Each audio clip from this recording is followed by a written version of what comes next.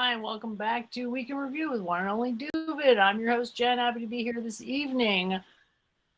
February 5th, moving right along into 2023. I'm sure we've got lots of interesting stuff to go through this evening based on the links you've been sending me this week. So, without further ado, I'll hand it over to you, Doovid. Thanks for joining us once again this evening. Okay, great. Good to be back. Thanks, Jennifer, for doing this as usual. So hopefully got a lot of interesting things to share, continuing a lot of research on similar topics, mostly this week on Descartes, Galileo, and the invention of science. So let me just share this on Facebook if you want to say something real quick, and then I'll go through a bunch of these links. I had a really interesting conversation today, or not today, this week. It all sort of blends together eventually about it sort of meandered a lot with that sigma trialectic person, and it went all over the place. But as far as I was concerned, not a single topic was actually discussed. It was all just like meta discussion, which was really weird. And then I realized that we just couldn't get past this disagreement that, like,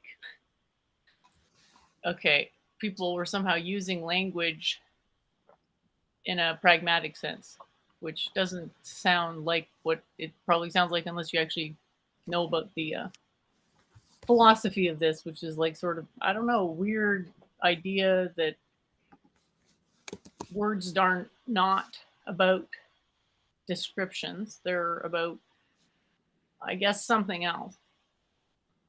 But it looks like you're ready to go. So do you want to take back over? And are we starting with this PDF here? Yeah, I'm just going to close it out real quick because it's big and my computer's a little overheating. So let me get right to it. So It I does was look doing, like each of those tabs is about a pixel wide. yeah, I have a lot of books open. I have over 400 books now. So I'd gotten down, I read a bunch of books and I was down to like 200. And then the last 2 weeks, I got like 200 more. So, never ending. So I was looking a little bit on the coordinate system and the history of the coordinate system. And I read a book about the origins of spherical coordinates in the Earth. And so this is a historical book published by the US government about the history of the land use system and the very first land survey by Thomas Jefferson. And I'm going to be talking a lot about Newton and the Royal Society. And those are all Freemasons. And the founders of America are all Freemasons. And the connection to the Royal Society and the birth of science to Freemasonry is important. And one of the biggest fields of Freemasonry that a lot of George Washington, Thomas Jefferson, of the founders of America was surveying and land surveying. And like anyone in America knows, like the mile road system here in Metro Detroit, like 8 Mile, Doovid lives near 11 Mile, and also the township that's based on 6 by 6 mile grids goes all the way back to Thomas Jefferson. And if you have a land deed, the land deed actually has longitude and latitude. So if you own property like my house here, my parents' house, and your official deed registered with your parents will have the longitude and latitude for legal purposes, and government properties also have longitudes and latitudes. And that goes back to Thomas Jefferson in terms of the parallels and the mapping of the US. So here is it actually goes back to the 1620s and the first deviation of land and the various latitudes. And so some of these latitudes even predate Newton. in terms of universal gravitation, that they were already using, like Galileo and Kepler and the circular Earth, and they already had um, longitudes and latitudes. I guess Charles II, I'm not sure if he was the first to use longitudes and latitudes, but going back to the 1660s, which is before Newton rose to power and was part of the Royal Society. But Freemasonry was kind of a scientific body. So just briefly mentioning, here's also a little just on um, the public land survey system in America going back to 1785 and the Treaty of Paris. And you'll notice it's based on longitudes and latitudes. So I was reading a book about this, and so you have your National Spatial Reference System, and it was actually updated in 2022, last year.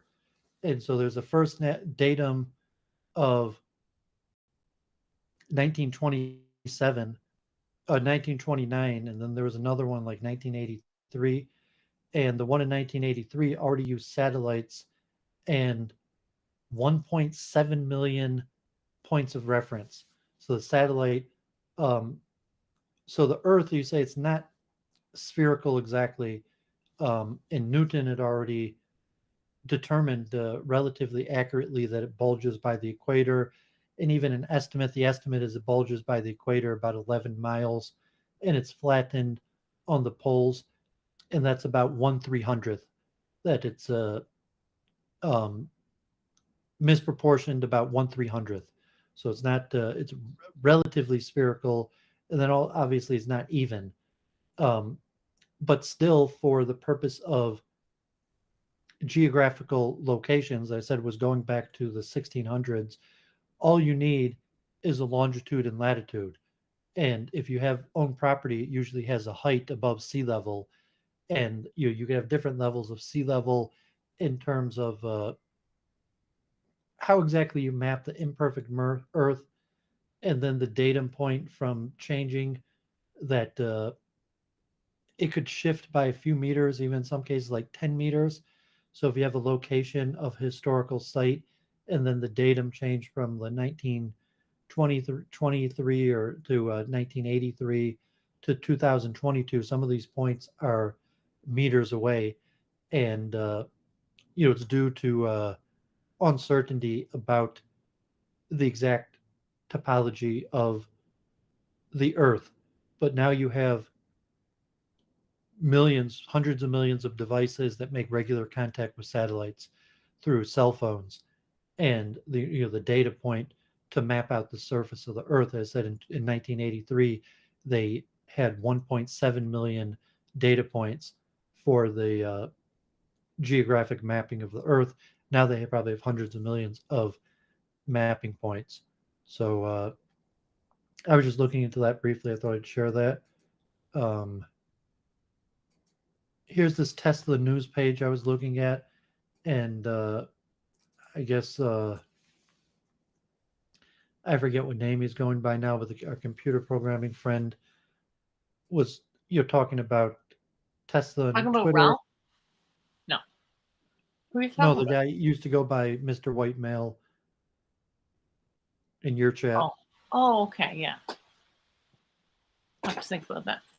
So looking at like Tesla cutting prices, and Tesla has huge advantage in the US electrical market. Tesla makes up over 50% of the electrical vehicles in the American market, and they're really the only company turning a profit. And by cutting the prices down, they could be pushing some of the other companies out of business. So it's a little interesting. And there are some other interesting things on the Tesla news channel, just focusing on updates within Tesla. This is a little interesting. Destiny had a discussion / debate with Radical Coder, and I guess Doovid is somewhat friendly with Radical Coder. He used to be on Politically Provoked, and he was on that Ben Thorpe episode I was on, and um, he was arguing the general American liberal critical race theory lines and the question, um, is math racist? As I mentioned, or how do you teach math? Um, how do you limit racial disparities in math outcomes? Do you teach math differently to white and black students, or what to make of the racial disparity in math? And then also, is math itself inherently racist? Is the subject or the statement using math for testing or for school admissions or job placement intrinsically racist? And as we see from my overviews of these history of physics, the history of math and science is in somewhat the history of the blue-eyed man. Almost all the names Yeah, I I guess mentioned. that's why people say it's racist. Um, we'll also go to what you were mentioning with language, and is math and science objective? Is it a nature of the truth? Is it an ethnic wisdom? Is it Oh, so I just hope not. I mean, well, it's just a point to note. And I mean, because almost all of math the last few hundred years was developed by the blue-eyed man, you're saying, from Galileo, who was in Italy, I but don't think mostly. anyone thinks that everyone who did math had blue eyes, and I don't think you're saying that either. So, are you like? um It just seems like you're saying like exaggerated stuff to make it sound more extreme than it is. Like no, no, in fact, sort of farcical. all the names I'll be mentioning today are blue-eyed men. um Descartes, Leibniz, Newton, um, So, does that Fourier. mean that because I have brown eyes, I don't have anything to say about math and science, or that doesn't follow? I hope it doesn't Well, follow. you didn't come up with the theories that are the basis for Western math. I was mentioning the Freemasonry, Thomas Jefferson, blue-eyed man, George Washington, Benjamin Franklin, all blue-eyed men, and it's their wisdom. We're just people who study and use it, and then the Royal Society and Freemasonic bodies that canonized it. So we say when you do accepted mathematics, you use the canonization that was canonized in the Royal Society, and almost all those people were blue-eyed men. And certainly, there were a handful of Jews. Even most of the Jews who were part of it were blue-eyed men, and it's just a taking of note. If you look in modern American society in the debates, is math and science part of white privilege or racially rigged in favor of people of European descent? Um, but no, I don't mean any exaggeration. It's saying, like, factually, all the names that I'm looking at in the history and the development of math and calculus are Europeans, and I would say probably 90% of them are blue-eyed men. I mean, you did that Errol picture. says most of it comes from the Middle East. Well, algebra does. I mean, there was a period of time where algebra and geometry came from the Middle East, Greece, Egypt. But since Descartes, through modern times, I mean, modern times you have more globalization. You have a handful of Indians and Yeah, you're making it Chinese. sound like math is a tool of imperialism. Well, it is.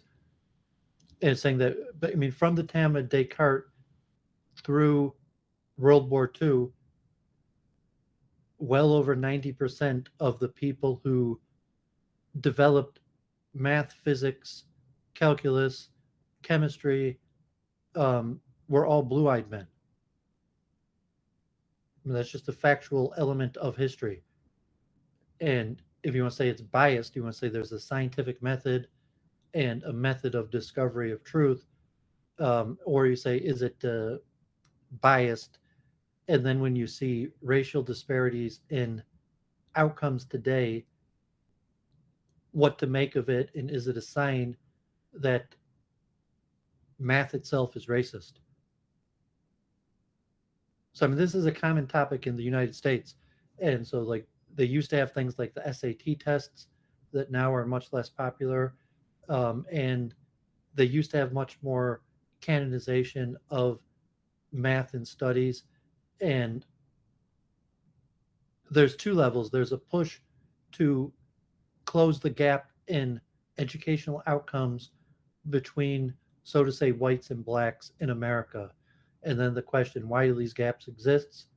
And how do you close the gap?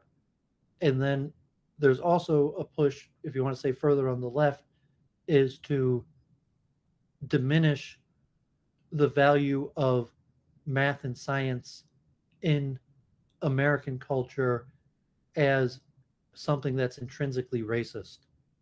And then the question is, can you reformulate math and science in a less racist fashion? And so, I mean, I mean, Destiny as the liberal was somewhat pushing back against Radical Coder, we'll say the main school critical theorist.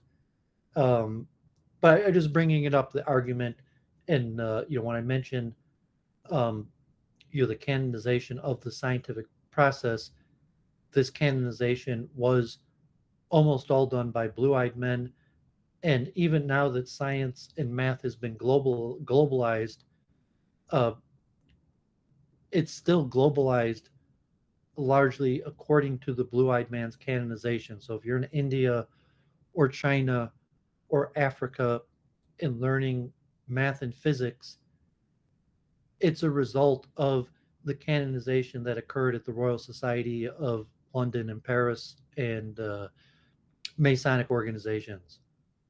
So I'm not sure if you had any comment on that, but it was just a destiny debate. I'm not going to be talking too much about that. I'm going to be talking more about the ideas in the canonization and the progression. Well, I But in just, America, I think it's not a very, I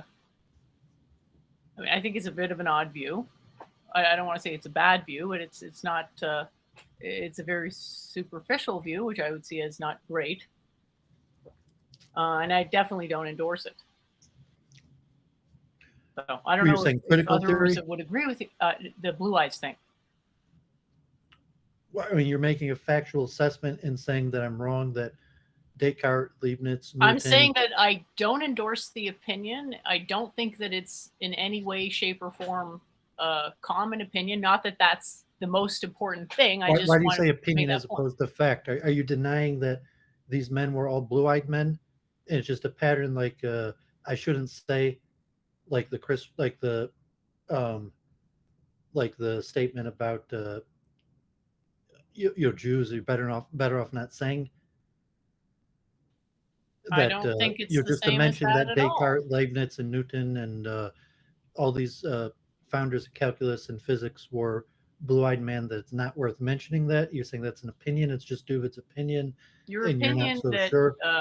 you know it's somehow causally connected is odd, Well, I didn't say unsubstantiated. that. So I mean, you're the one Okay. who's jumping to that conclusion. I didn't. That would be an opinion of some sort of causal connection. I was just making the factual Sounded like point. you said every single person who contributed to math and science had blue eyes. I don't know why That's you can't kind of what it understand the sounded point like. that I said and just say back what I Okay. said. Well, No, I said that's the part I took over issue with. 90% of the people in the development of math, physics, in the Western canonization of science were blue-eyed men.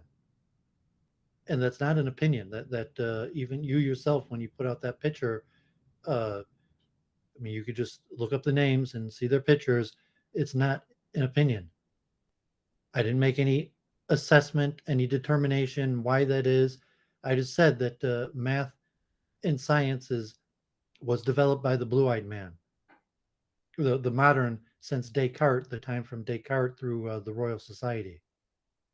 Not the long run of science from ancient I think it's history. more correct to say that it was an arm of the Catholic Church, and that it's although no is 83% of the vote. Obviously, the answer is yes. That math is a tool of Western imperialism. You can see people trying to invade Genland's peace territory all the time. Well, you're throwing around words, and you say, okay, well, Catholic.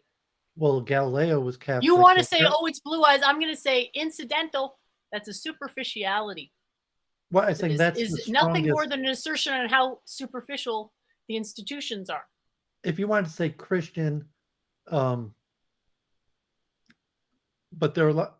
I think blue-eyed is probably the best pattern to recognize because, like, I mean, it's not Catholic. Probably less than half of them were Catholic. Newton's a Protestant. Um, Leibniz was, I forget the Christian sect, but it wasn't. I mean, some form of Protestant. Most of the Anyway, people this that is wrote. obviously your pet theory. You obviously don't care about people taking you that seriously. You're going to tout this as a main thing and not budge on any of it. That's fine. We'll just move on. No, I We didn't don't even agree. mention my own pet theory. I don't know why you have to jump to some irrational conclusion that I'm not even making. If I'm just Who making, else if said science is the blue-eyed man? Who else has said this? Anything like this? well, I'm saying it's the common. Then show me someone else who's saying it.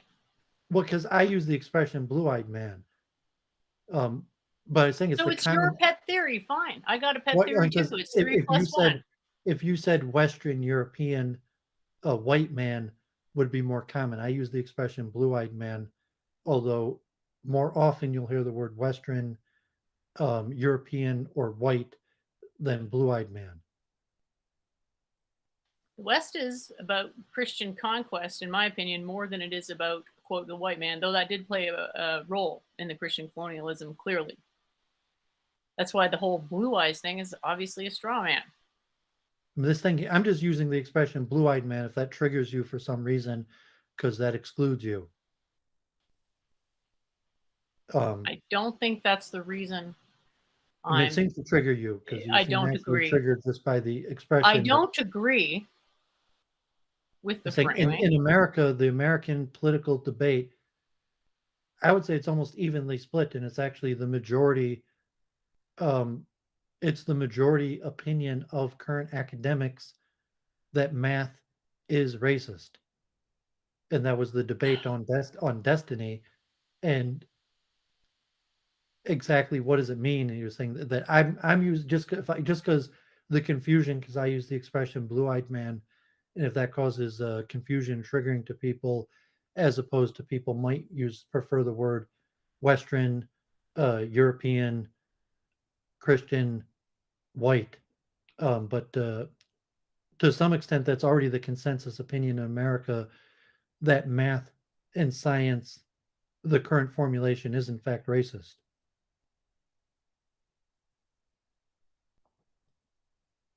Okay.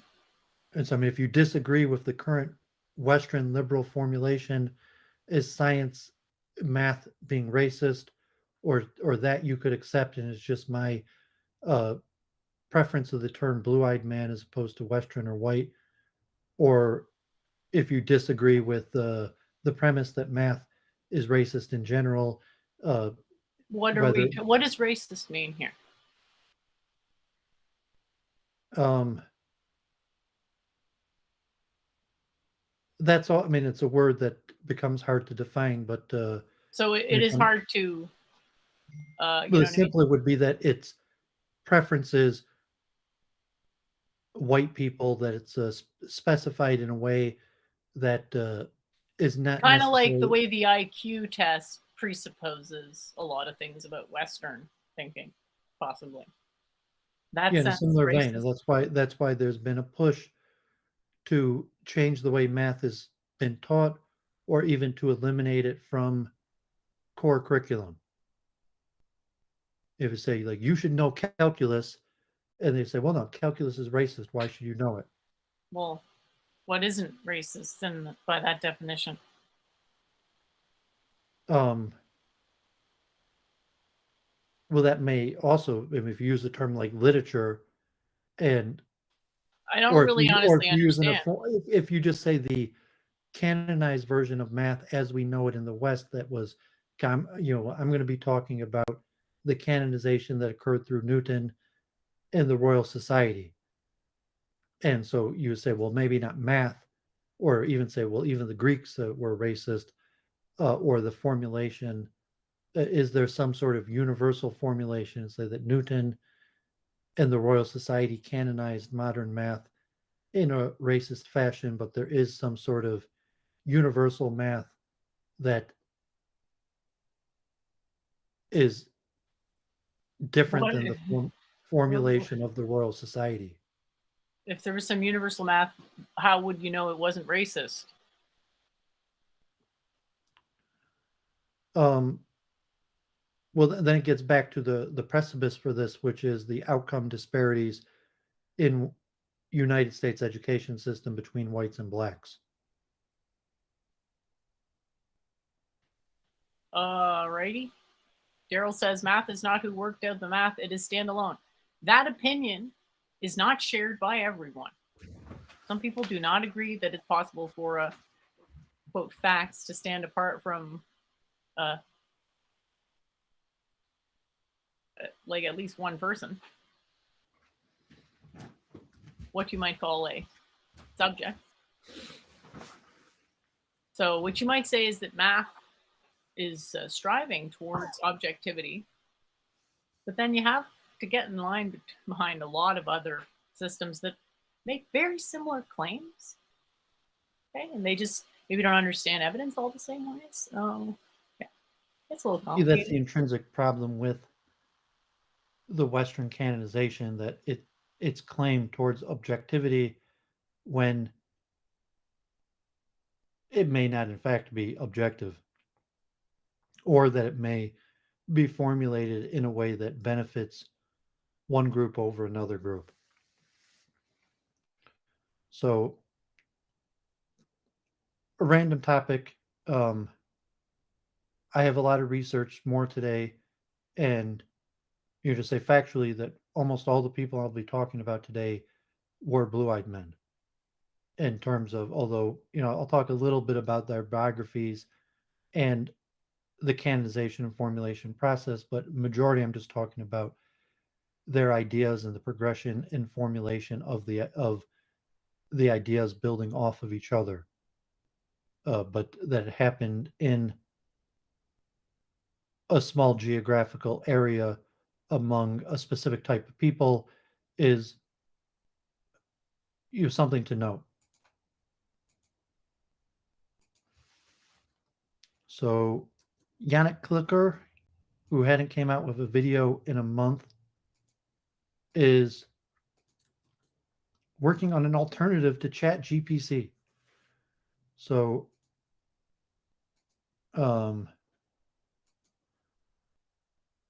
and you could look into the video. Wow, that's And going to be crazy. We're going to see some crazy stuff. yeah, I mean, we'll see if they're collecting data, and they're actually searching for more users to help improve the program. So, Open Assistant is the alternative, and the link is in the video. So I didn't actually open up Open Assistant, but I'll put the link to that in the chat also. Not that it matters, but Steve Wozniak has brown eyes, like really brown eyes. So Steve Wozniak is a manufacturer and technical yeah. producer. He's not an originator of scientific theories that of the modern canonization of math and calculus, physics. And I'm talking about Descartes, Newton, Leibniz, and some more names. And a few of them were dark-eyed men, but the vast majority, 80-90%, were blue-eyed men. And so just to be clear, it's indicative that it was a time in history where they were a tremendous economic power and military power, more so than blue eyes being indicative of some sort of superiority, right? Because that's just that's what I sort of take issue with. Well, you're the one bringing that up. As long as So that's not what you're mentioning that saying, these and then people were people all aren't blue-eyed thinking men that that's without. what you mean with what you're No, I saying. didn't mean anything by that.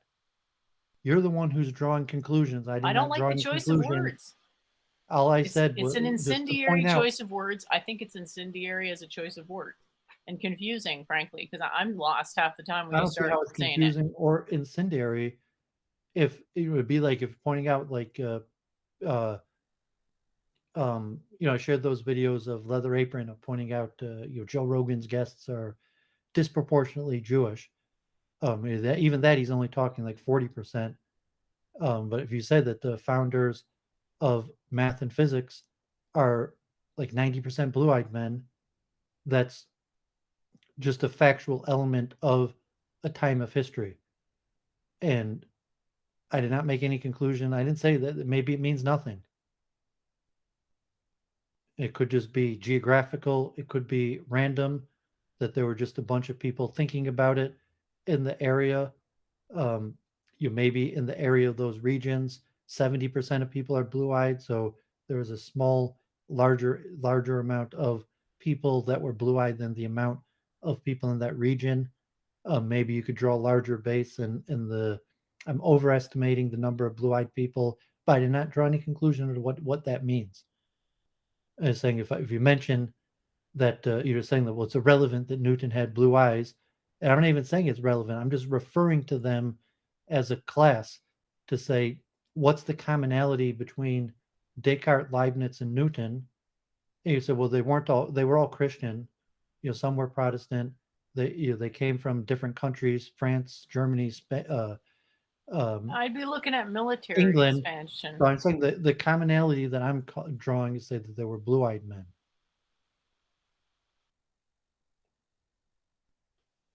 Not that they're like anecdotes for the empire's expansion. Because they weren't part of the same empire. No, not the Roman Empire.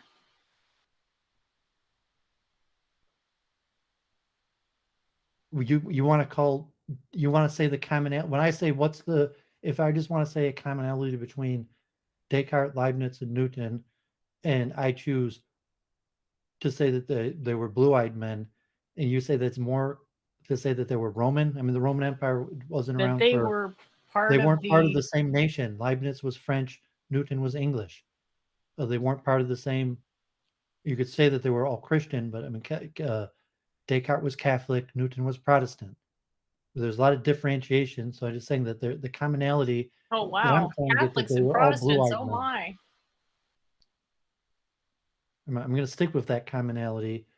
I mean, if you want to say that that's irrelevant, that's the commonality that I'm noticing between them. And I didn't necessarily say that it has any relevance besides that it's the commonality. But besides, it's one of the major commonalities between them because they spoke different languages. They were different religions from different countries. Okay, so it doesn't make more sense to say they're all Christian as the commonality. They're all Um, under Christian imperial powers, if you want to say that, being you played can. as pawns in Christian imperial wars, which maybe Christianity uses white supremacy to bash people over the head into submission, I guess. Well, you could say that I choose to use the expression "blue-eyed man," and I mean, it's ironic that you just that expression is triggering to you, but that's the expression. Because you think I'm some sort of simp for the Europeans. Um, no, I'm not sure. Maybe because it excludes you, and because you like to include yourself in the "we," and it's like, no, it wasn't you. It was these men who came up with it, not you. You don't have anything to do with it. You might come from a European ethnic background, but it wasn't you. It was Descartes, Newton, Leibniz. You Um, think I came up with modern physics? um, well, I'm saying why you might maybe trigger it and saying because it's uh, Because because you it's don't not want. in any way, shape, or form true, and it fuels biases that don't need to be fueled, which are superficial Are you biases. claiming that they're not blue-eyed men? I don't know why you keep on saying that it's not true when it They seems are. obviously That's true that just they were not the blue-eyed men. attribute that I see as particularly important in connecting them together. But why do you keep on saying it's not true when it's clearly true? I just told you. It conflates the I said the cause. expression "not true." If you wanted to say it's a meaningless distinction. It's a meaningless commonality. But why do you keep on rejecting the truth of the statement that they were blue-eyed men? I don't think I'm rejecting the truth of any assertion about You there keep being on saying some it's a false blue-eyed statement that people they were blue-eyed in men. regions of the world where there have always been a lot of blue-eyed people. So I mean, we could accept that they were blue-eyed men. You're not arguing that they weren't blue-eyed men. Obviously, I'm not disagreeing with any physical facts. No. I mean, you think that it's flawed that I shouldn't refer to them as blue-eyed men. I think it's fine if you want to have your private mnemonic devices if that helps you understand things, but to me it seems incredibly confusing way to look at things. How is it confusing to classify Because first of people? all, you're assuming that science starts in the West, and you're I didn't say refusing to well, deviate from that. well, I didn't say. I said the current scientific method starts in the West, and that's why I went into detail Because about the this is, coming from having a origins of combo modern about science my with system where Descartes. you said it couldn't be scientific because it didn't agree with the uh, Greek paradigm. Because these things were canonized in the West. It started. I mean, Descartes. So you're already presupposing your own conclusion. Science is a Western institution, and then you want to go on top of that and say, okay, well, lately it's not just Western, it's also blue-eyed. So it's like I didn't agree with you in the first place, and now I double don't agree with you in the second place. I don't disagree with the facts. I just don't think the way you're characterizing them is accurate. I mean, you just can't get, for whatever reason, you're caught up on this one statement. I mean, you're caught up on a bunch of these things, but you say no, it's Western because it was canonized among a group of people in a body, namely the Royal Society of London and Paris. That Newton himself Right? was So the it's head. imperialist I don't know propaganda, why as we I always said. get caught up on the science was canonized, and it was canonized at a specific body in a specific location, namely London and Paris. So Western equals white. Is that it? Like, you're making a lot of connections here. You No, understand you're how the it's one a bit making hard to those agree with you? connections. I don't know why you're putting that on me. You're the one making those connections. There was a canonization process of science. When you go to university, we use units and measures. They come out of the Catholic Church, I know. What's No, your they do point? not come out of the Catholic Church. They come out of the Royal Society of London. The meter, the gram, the kilogram, they do not come. They come out of the Royal Society of London. That was Anglican. It wasn't Catholic. And even if you learn science today in Africa, in India, in China, you learn the canonization that was canonized at the Royal Society of London. The metric system, the formulas. If you learn any of these things, that the Because calculus. of the British Empire. What you could give a historical explanation, but it was canonized, and that canonization is still the canonization today. There's still international bodies and organizations that regulate this, things like the metric systems, universal education, university education. When you say publishing a paper, peer review, that there's a canonization, and that canonization is based off of Newton. All right, so Not just Western Newton. science is racist. There you go. Oops. All right. I guess you're right. Well, and now you're coming to pointless things. I mean, I just brought this one topic up. I mean, so if we're just taking the historical, there was a certain period of time where this stuff was canonized. It was done in a certain location among a certain group of people. Now On behalf of the empire or not? The Royal Society of London. Yeah. I mean, it was on behalf of the crown. I mean, that later. Okay, and any connection between the crown and the empire then? Just wondering. Well, yeah, the empire is also under the crown, but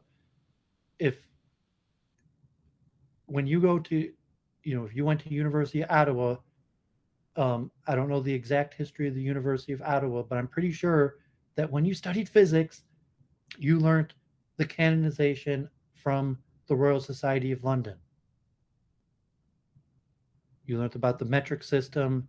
You learned certain equations, and you learn F equals ma and dx dt, and the nomenclature and the format, and this was all canonized in the various royal societies, not just the. I mean, started in the Royal Society of London, the Royal Society of Paris, Bavaria, Berlin. I was going to talk about Hilbert today, David Hilbert. Hilbert was in Germany. Hilbert, I mentioned Hilbert before, who was the head of the Royal Society in Bavaria. Um, and even Einstein, his theories, they're canonized. They're canonized at various royal societies. Um, so, I mean, whatever your opinion is, it's triggering just to talk about this canonization process. You're like, well, I didn't agree to it. I mean, it's like the U.S. and the Constitution and the various, like I said, that's why I opened up with um, the Land Act of the U.S. When you buy a property in America, it has longitude and latitude. I mean, do your parents own property? Or, I mean, you don't have to answer personally. Have you ever seen uh, a deed to a house that had longitude and latitude on it? Are you familiar with what I'm You talking know, about? I haven't really had that much exposure to those kinds of documents. I'll be honest. Okay, I mean, if I use the expression like if you took low birth and you're not familiar with land ownership documents, and that land ownership documents have longitude and latitude on them, and so that's an example. Like I'm pretty sure Australia, New Zealand, South Africa, Canada, U.S., probably everywhere, probably India, China, have longitude and latitude on land ownership documents, and that was canonized through the Royal Society of London. And you know, there's these various factors. Like we've talked about this many times in relations. Like if you live in the United States, my ancestors were not signatories to the Declaration of Independence or the Constitution, but that's still the legal binding law upon me in this land. That presumably someone had the authority to sign that as law, and that's the law that's binding upon me, whatever level I have in terms of that process. And as a citizen, I have the right to own land, and the land that I own is signified by a location determined by longitude and latitude that was determined by the Royal Society of London. And these are just part of Awesome. canonization processes. And you say, well, I don't have anything to do with those people. I don't even like those people. But I say, well, they met, they came up with these things, and it affects the way we live our lives. And in the sense that if you attain to buy property, your deed to that property will be demarked by their classification of longitude and latitude. Okay. And if you go to university to study physics, you will learn the metric system and all of these various things. And it was this canonization that happened in Europe hundreds of years ago.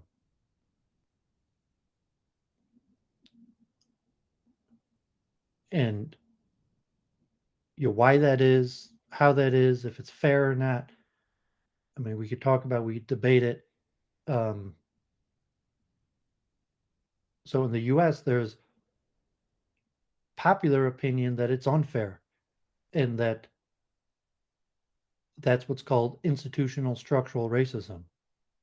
Um, but it's unclear how to change it, and doesn't mean that we're going to get rid of the longitude and latitude system and like all of a sudden create a new meridian. Um, I mean, just the trivia. Does anyone in the chat know what the basis point for longitude and latitude across the world is? My mom actually took me to visit it. I mean, if it's in Greenwich, have you ever heard of the Greenwich Meridian Point? I'm sure most of the people in the audience have heard of Greenwich Mean Time. Yes.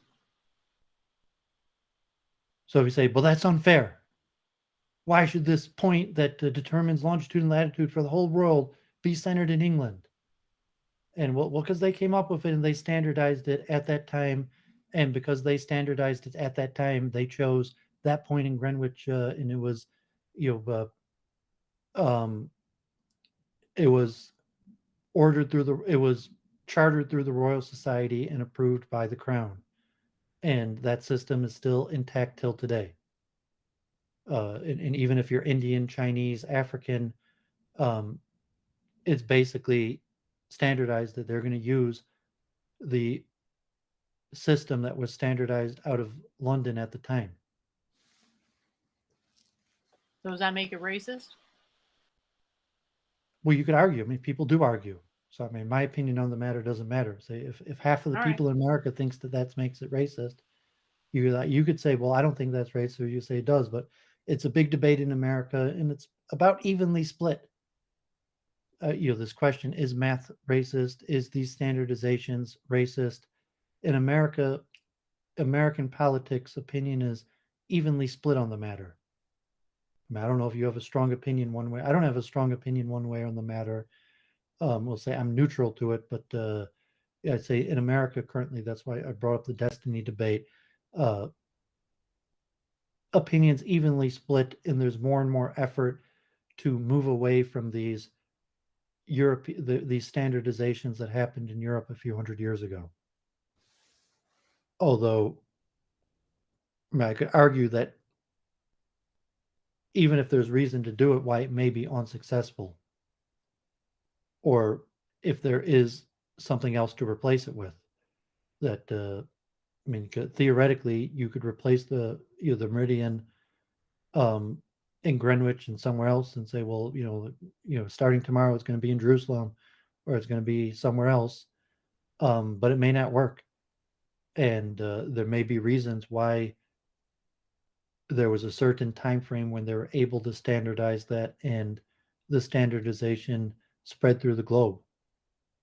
Um, Imperialism? well, that could be your explanation. I mean, and that's somewhat, if using imperialism as a negative, is that a negative It's a terminology? factual assertion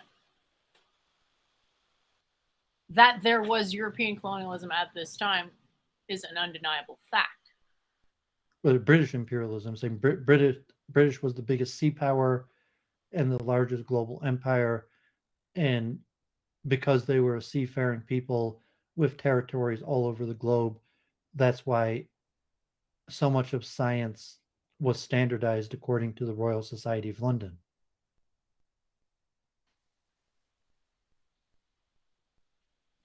Okay. I mean, if Queen Victoria was declared empress over India, the U.S. territory, New Zealand, Australia, uh, Barbados, or various parts around the globe, that, in specific, because the British it was an island and a seafaring people, that it happened from the Royal Society of Not London. a bunch of belligerent, strong drinkers that like going on pirating conquests. Well, I Because talked they're about. a noble, a quiet, stoic, noble seafaring people. I would. I mean, if you, If you count swamps. my alternative approach would be the universal Freemasonry. That Freemasonry is a universal wisdom. Which is why I always wonder why you aren't talking about how the Freemasonry Brotherhood uses blue eyes rather than just blue eyes that magically incontextuated. I'm not sure Freemasonry does use blue eyes. So But if you Freemasonry already is. accept the Freemasonry hypothesis and they have all told power, wouldn't they have? I mean, Freemasonry, say it's a I don't know how to put it into universal. words exactly. I'm It's a not even sure what I'm trying to universal say here. ancient wisdom. and Freemasonry does not originate in Europe. I mean, you could say it was universal, it was always everywhere, or more likely it originated with ancient societies. I covered in my YouTube channel about Freemasonry in India, and where you say, well, Freemasonry existed in the Vedas, it existed in Egyptian and Babylonian and biblical societies, and Freemasonry just assimilates useful wisdom. So it just happened to be that the scientific wisdom arose in a certain time and place, and Freemasonry assimilated it according to how it was developed in that time and place. And so, from a Freemasonic point of view, um, we just credit our sources. So, there's no intrinsic connection between the blue eyed man and these wisdoms, except that they were developed by the blue eyed man, and credit could be given to the blue eyed man, but they were universally assimilated. And so when science is done around the world, in the same way, like, when you quote Moses or Jesus or Krishna or Muhammad or any of these people, you just give credit to the source uh, in time and place where it was developed. It's the same thing with science. So you could be a Chinese man or a Jewish man or an Indian man who wants to learn science, and you could give due credit to Newton, Descartes, Galileo, Leibniz, so on and so on, and say these wisdoms were canonized and universalized,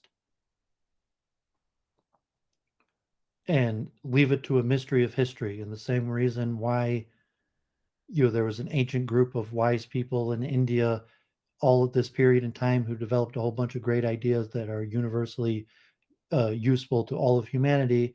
There was also a time and period in history where a group of people in Europe developed these ideas that are universally useful to all of humanity and were universalized, and they were canonized in a way that gives credit to the time and place where they were developed. I would say that's the general Freemasonic approach. And the Freemasonic approach would be somewhat neutral on these questions of racism, and to say, well, maybe it is racist. Maybe those guys were racist. Just like the Bible, you say like, well, Moses and or the Vedas or anything. There's some pretty messed up things about all people, but these universal wisdoms could be traced and credited to a certain group of people in a certain place in a certain time, and a Freemason should take note and give credit to those people. So if it comes from the Vedas, I will give credit to the Vedas. If it comes from the Bible, from Islam, from Egypt, from Babylon, from Renaissance Europe, I will give credit to the due source that, as far as I know, deserves credit. So that would be my approach. And there could be historical lessons, like as Freemasonry also charts the rise and fall of power, and to say, well, if um, wealth could be more or less attained fairly or unfairly. So say that, okay, maybe you want to say in America that certain wealth was ascertained unfairly and therefore should be redistributed, and that the reason why wealth was um, obtained unevenly and unfairly was due to great ideas arising in certain places among certain people at certain times. But that doesn't necessarily mean that their descendants or their nations or their people should get undue benefit from those ideas. Although it could be a natural historical process that, like scientifically, colonialization was allowed due to scientific discoveries in terms of military conquest, in terms of seafaring weaponry. Scientific discoveries led to military conquest. You sure it wasn't technological developments? Scientific discovery led to technological development that Oh, led, did it? and I mentioned that when I mentioned that, I talked about Euler, um, what was the name? The people who took lower birth and needed to make um, money. So, what was the math guy? Maxwell, name slipping me. The German mathematician who took low birth, and I was mentioning, was tasked by the Royal Society for cartography. Um, who's the mathematician? Who the legend? He was like at elementary school, and his teacher asked him to sum the digits from 1 to 100, and instantly said 5,050 or House. Gauss. So I mean, Gauss famously took low birth, and therefore always had assignments. He rose through the Royal Society, even to become second in command of the Royal Society, just like Leibniz and Euler rose through the Royal Society, but they were tasked through the crown to do certain things that benefited the country, and that could have included um, technology for military development. A lot of times they were more wasn't straight like weapons like gunpowder or cannons, but sometimes it was. But most of the time in England, it was related to seafaring, map making, uh, cartography, um, making watches, geological things. But these various things. So if you say, well, Euler, Gauss, Leibniz, Newton, Newton became in charge of the mint. Also, Newton controlled, uh, the treasury for London. Newton did hundreds of small time things that benefited the crown, that benefited British imperialism, and that was part of his task that he got paid for, part of his job as a British subject of the crown, that he had to do all of these things. And those scientific developments led to technological developments that led to imperialism,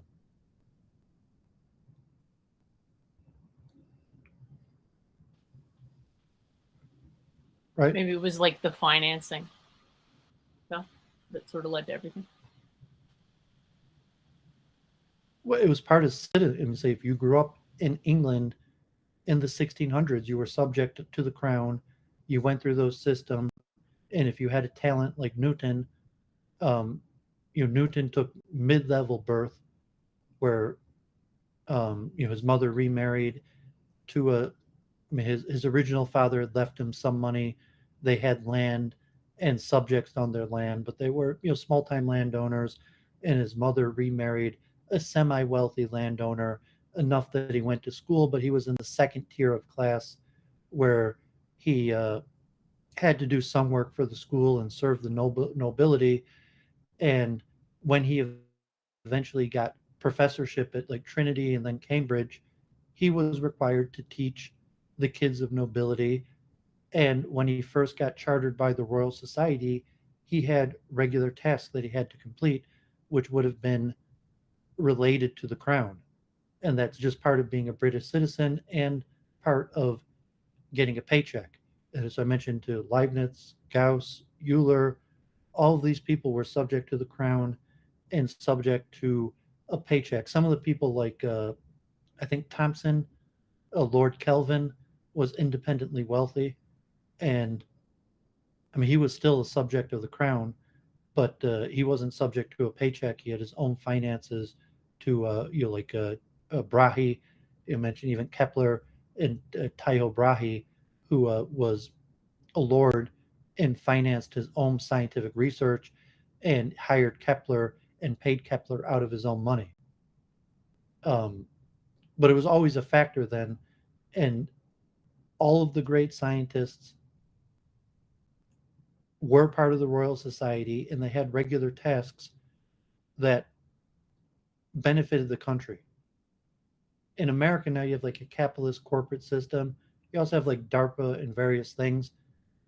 Um, to some extent, you could say the Royal Society continues in a decentralized form, but in Europe, it was clearly centralized, and the best minds continued on in their education and eventually became supported by the crown, that got on the payroll of the crown, And in order for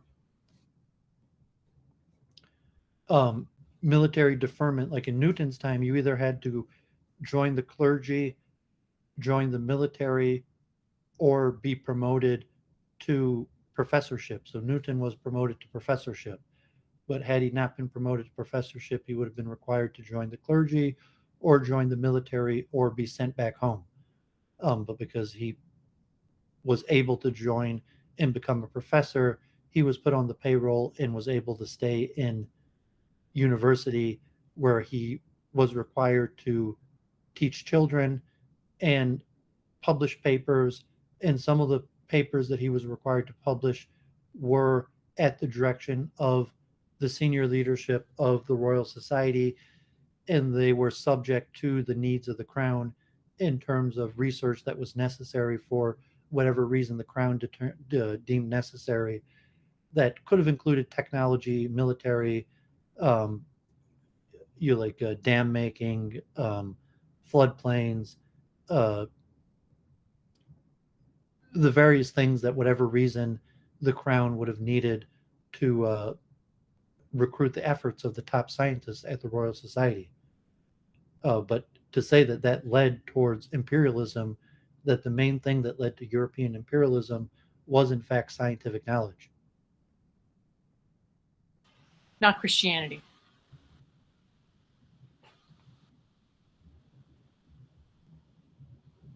To me, it's just so obviously Christianity because that's the point. That's the like where it really.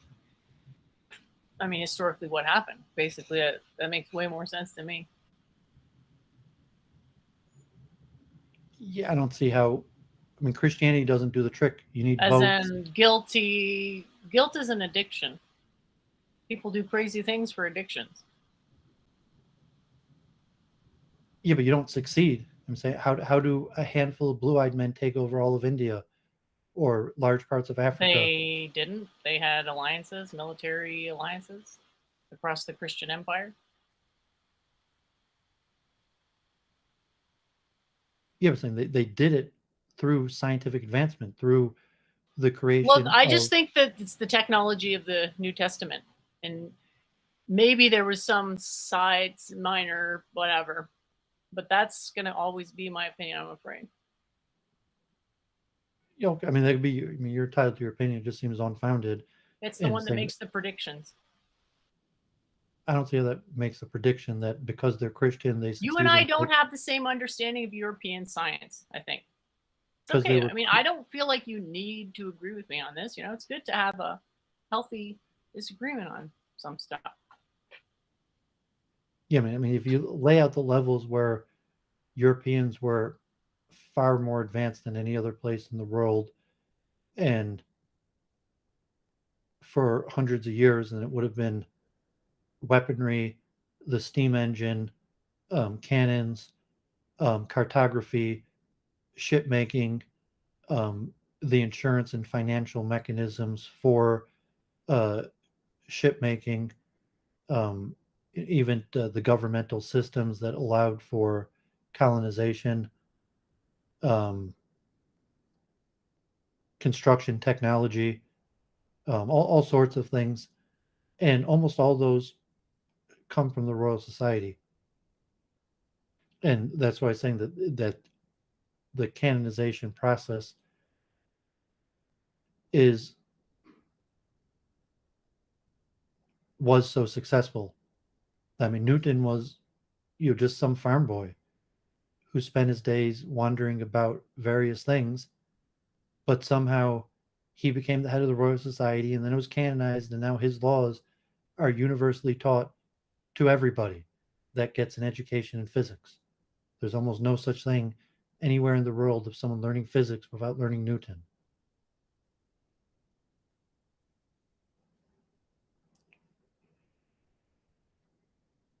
And even the unit Newtons, and say all of these units, all these names were members of the Royal Society. Joule, um, Faraday, but we'll get more into it. We get too diverged, and it wasn't necessary. I just wanted to bring up that, because it's a big issue in American culture, and focusing on something that happened really in just a few places in Europe over a few hundred years. That almost all of the developments I'm talking about occurred in a handful of interconnected institutes in Paris, Berlin, and London. Okay, so Philip Goff, another appearance talking about his consciousness everywhere. Slides may have been the exact same event.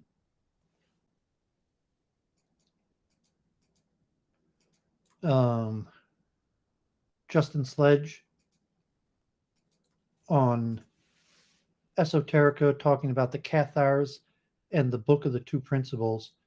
So it's interesting that when Sledge talks about the Cathars, he makes the point of using the term dualism. And so I mentioned before that Sledge's hypothesis that um, that the Cathars are overblown in the terms of their actual existence, where it's unclear how many Cathars there are, or actually how much were included in the Inquisition, um, and then what the Cathars actually believed. And we've talked about the Cathars on Week in Review because the Cathars believed in reincarnation, and reincarnation was one of the heretical beliefs in terms of the Inquisition, um, but also one of their beliefs that, as Sledge will point out, he will call dualism. And when Sledge talks about the Cathars and dualism, he's referring to a completely different form of dualism than Descartes and the Greeks. And are you familiar with what he means when he's referring to dualism and the Cathars? No, but I think we should try to investigate as many well defined versions of dualism as possible. I mean, just in the simple definition of dualism, there he's referring to dualism between good and evil, and that there being a world of good and a world of evil. And there's some overlap, and I have more details. I mean, we got veered off again on this blue-eyed man and canonization that took longer than I thought. But I have more material. Like, I said that the ancient Greeks Well, we're only 1 dualism. hour into the show, so Yeah, so well, good. ancient dualism was largely between form and matter. And later, after Descartes, dualism largely became mind and body.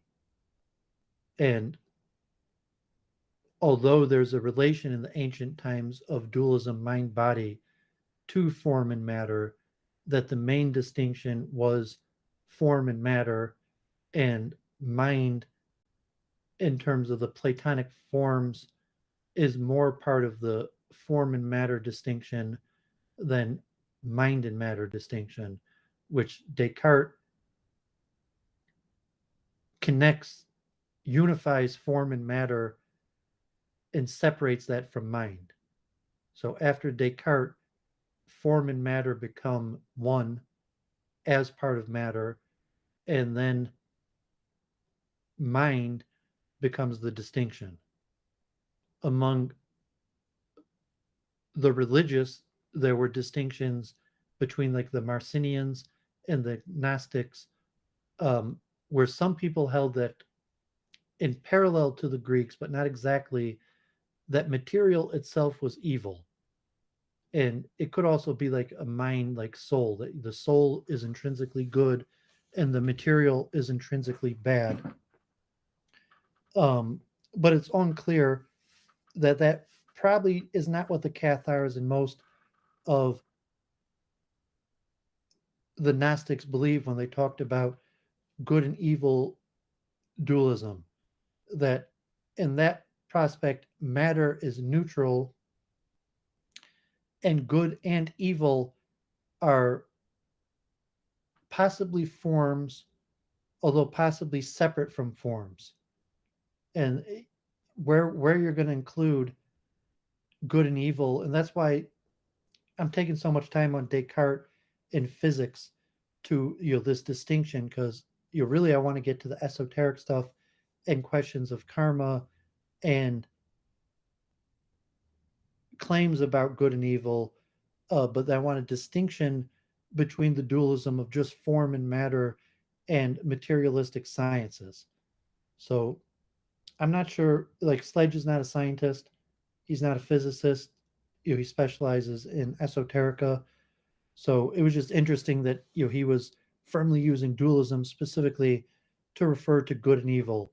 And from the Cartesian aspect, there's no dualism between good and evil.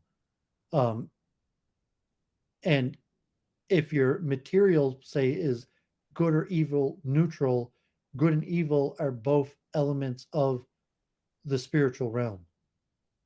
Um, so it may even be a misnomer. I haven't read the Cathar literature, but I mean, you could use the term dualism because it's a distinction of a duality of a strong difference between good and bad. But I think it's actually a misnomer to call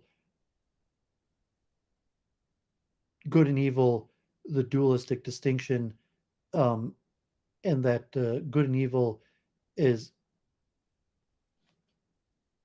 in reality part of the same realm. And say that matter is not good or evil, matter is neutral. You can even say the forms are not good or evil, the forms are neutral. Then where does good and evil lie? But I want to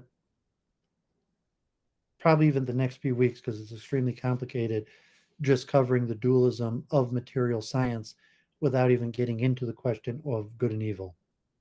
I'm not sure if you had any comment on that. It's actually similar in Hinduism, where karma. You want to get to esoteric good and evil, but you got to get through Descartes first. I'm still trying to digest that one, but yeah, I think I got it. Yeah, because the question, where does good and evil lie? Is good and evil intrinsic to the form, intrinsic to the matter? And doesn't that depend on whose opinion? Are you trying to say you're trying to get like a aggregate opinion from a particular era? Like, what are you after? well, I will argue that good and evil necessitates dualism in the first place between the material and spiritual realm, and good and evil exist as a duality in the spiritual realm. That good and Is evil. this Doovid's theory or is this latter day European science? I just want to make sure I'm following. I would say this is mainstream Judeo-Christian opinion, that good and evil Okay. is a distinction of the spiritual realm. This would be a Doovidian understanding of mainstream Judeo-Christian Kabbalistic teachings, that you have the dualism is a distinction between mind and body, or the spiritual realm and the material realm, and good and evil is a duality within the spiritual realm. That the material realm is, although it's a multiple truth hypothesis, because To it's be a fair, the disputed. only person I could think of who would actually disagree with that premise is T-Jump, with the whole rocks falling is a moral thing. I mean, who wouldn't agree that the good and evil dichotomy, no matter how it's defined, is fundamentally a spiritual concept? Um, because good and evil, where is it located in time and space? That's my point, is that I don't think anyone thinks that other than T-Jump. Well, I don't think very few people understand these concepts or the metaphysics behind it. So if you think of like evil, like, If you go up to someone and say, hey, is morality in time and space? They're going to say no. yeah, but if you say, well, are you a dualist then? If And they're going morality, to say, I have to go over here. I'll see you later. And then they start walking very quickly in the other direction. yes, I'm saying that, well, if you believe in morality and morality does not exist in time and space, then you say, well, it exists in the separate spiritual dualistic realm. And so, Well, I think at the very least, people would say that it's a mental concept. Then there might be some, disagreement as to what that means physically. what I'm saying that's mind dependent and that it's not um, a fundamental reality, that it's subjective, that good and evil is subjective. So if you took the example of evil being the suffering of an innocent person, like an innocent person dying a horrible death at the hands of a criminal, and say, well, that was evil. And then, well, the problem is, what does it mean that the person was innocent? And we said, well, because the person hadn't done anything wrong. So where is that value of their innocence stored? Is it stored in their own material body, or is it stored and then the action of, let's say, the bad person doing something to the innocent person, where did that action take place? So you have the value, you have the physics of two bodies interacting. If it's, God forbid, one body causing harm to another body that's innocent, but the value that that was evil, where did that occur? And so that's your basic dualistic Well, you said system. something about being guilty. I think the lack of logic was going from being guilty of a crime to being evil. Well, I started with the example of a person is guilty of harming an innocent person. So, like, God forbid, Doooovid or person X is walking down the street, and a person that is relatively sinless, that the person decides to rob them and beat them up, and you cause harm to them that, so to say, they didn't deserve. So, this claim that the person was innocent, I'm going to argue that that's not a physical property, that the person's innocence is not a physical property. And if there's another person that we're going to say is guilty of that harm, that guilt is also not a physical property. And you're going to call that evil, good or bad. And it could be the reverse also, that Doovid's walking down the street and helps another person, saying that act was good, that the goodness of the act is not a material property. And that's the basis of dualism, that the spiritual realm records and balances good and evil.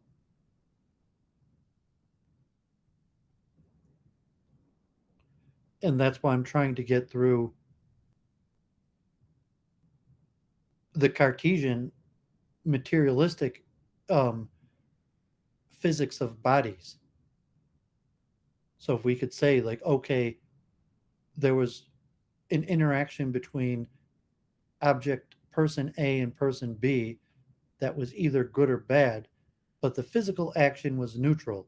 And to say, well, you could do the physics of violence or the physics of, if Doovid has money in my pocket and I take that money out of my pocket and give it to another person, there's the physics of that action um, and the interaction of bodies.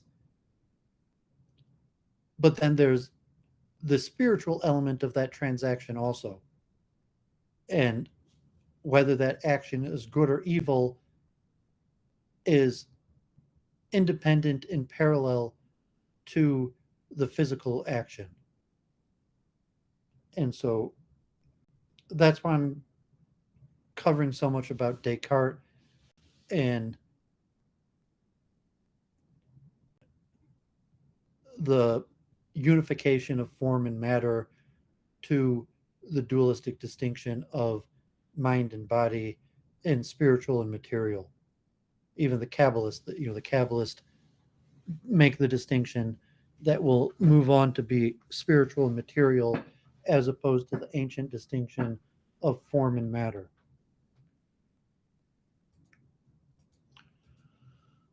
Okay, here, just random news.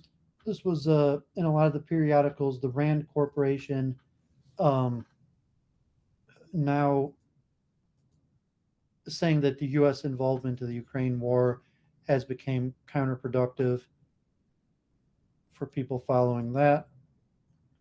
Um, this guy emailed me. He wasn't ready to come on Week in Review, but he reached out to me. He actually didn't even know about Week in Review. I guess he appears in my chat semi regularly. Um, but he had questions about the origin of the terminology Celts, and I guess Celtic, and I guess he is Irish or Irish American Celtic expert. And um, so I didn't have much time to read through his thing, but he was looking for advice in spreading his theory on the origins of the Irish people.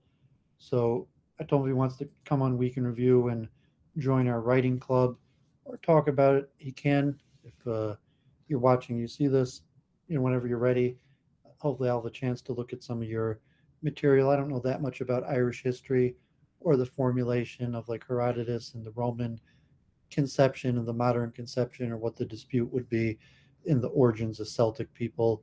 But hopefully we'll look more into that.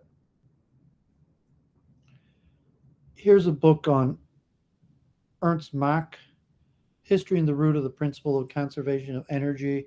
So I was mentioning this last week, and um, we might just barely cover it this week, but I'm going to be coming back to it. The conception of the unification of energy through mechanical energy. And we talk about Newton. It wasn't till 200 years after Newton where the energies largely became unified. I think like Helmholtz is important in drawing those equations.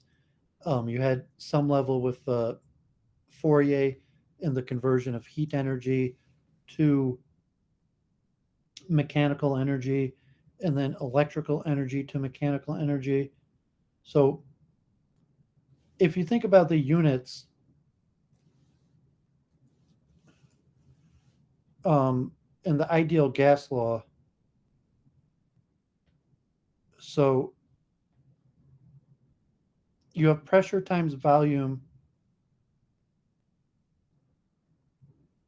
times N, which would be the molecular amount of moles of, this is already later in terms of the molecular theory of heat, the ideal gas constant, and temperature. Um, but this will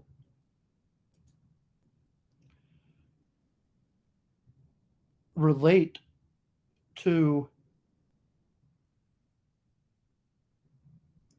joules. So, the connection between thermodynamics, pressure and volume, and work.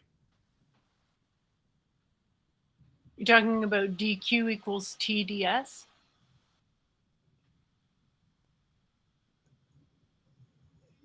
Yeah, but temperature actually gets canceled out through the constant. That there is actually no direct conversion between temperature and work. That's why you have the constant that cancels it out. So if you look at the value of R is atom liters, and liters would be meters cubed. Atom meters cubed divided by moles times um, temperature in kelvins. So when you look at PV equals nRT, the constant cancels the temperature out. So when you convert, there is no direct way to convert temperature to mechanical energy.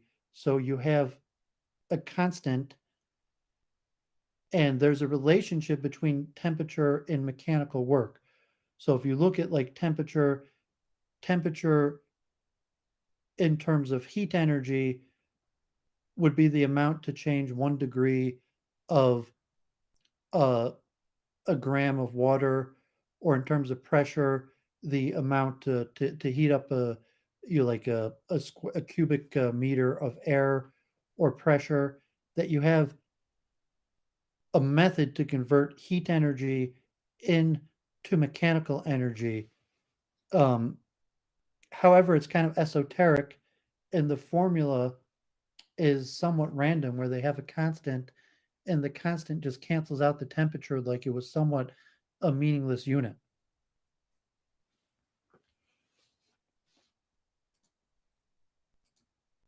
Right?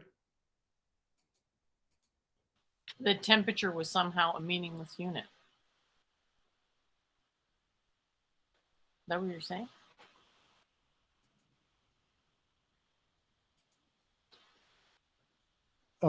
Yeah,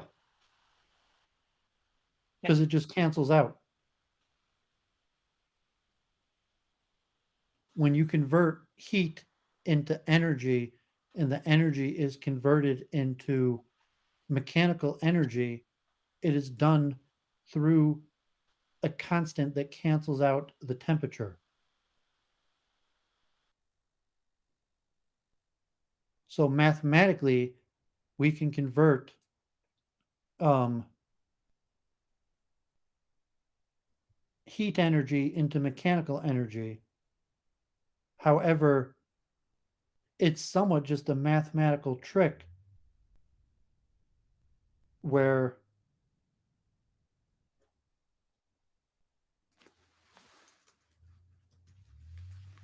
the heat unit just cancels out.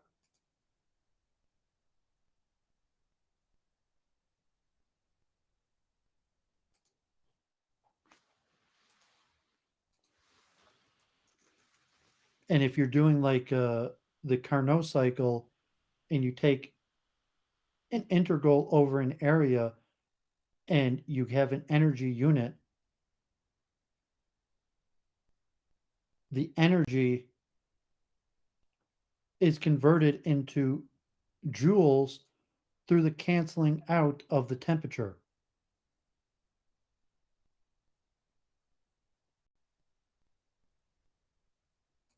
You follow what I'm saying? Not quite. Your display's too busy. I'm familiar with this stuff through the Gibbs free energy, that concept, as well as a thermodynamic basis of, a statistical basis of thermodynamics. So what you're talking about, canceling out, whatnot. I'm not saying you're wrong. I just haven't heard it presented this way. I'm talking about the conversion of heat energy to mechanical energy. All right. Which is your basic Carnot cycle. That I'm not sure if you can see I tried to bring up an example here Carnot of, cycle, sure. I know what that is, sure. so here, when you have your B to C, that's QAD, that's a temperature change. And the temperature change, and it's an integral of your pressure volume relationship, and heat is part of the equation, but heat, the unit of heat just cancels out due to the constant, the R constant, that when you plug through the ideal gas law, that the R constant cancels out heat. And I'll show also of the conversion of electrical energy to mechanical energy. So By cancels out heat, do you mean cancels out temperature? yeah, Maybe stick with saying temperatures. Yeah, okay. I realized I was confused on a really tiny technicality there. Okay. And also the conversion of electrical energy to mechanical energy. So if you have coulombs and you have a similar parallel equation between magnetism and electricity to universal gravitation, and then you have a constant, and the constant cancels out the coulombs in order to get joules.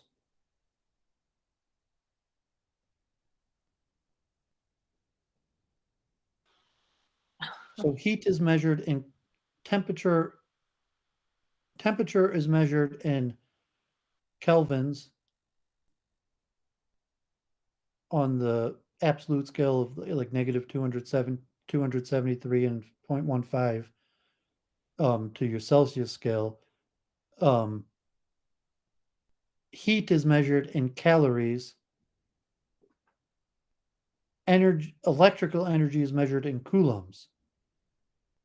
But you could convert calories to joules.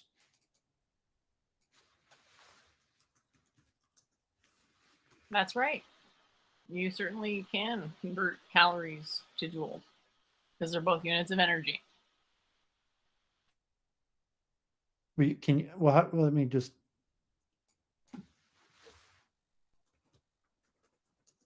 but calories relate to heat. That's right. The specific heat where C equals Q divided by M times change in T. That specific heat, and then you have latent heat, where Yeah, this is the Gibbs free energy I was talking about before that predicts the direction in which experiments are spontaneous. I mean, chemical reactions. Sorry.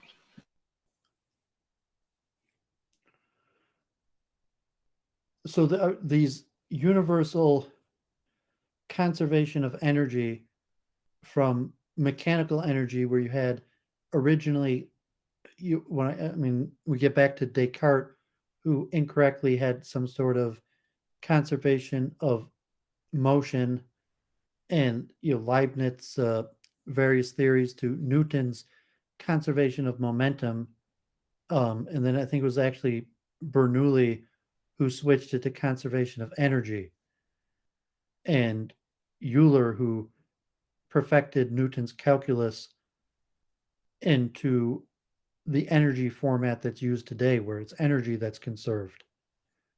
Although, I mean, there's also conservation of momentum, but that we refer to work and the conservation of energy. So that happened, largely with the Bernoullis and Euler after the death of Newton. And it wasn't until 200 years later, and it was actually Helmholtz that worked in electricity. And I mentioned last week, I forget the name, Claperian or something in the 1830s or 40s. They mentioned last week that formulated the conversion of heat energy to mechanical energy, even though you had the steam engine and various technologies that were converting heat energy into mechanical energy, that it took decades, even 100 years, to formulaic understand the mathematics or physics of the conversion of heat energy to mechanical energy. And then you needed Fourier that perfected the mathematics of heat transfer, the Clausius Clapeyron. I think that's already the early 1800s. And then you have, at the same time after that, the development of electrical energy. And now what you would have conceptually, the conservation of energy. And I think you have, mathematically, I think you have 6 forms of energy now. Does that sound familiar to you? Well, I'm not sure if it's mathematically or physically. Well, in terms of the canonization of units, and that we recognize six different types, that we have formulas for six different types of energy, if that's heat energy, mechanical energy, potential energy, electrical energy. Um, it's not even ringing a bell, but I seem to remember Nuclear, the nuclear energy. fusion, and fission. Is that, Well, there's this strong and weak nuclear force, you know. but I'm saying something that's comparable in joules, that you have six different forms of energy, six different equations where the output is in joules.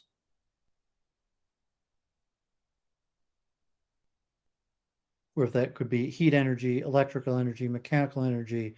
So I don't know if nuclear energy, if you have an equation where your output is in joules. Um, I'll check. It looks like a quick search here. Energy comes in six basic forms: chemical, electrical, radiant, mechanical, thermal, and nuclear. Uh, So maybe that's something different, that because I don't know Possibly. if those are all joules or conservation, but They could yeah, we all be could. converted to joules, but due to conventions, they may have some other uh, measuring unit. And they're conserved. I mean, to say that those energies could be transferred from one form into the other, and the conservation is within the six forms of energy.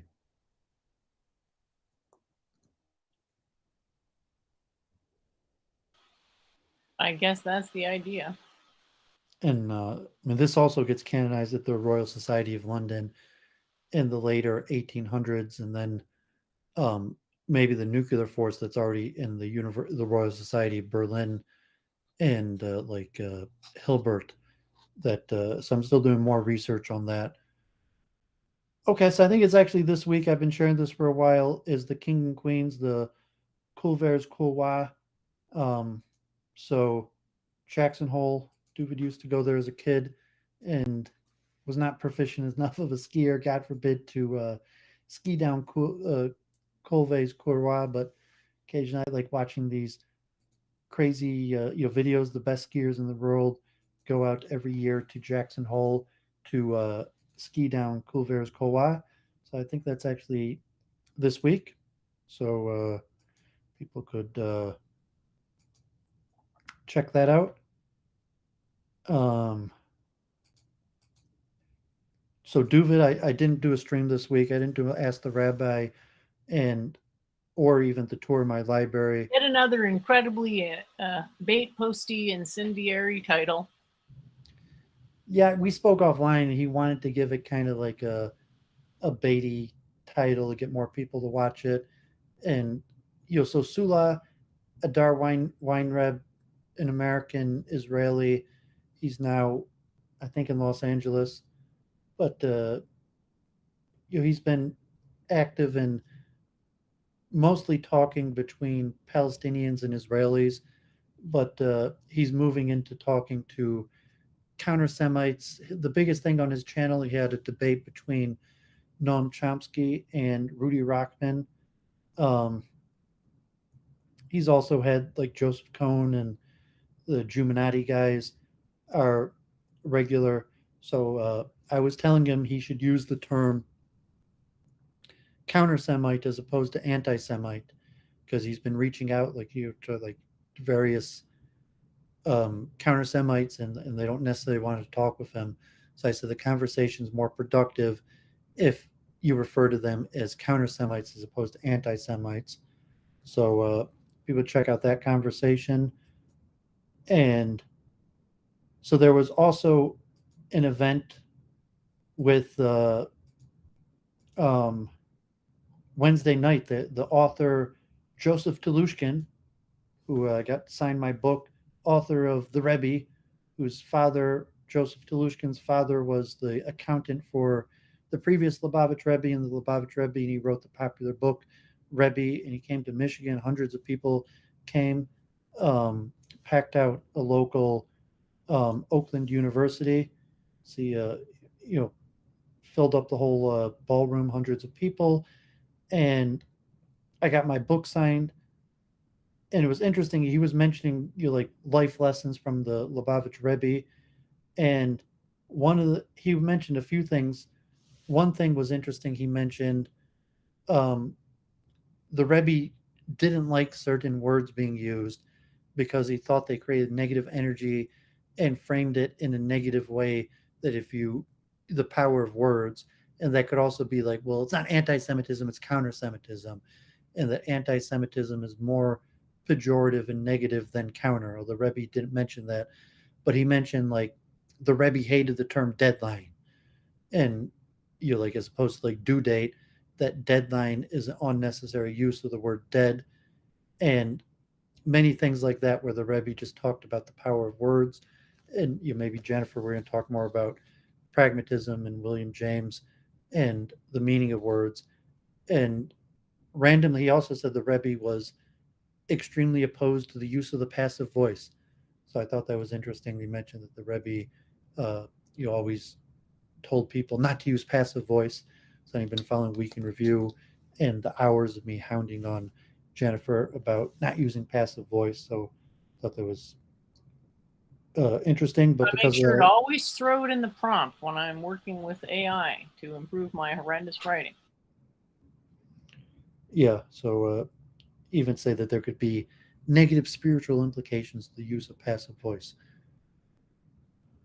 But because of that, I didn't Well, do my let's not go that far. well because you're a pragmatist and don't think words have. Did I say I was a pragmatist? Because I don't know that I am, but let's just finish. This looks interesting. There's what, like 105 people on this panel. What's going on here? Oh, it's Daniel's posse. Yes, I guess they've been recording these on Discord, and I left their Discord group. Um, and I don't know if they're writing like a textbook. I watched the first episode, but yet, so I'm not sure if they're actually trying to write a textbook on active inference, or and they have a bunch of people helping, and they made a bunch of meetings, and they have these videos. So here's a playlist. There's 24 videos in it, and so if you like active inference, or they're going to try to write a textbook on it. I mean, you could join the Discord and take part in the meetings, but they just posted all of these meetings that had been on Discord over the last few months. I don't know if it was a joke, but someone in the chat said that they think we're AI, which of course I take as a compliment because it just means like we're that smart that you can't tell.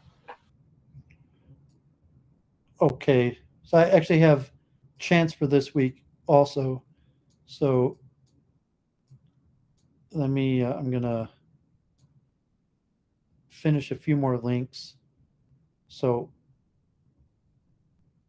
Hyloziasts. You heard of this term? Is it Neoplatonism? Well, possibly. I guess it's the philosophical point of view that matter is in some sense alive. It comes from Okay, I have heard of it. it's an earlier form of pantheism and monism, but it's a more pre-Cartesian, although it's even contemporary with Cartesian, even Immanuel Kant, and also a lot of Helmholtz and Virchow and the founders of electricity and scientists. It was a somewhat common belief um, in relation to atomism and monism. Um,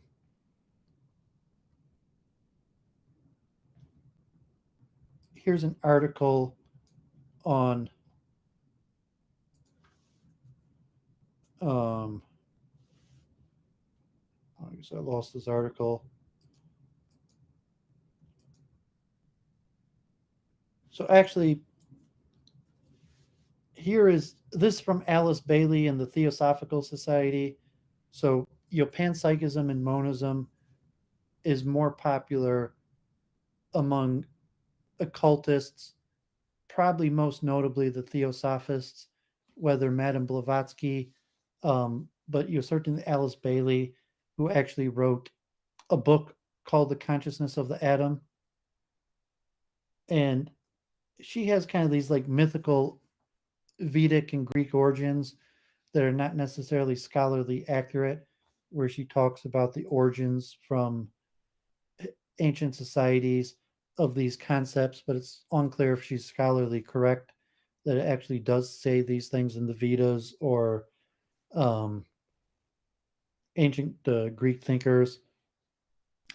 But the concept of what I'm calling the monad as opposed to the atom, but that she refers to in her book, The Consciousness of the Atom, um, which I mean, she's really a contemporary with Russell, and I have a whole thing on Russell and Russell's monism. But Alice Bailey's probably one of the larger proponents or modern day theosophy of some aspect of panpsychist monism. Um, and even in like the Science of Consciousness conference, you probably have a lot of theosophists there.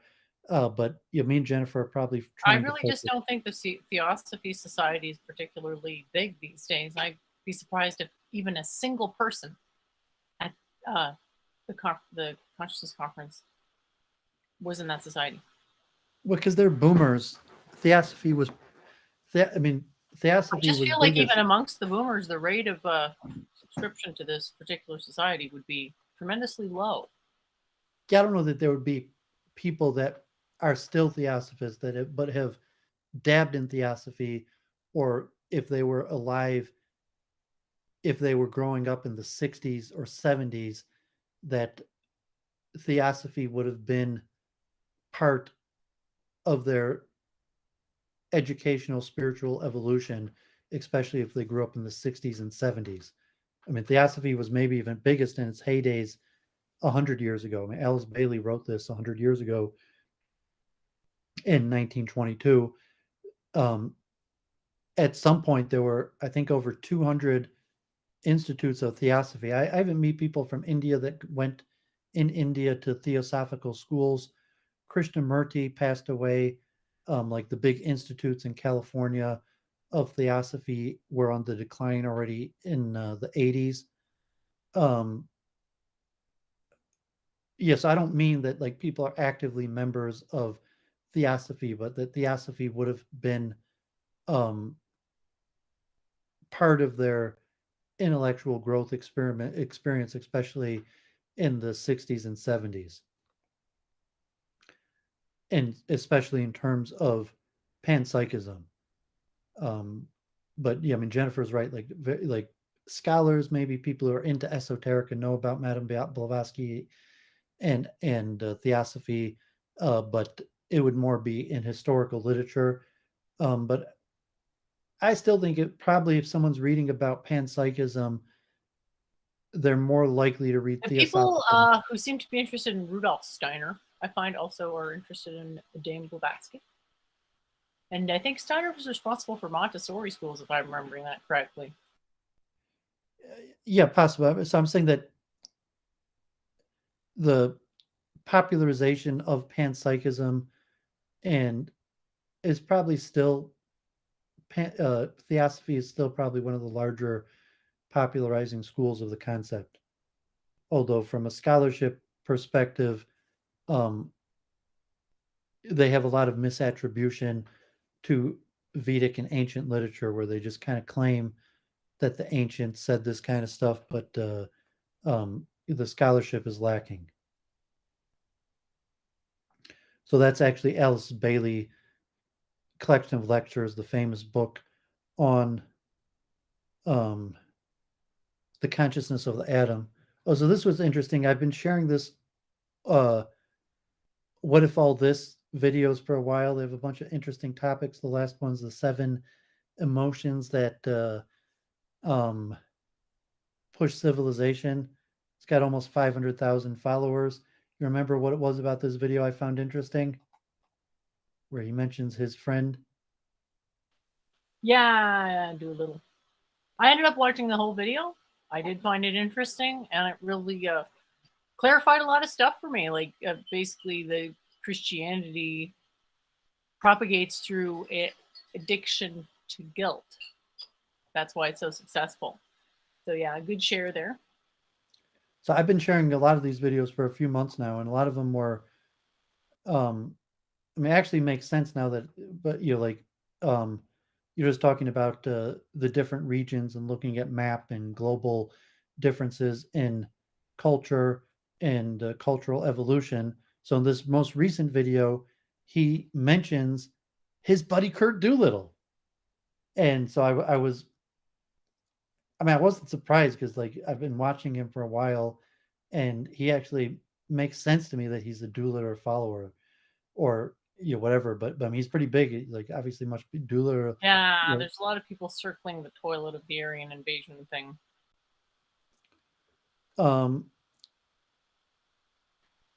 Well, I'm not sure if that's how I'd class. I mean, Doolittle might be one of the few people out there that would still publicly support the Aryan invasion theory. But I mean, he's more focusing on the West and balkanization. I mean, now he's actually a Ukraine supporter. Um, and he's streaming back again without that many views. So just that this guy is a huge streamer with getting hundreds of thousands of views. um and so I thought it was random. He's still an anonymous streamer. I don't know who he is. um but I thought it was interesting that if people I'm following have been mentioning for a few months his videos that are relatively well produced, some interesting ideas. So I thought it was random that this last video he popped out, his good friend Kurt Doolittle. Um, I've been watching this Bruce Gore, and I think he's actually like teaching high school. He's like a lawyer, interesting scholar on the philosophy and history of Christianity, and his lecture on the Ionians, because I was mentioning about panpsychism and monism in ancient Greece, mostly of the Ionian philosophers, Thales. And so when I talked about atomism, I think Democritus is actually also an Ionian, a pre Socratic. However, Thales is considered the main monist panpsychist, although Thales believes that it's water. So when we talk about atomism, um, and Thales, he's actually referring to water. And so if you're looking at here, atomism, so you have Democritus, who is pre-Socratic, and there's an atomistic concept of the Platonic solids, that to say the atoms are extremely small Platonic solids, and then Thales understanding that water is is I guess closest to the sphere and is the essential Platonic solid. And some people hold that Thales was an atomist also. Um, but you just mentioned when Thales talks about his uh, monistic panpsychism, he's talking about water. And I mentioned I have a video on Ask the Rabbi about Genesis and creation in the Bible and the concept of creation ex nihilo. And a lot of people think creation ex nihilo was not an original biblical idea, but was a Greek idea that was added to the Bible 1,000 years later. But if you literally look at the creation story in the Bible, it also appears that water is the starting point of creation, that God created not from nothing, but created from pre-existing primordial bodies of water. Um, and so this Thales' original panpsychic monistic view, just for point of historical accuracy, is in reference to the Platonic solid of water. I mean, he's a pre-Socratic, so it would be anachronistic to call it the Platonic form, because these forms existed before Plato, even though they're coined as the Platonic forms. And I made a clip last week of Doooovid singing Memory all alone in the moonlight. So that song from Cats. So Doooovid had a song prepared for this week and interlude, and then I actually had some more detailed stuff to go over. God forbid. So almost 2 hours, and still a lot more to cover. God forbid, don't you mean God enable? Okay, so I guess if you're not bored or Are you tired, and kidding? I feel like we've barely gotten started. we have just barely gotten started. Okay, so are you familiar with the band Kansas? I don't know. I don't think so. Kansas has two hit songs, Carry On Wayward Son and Dust in the Wind. Um, and they're kind of like a good band. Like they're in the 70s. Kansas forms 1970. Um, and they may even still be around. Um, they were touring up to 2020 with different members. Um, but have somewhat like a wholesome, I've talked about the degeneration of American culture, but somewhat wholesome. I think their songwriter actually quit to become a Christian singer or something like that. I forget exactly which one, but they have two very popular songs. One, Dust in the Wind, and another, Carry On Wayward Son. So I assume quite a few people in the chat will be familiar. Don definitely know these songs. So Dust in the Wind, and they're actually biblical reference. So if you look at like Dust in the Wind and Carry On Wayward Son, they're all like basic philosophical cliches of common statements put together into a song. And most of these Dust in the Wind come from like kind of like ancient Greece poetry. Dust in the wind. So I'll just briefly chant this one because this is probably their second most popular one. I close my eyes only for a moment, and the moment's gone. All my dreams pass before my eyes with curiosity. Dust in the wind. All we are is dust in the wind. Same old song, just a drop of water in an endless sea. All we do crumbles to the ground, though we refuse to see. Dust in the wind. All we are is dust in the wind. You heard that song before? Yeah, I've definitely heard that. It's still on the radio. I didn't see if it was on like the list of one of the top 500 most famous songs ever. I think their other song, Carry On Wayward Song, is actually slightly more popular. It actually has like a violin solo, a little bit folksy. So Dust in the Wind is like a ballad that is with the violin. Probably Carry On Wayward Son is their more popular song that has like a guitar riff, um, and but it's kind of like these Greek poetry philosophy statements with some like biblical references.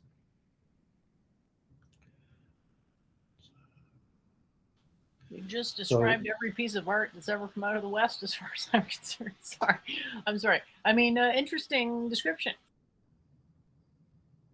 so the lead singer of Kansas, like most major rock bands, has a very high pitch, high voice, almost even higher than most female singers. But Doovid will try to sing these lines. And it's kind of nice poetry, nice tune, and it has very good orchestration. So there's just going to be a cappella, but it has piano, electric guitar, orchestration where the lyrics to the part are just the piano and coming in with the guitar and effects. Carry on, my wayward son. There'll be peace when you are gone. Let your weary head to rest, and don't you cry no more. Once I rose above the noise of confusion, just to get a glimpse beyond the illusion. I was soaring ever higher, but I flew too high. Though my eyes could see, I still was a blind man. Though my mind could think, I still was a madman. I hear the voices when I'm dreaming. I could hear them say, carry on, my wayward son. There'll be peace when you are done. Lay your weary head to rest. Don't you cry no more. I apologize, I'm a little off in my key. Masquerading as a man with a reason. My charade is the event of the season. And if I claim to be a wise man, well, it sure means that I don't know. On a stormy sea, moving emotion, tossed about like a ship on the ocean. I set a course for winds of fortune, but I hear the voices say, carry on, my wayward son. There'll be peace when you are done. Lay your weary head to rest. Don't you cry no more. So these kind of pleasant, positivistic words, and these lyrics are like I could almost see like Chat GPT making these lyrics up now because they're almost like taken straight from like Doesn't Greek it sound poetry. depressing? Because isn't it basically saying you'll only know peace once you're dead? Not like I've spent much time analyzing these lyrics, but they always seem really depressing to me. You could interpret it that way. I mean, I think "Wayward Son" is from the New Testament, like um, possibly "Carry On."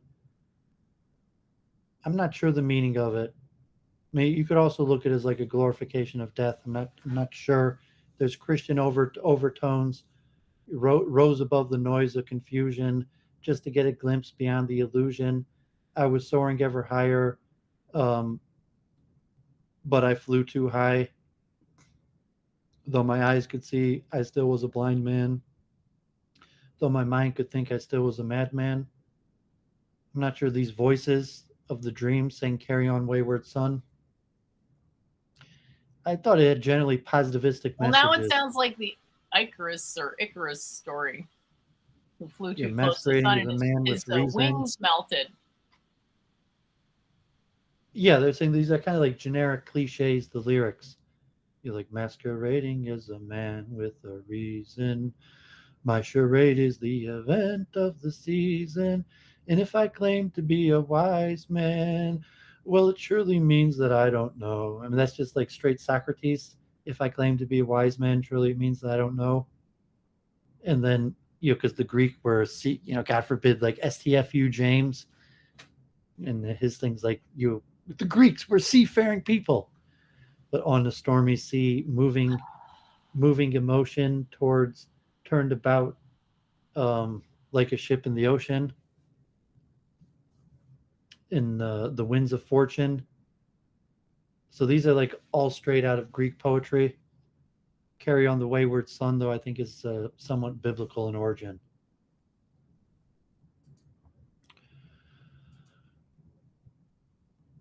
Okay, you want to say something real quick?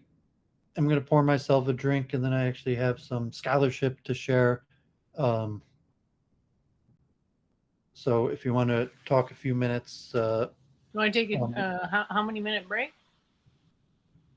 well, just a minute or two. I'm just going to walk to my fridge and pour a drink. And Now,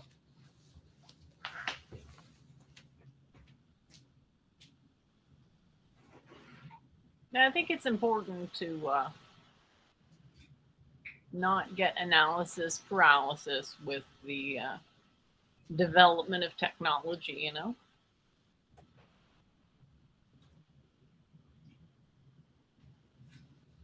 So I can show my. It's in progress. So let's see here. Now, I was like, I was playing this with this for a while, so I still don't really feel like I've gotten, because I was still thinking, okay, I need to say something on top of this to make it actually funny. So right now, it kind of reminds me of a half-baked cartoon. So the whole idea was like somebody was, I don't want to say breaking down over AI, but a lot of people, in my opinion, overreact emotionally to the tech. Okay, because it's like, okay, you're, whatever, this alarmism, but it's like, what is the, why is Chat GPT? Why is it Chat GPT and not something else? That maybe it's that there's a certain totalitarianness about it that makes us feel like we're powerless in the inevitability, but I don't feel like that. I don't think. I think there will eventually be something Dune-esque that's going to happen where everyone's going to realize that that's not working for anybody. So there'll be like a not come to God moment, but just a step away from the fallacy, the conventional illusion that you can delegate upwards. The technology can tell us something about itself. All right, so Don says pretty good. You talking about the comic there, bud? Cause thanks. So I was just thinking, on top of what's there already is like me when someone starts freaking out about AI, wanting to think like I'm Thrak, or like no, wait a minute. Wait. The point is that does Thrak have any control in agriculturalization versus a continued forager nomad? So the idea is that, Thraxi is planting carrots as a civilizational, like, oh, we're just going to enslave ourselves to our carrots. And it's actually true.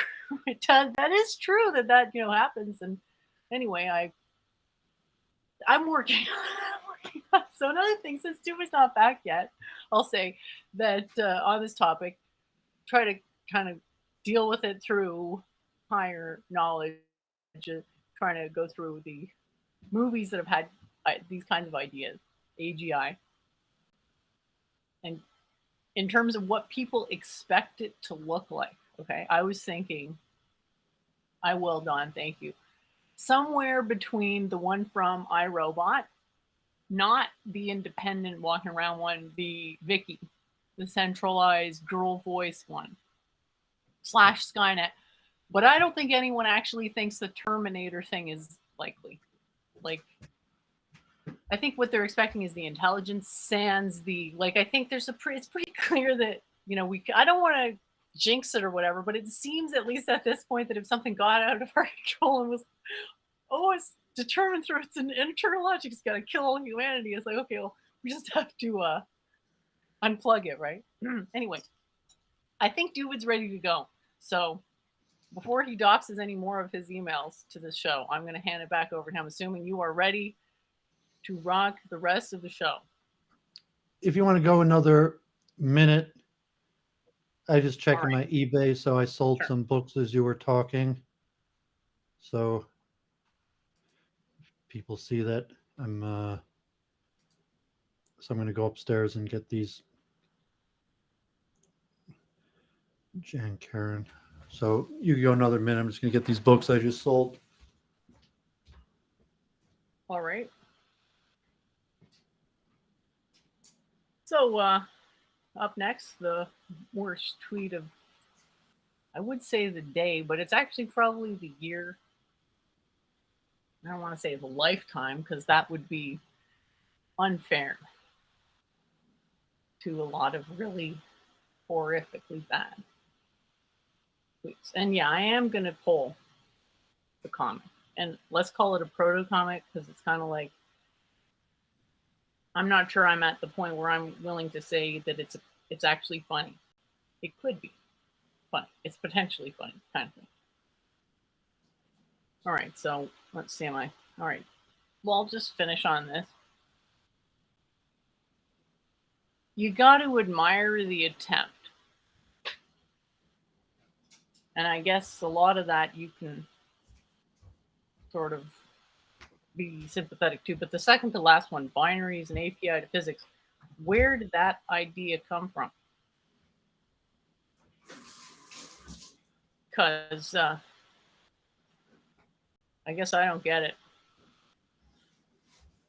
So up next, I'll be polling the comic. So I'll put different options. I'll put it's funny, it's not funny, or it could be funny. I guess I don't even know what API is enough to comment on whether this makes how little sense the other ones make. So it was just really, that's wishful thinking. Kind of like binary is, I don't want to keep coming back to this, but in my understanding of things, binary is the ground of a lot of modern computers because of how we build physical circuits.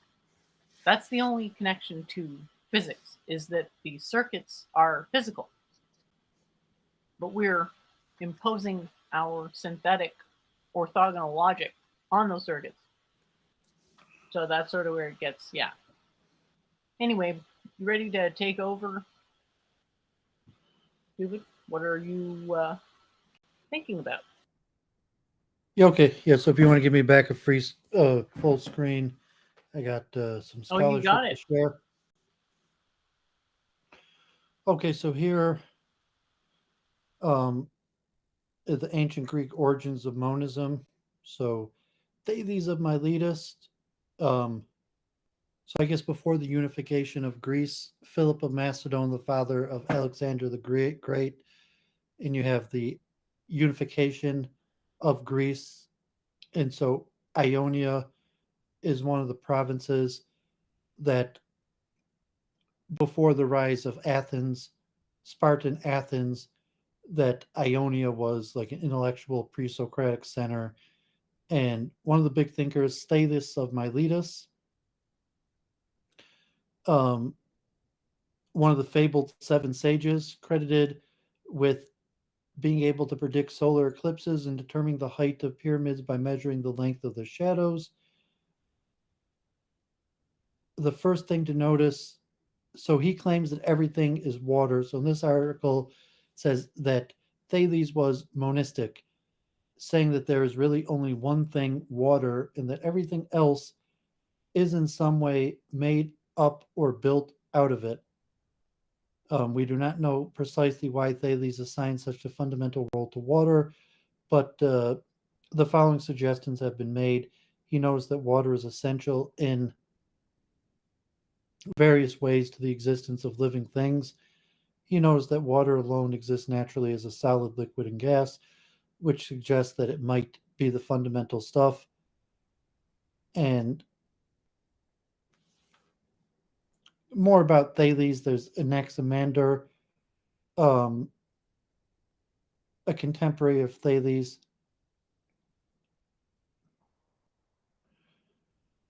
So I'm not going to go too much in depth of it, but you also have the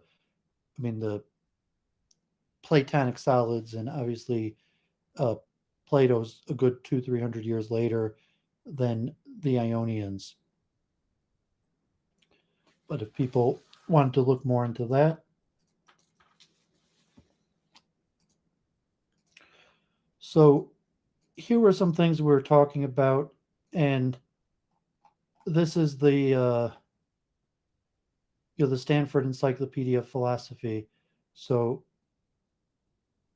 I pulled out the one on panpsychism, Descartes physics, Leibniz physics, and Russellian monism that we talked about last week. So let me just read a little bit from panpsychism.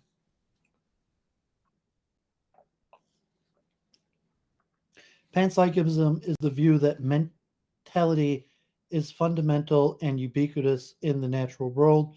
The view has a long and venerable history in philosophical traditions of both East and West. It has recently enjoyed a revival in analytical philosophy. For its proponents, panpsychism offers an attractive middle way between physicalism on the one hand and dualism on the other. The worry with dualism, the view that mind and matter are fundamentally different kinds of things, is that it leaves us with a radically disunified picture of nature and the deep difficulty of understanding how mind and brain interact. Whilst physicalism offers a simple and unified vision of the world, this is arguably at the cost of being unable to give a satisfactory account of the emergence of human and animal consciousness. Panpsychism, strange as it may sound, on first hearing, promises a satisfying account of the human mind within a unified conception of nature. So I wanted to look at just a write up here of the Western origins of panpsychism, the Western history. Um, Clear indications of panpsychism doctrines are evident in early Greek thought. One of the first pre Socratic philosophers in ancient Greece, Thales, 624 to 545 BCE, developed an analogical argument for the attribution of mind that tend towards panpsychism. The argument depends upon the idea that enminded beings are self movers. Thales notes that magnets and, under certain circumstances, amber can move themselves and concludes that they therefore possess minds. It is claimed that Thales went much beyond such particular attributions and endorsed a true panpsychism and pantheism. For example, um, Di- uh, Diogenes claimed that Thales believed that the universe is alive and full of spirits, but this remark is derived from an earlier claim of Aristotle. Some say a soul is mingled in the whole universe, which is perhaps why Thales thought that everything is full of gods. While Barnes disputes the pantheistic reading of Thales, he allows that Thales believed in the ubiquity of animation. The pre Socratic were struck by a dilemma: either mind is an elemental feature of the world, or mind can somehow be reduced to more fundamental elements. If one opts for reductionism, it is incumbent upon one to explain how the reduction happens. On the other hand, if one opts for the panpsychic view that mind is an elemental feature of the world, then one must account for the apparent lack of mental features at the fundamental level. Anaxagoras, 500 to 425 BC, flatly denied that novel elements can emerge from more basic features of reality and instead advanced the view that everything is in everything. There are interesting parallels between this and much more recent arguments from panpsychism of Nagel, Galen Strawson, also Kabbalah. Anaxagoras explained the appearance of the contrary in terms of a principle of dominance and latency, which asserted that some qualities were dominant in their contribution to the behavior and appearance of things. However, Anaxagoras' view of mind are complex, since he apparently regarded mind as uniquely not containing any measure of other things and thus not fully complying with his mixing principles. Perhaps this can be interpreted as the assertion that mind is ontologically fundamental in a special way. Anaxagoras did seem to believe that everything has some portion of mind in it, while reframing from the assertion that everything has a mind. On the other hand, Empedocles, as an almost exact contemporary of Anaxagoras, favored a reductionist account based on the famous doctrine of the four elements: earth, air, fire, and water. All qualities were to be explicated in terms of ratios of these elements. The overall distribution of the elements, which were themselves eternal and unchangeable, was controlled by love and strife in grand cyclical dynamic universe. The purest form of reductionisms were propounded by the famed atomist Democritus. His principle of emergence was based upon the possibility of multi shaped atoms interlocking to form an infinity of more complex shapes. But Democritus had to admit that the qualities of experience could not be accounted for this way, and thus chose to regulate them to non existence, by convention sweet, and by convention bitter, by I think convention you mean hot. relegate, not regulate. Yeah, sorry, relegate. No problem. It's a tongue twister. The convention sweet, bitter, hot, cold, color, but in reality atoms are void. What is striking about these early attempts to formulate, so that could early Democritus would have been an early uh, form of eliminativism. What is striking about these early attempts to formulate an integrated theory of reality is that the mind, and particularly consciousness, keeps arising as special problems.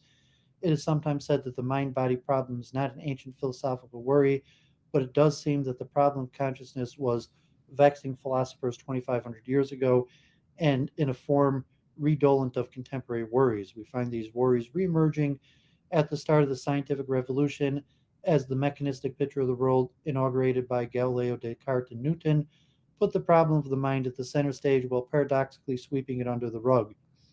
Galileo's mathematization of nature seemed to leave no space for the qualities we find in experience: the redness of the tomato, the spiciness of paprika, the smell of flowers. Galileo's solution, in a move reminiscent of Democritus, was to strip matter of such sensory qualities. This led to the distinction between primary qualities such as shape, size, and motion, which were thought to really exist in matter, and secondary qualities such as colors, odors, and taste, which were thought to exist only in the mind of the observer. Galileo and Descartes did not take the radical democratarian a step of denying the existence of secondary qualities. Instead, they placed them in the soul, hence dualism. However, this of course led to a radical form of dualism, with a sharp metaphysical division between souls with their secondary qualities and bodies with their primary qualities. In opposition to this dualism, the panpsychic view of Spinoza and Leibniz can be seen as attempts to provide a more unified picture of nature. Spinoza regarded both mind and matter as simply aspects of the eternal, infinite, and unique substance he identified with God himself. In the illustrated scholium to Proposition 7 of Book 2 of Ethics, Spinoza writes, a circle existing in nature and the idea of the existing circle, which is also in God, are one and the same thing. Therefore, whether we conceive nature under the attribute of extension or under the attribute of thought, we shall find one and the same order, or one and the same connection of causes. We might say that for Spinoza, physical science is a way of studying the psychology of God. There is nothing in nature that does not have a mental aspect. The proper appreciation of matter itself reveals it to be the other side of a mentalistic coin. Leibniz's view is sometimes characterized as Spinoza with infinitely many substances rather than just one. These substances Leibniz called monads, since they are true substances able to exist independently of any other things, and since they're absolutely simple, they cannot interact with each other in any way, yet each monad carries within it complete information about the entire universe.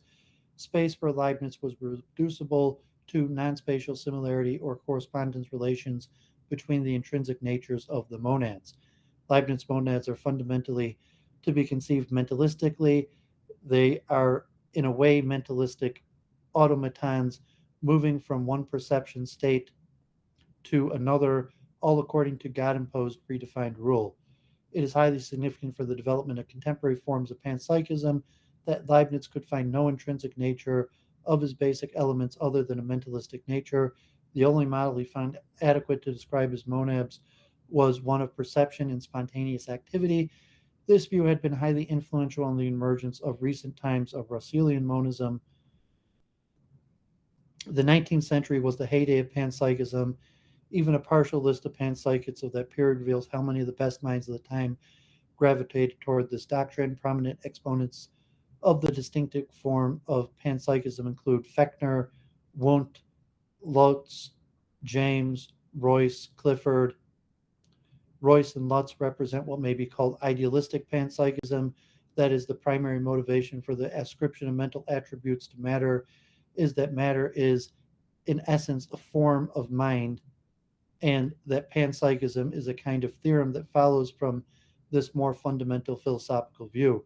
An important figure in the development of panpsychism, though, is Arthur Schopenhauer, 1788 to 1860. Schopenhauer was influenced by Kant's view that we lack an understanding of reality as it is in and of itself, but he made a crucial exception for the immediate knowledge one has of oneself, taking will to be the fundamental quality one is aware of in introspection. Schopenhauer thus theorized that will is the inner nature of all things. This line of reasoning bears a striking similarity to, and indeed is an important influence on, the contemporary Russellian monist. Other panpsychists of the time include Paulson, a student of Fechner who extended his teacher's version of panpsychism, and Prince, psychologist and physician who advocated a panpsychism that emphasized that it is matter that must be psychologized and imbued with mentalistic attributes. Also to be mentioned is Hartmann, who extended his famous doctrine of the unconscious down to the level of the atom. Schiller, who provided a pragmatist defense of panpsychism as a doctrine which, by various analogical arguments, yields another unattainable insight into nature. And Haeckel, an early and avid proponent of Darwinism in Germany, who interpreted our evolutionary connection with the rest of nature as evidence of panpsychism, and who was thus willing to ascribe mental properties to living cells. Fechner and Royce developed panpsychism accounts of nature that did not attribute mental properties to the smallest bits of matter.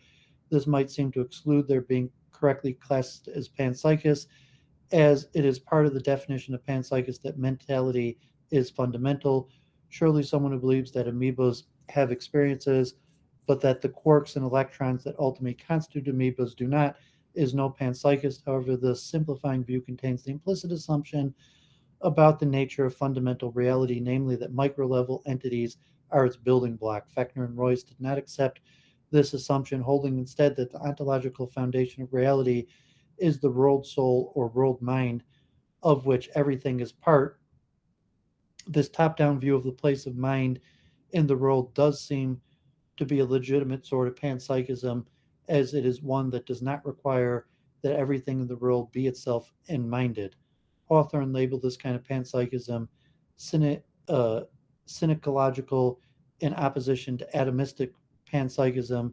In contemporary philosophy, these views are known respectively as constitutive cosmo-panpsychism and constitutive micro-psychism, and both have their defenders, as we shall see below.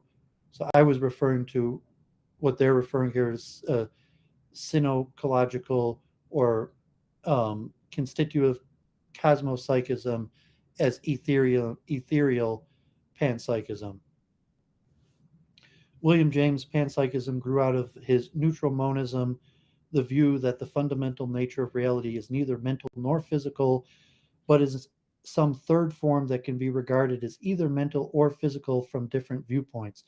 To the extent that a neutral monist can be regarded as a dual aspect view, as Spinoza's philosophy, it might be regarded as a kind of panpsychism in its own right. But James' view developed beyond this to incorporate mind-like elements into the basic structure of reality.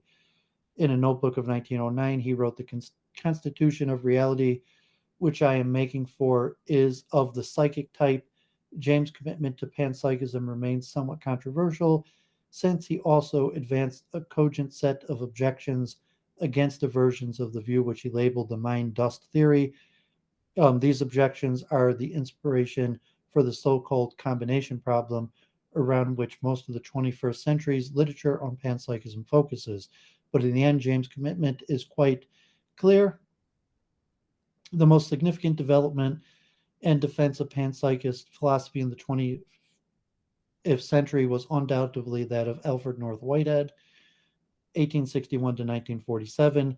Exploration of the details of Whitehead's philosophy would require an entire article of its own and would be fraught with interpretive difficulties in any case, and Whitehead's own presentation is forbiddingly complex. But roughly speaking, Whitehead proposed a radical form of our conception of the fundamental nature of the world, placing events or items that are more event like than thing like, and the ongoing processes of their creation and extinction as the core feature of the world rather than the traditional triad of matter, space, and time. His panpsychism arises from the idea that the elementary events that make up the world, which he calls occasions, partake of mentality in some other extremely attenuated sense, metaphorically expressed in terms of the mentalistic notions of creativity, spontaneity, and perception. The echoes of Leibniz are not accidental here, and Whitehead also has a form of Leibniz distinction between unities and aggregates, which he explains in these terms. In bodies that are obviously living, a coordination has been achieved that rises into prominence some function inherent in the ultimate occasions. For lifeless matter, these functionings thwart each other and average out so as to produce a negligible total effect. In the case of living beings, the coordination intervenes, and the average effect of these intimate functionings has to be taken into account. Lest it seem that Whitehead is only discussing life, he is clear that this depends upon a sort of mental functioning. From the 1930s to the end of the 20th century, there was relatively little interest in panpsychism in Western philosophy. This attitude was arguably caused by two things: the dominance of physicalism and the philosophy of mind, and the general hostility to metaphysics, which reigned up into the 1970s. A rare exception to this trend was Timothy Sprigg, who, in A Vindication of Absolute Idealism, 1983, defends an idealism based form of panpsychism.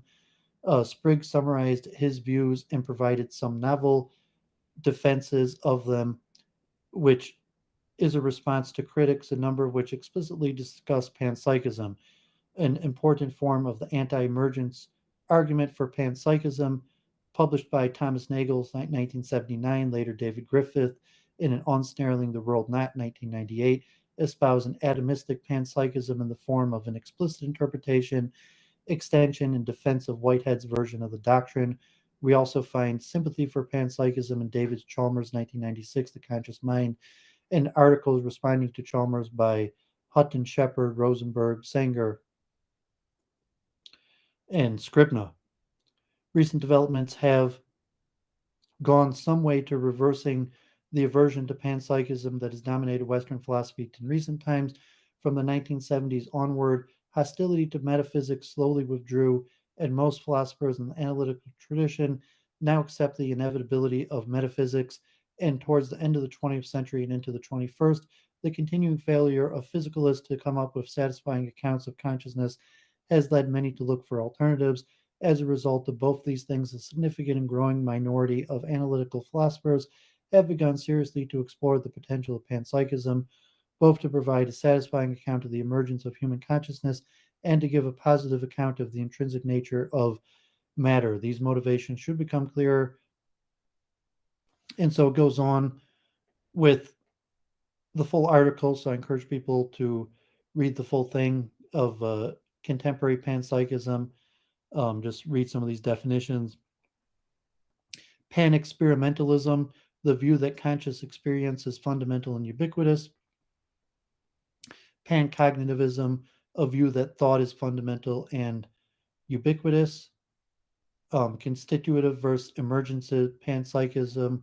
So we talked about this 2 weeks ago with the Chalmers slide. Constitutive panpsychism, forms of panpsychism according to which facts about human and animal consciousness are not fundamental, but are grounded in more fundamental kinds of consciousness, facts about micro-level consciousness. And non-constitutive panpsychism, forms of physicalism according to which facts about human and animal consciousness are among the fundamental facts.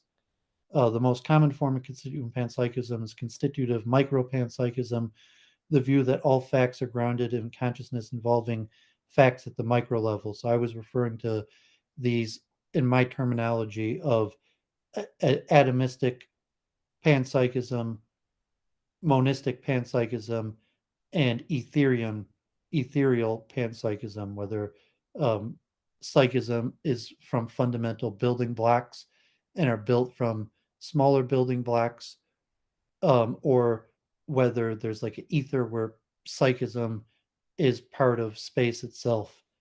And this Well, article there is wouldn't different. be any space. The space would be inside the psychic field. Well, that could be Jennifer's interpretation of it. And we mentioned also proto-panpsychism, where panpsychists think that consciousness is fundamental and ubiquitous. Proto-panpsychists think that proto-consciousness is fundamental and ubiquitous. Um, so we're talking micropsychism versus cosmophysicism. Constitutive cosmophysicalism of psychism, the view that all facts are grounded and realized by constitutive consciousness involving facts at the cosmic level as opposed to the micro level, and the various arguments, um, material composition, Nagel's arguments, four premises, material composition, realism, no radical emergence, and non reductivism. So this is pretty long if you encourage people to read through it, but I wanted to give the historical overview. So this one is panpsychism that you just covered? Yeah, I think I put that in the chat. It's the Stanford Encyclopedia. So encourage people to read the whole thing. I read out just the introduction, the historical overview.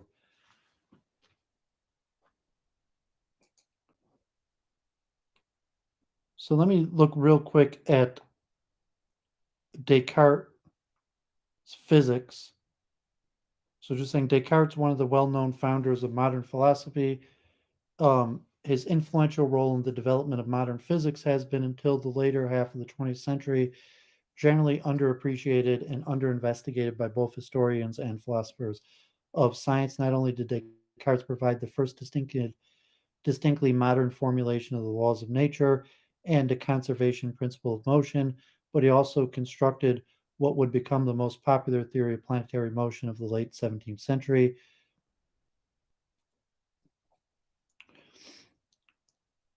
So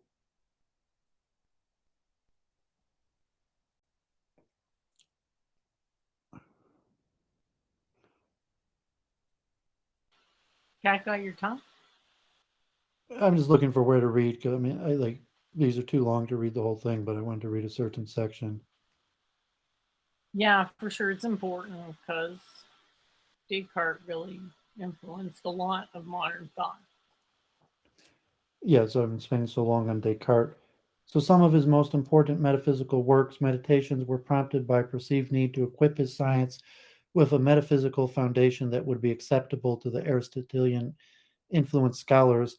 Yet one must be careful not to impose modern conceptions on the natural philosophy of earlier centuries, where much of the 17th century was practically indistinguishable from the more speculative metaphysics of the era. The awakening of Descartes' interest in physics often dated to the late 1618, when Descartes met Isaac Beeckman, an amateur science and mathematician who championed the new mechanical philosophy, the mechanical philosophy explanation of natural phenomenon, which Descartes quickly adopted, rejected the use of scholastic substantial forms. Rather, the mechanical approach favored a contact or impact model of the interaction of small, unobservable corpuscles of matter, which possessed only a limited number of mainly geometric properties such as size, motion, and shape. Over the course of the next decade, Descartes worked on a large number of problems in both science and mathematics, with particular emphasis on the theory of light mechanics, including hydrostatics and the free fall of terrestrial bodies. Much of Descartes' output at the time is both highly mathematical and concerns only specific physical problems, not unlike the work of his contemporary Galileo. One of the accomplishments of these years include his discovery of the law of refraction, often called Snell's law. When light passes from one medium into another, the sine of the angle of incident maintains a constant ratio to the sine of the angle of refraction. By the beginning of the 1630s, however, Descartes embarked on a more ambitious plan to construct a systemic theory of knowledge, including physics. The result was the World, 1633, an important text in that it essentially contains the blueprint of the mechanical geometric physics, as well as the vortex theory of planetary motion. that Descartes would continue to refine and develop over the course of his scientific career. Before publishing the treatise, however, he learned of the Church's condemnation of Galileo 1633 for promoting Copernicism, which prompted Descartes to withdraw his work from publication. In the 1630s, the publication of Geometry, Optics, and Meteorology, along with the philosophical introduction to Course on Method, further presented Cartesian hypotheses on such topics as law of refraction, vision, and the rainbow. Yet, besides a brief sketch of his metaphysics and physics in the discourse, a comprehensive treatment of his physics had to await to the 1644 publication of the Principles of Philosophy.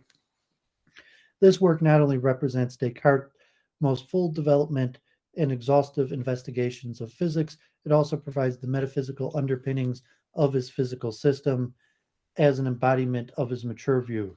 So it's this metaphysical grounding of physics that I've been harping on for Descartes. So the strategy of Cartesian physics. Like many of his contemporaries, Descartes devised his mechanical theory in a large part to refute the widely held Aristotelian-based scholastic explanation of natural phenomena that employed an ontological of substantial forms and primary matter. This is the dualism, the ancient dualism I'm referring to. Briefly, scholastic natural philosophy viewed a material body as comprising both an inert, propertyless substratum, primary matter, and a quality bearing essence, substantial form, with the latter providing the body's causal capacities. A quantity of matter, for example, possesses weight, color, texture, and all the other bodily properties only in virtue of being conjoined with a determinate form. Descartes admits that he had an earlier held such a view of gravity, envisioning the substantial form as a kind of goal-directed teleological mental property of bodies. What makes it especially clear that my idea of gravity was taken largely from the idea I had of the mind is the fact that I thought gravity carried bodies towards the center of the earth as it had some knowledge of the center within itself. For this surely could not happen without knowledge, and there cannot be any knowledge except in a mind. In revealing passage from the world, Descartes declares the scholastic hypothesis to be both an unintelligible and inadequate methodological approach to explaining natural phenomena. If you find it strange that I make no use of the qualities one calls heat, cold, moistness, and dryness, as the philosophers do, I tell you that these qualities appear to me to be in need of explanation. If I am not mistaken, not only these four qualities, but also all the others, and even all the forms of inanimate bodies can be explained without having to assume anything else for this in their matter but motion, size, shape, and the arrangement of their parts. Descartes' plan is to reduce the class of metaphysical suspect properties such as heat, weight, taste, and the empirical quantifiable attributes of size, shape, and motion. In other words, Descartes intends to replace the mentally influenced depiction of physical qualities in scholastic natural philosophy with a theory that requires only the properties of extensions to describe the manifest order of the natural world.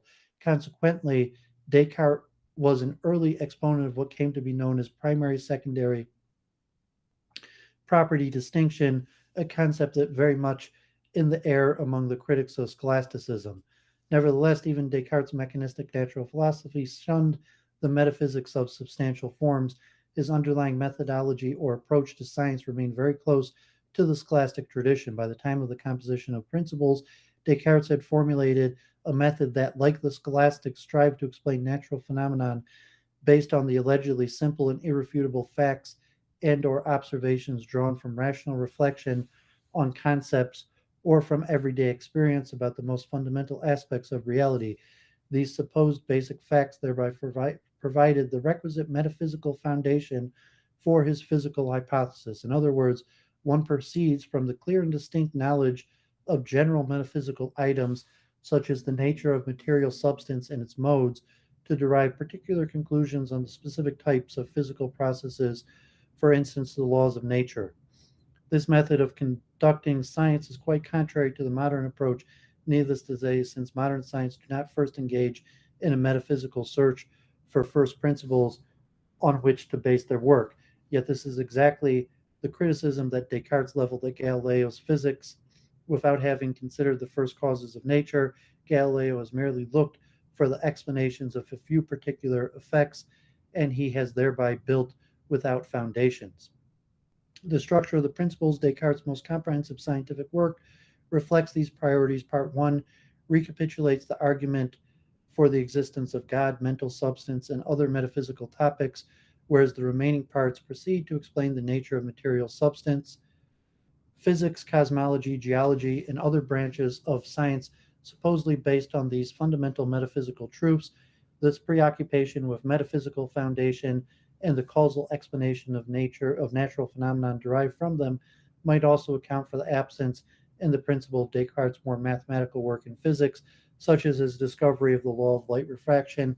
As he argued in the Rule for Direction of the Mind, 1628, pure mathematicians are only concerned with finding ratios and proportion, whereas natural philosophers are intent on understanding nature. The development of modern physics, which is inextricably intertwined with modern mathematics, thus stands in sharp contrast to the latent scholasticism evidenced in Descartes' metaphysical approach to physics.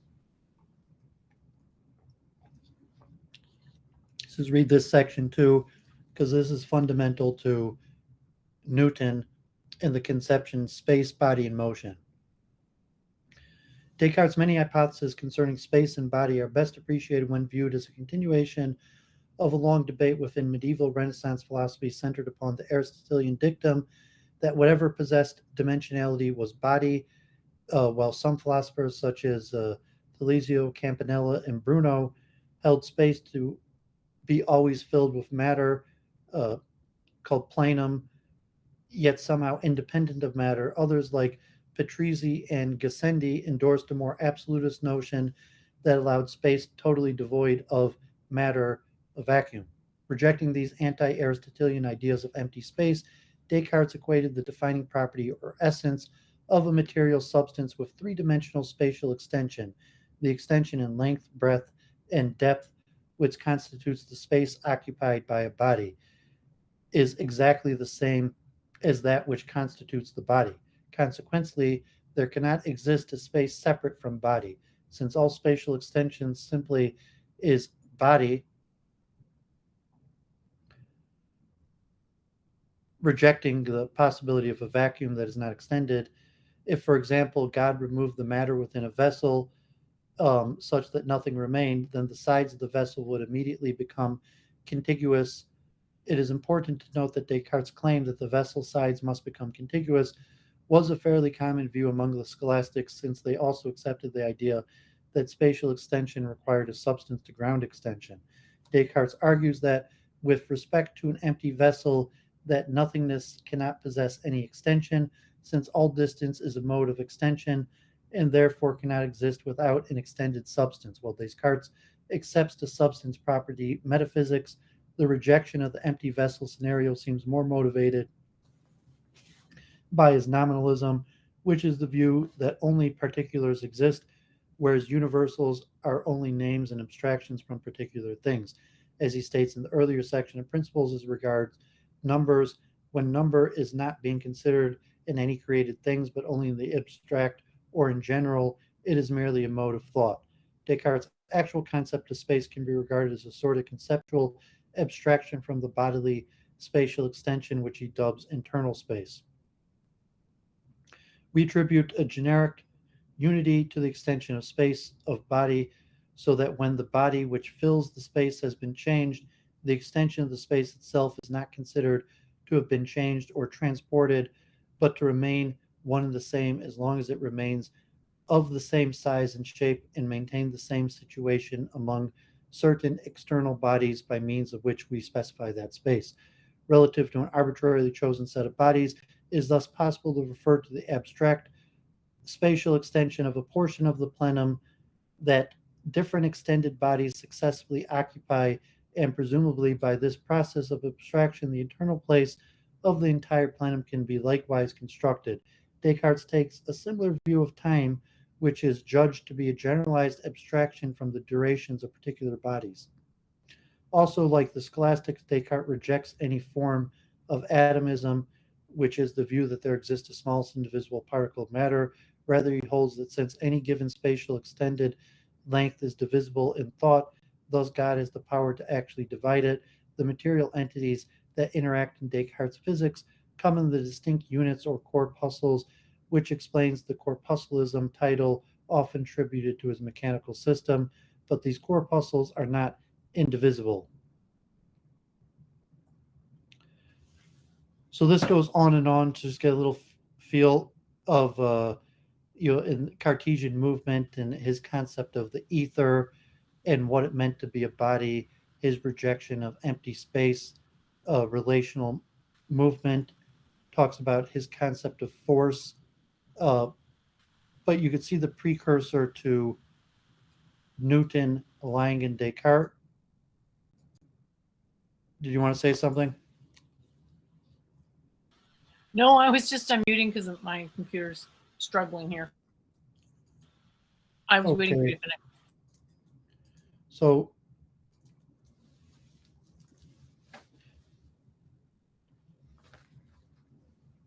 yeah, I was just reading from the article about plenum from Descartes. So let's look briefly at Leibniz's physics.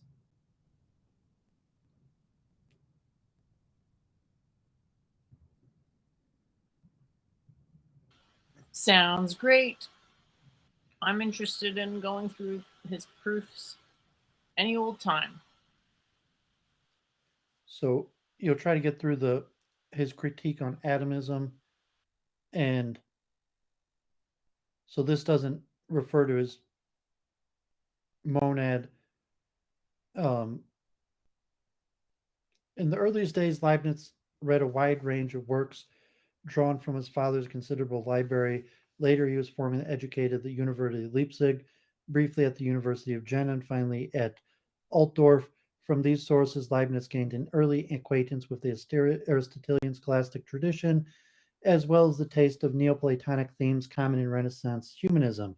By his own account, he quickly penetrated far into the territory of the scholastics and derived some satisfaction from Plato too and Plotinus. Although he consciously broke with the scholastic tradition while still quite young, its doctrines clearly made a long lasting impression with him and served him both as a font of ideas and a readily available target of criticism. Indeed, one can justifiably see many of Leibniz's mature doctrines as reactions, either positive or negative, so that scholasticism views that he first became acquainted with while still a student in Germany.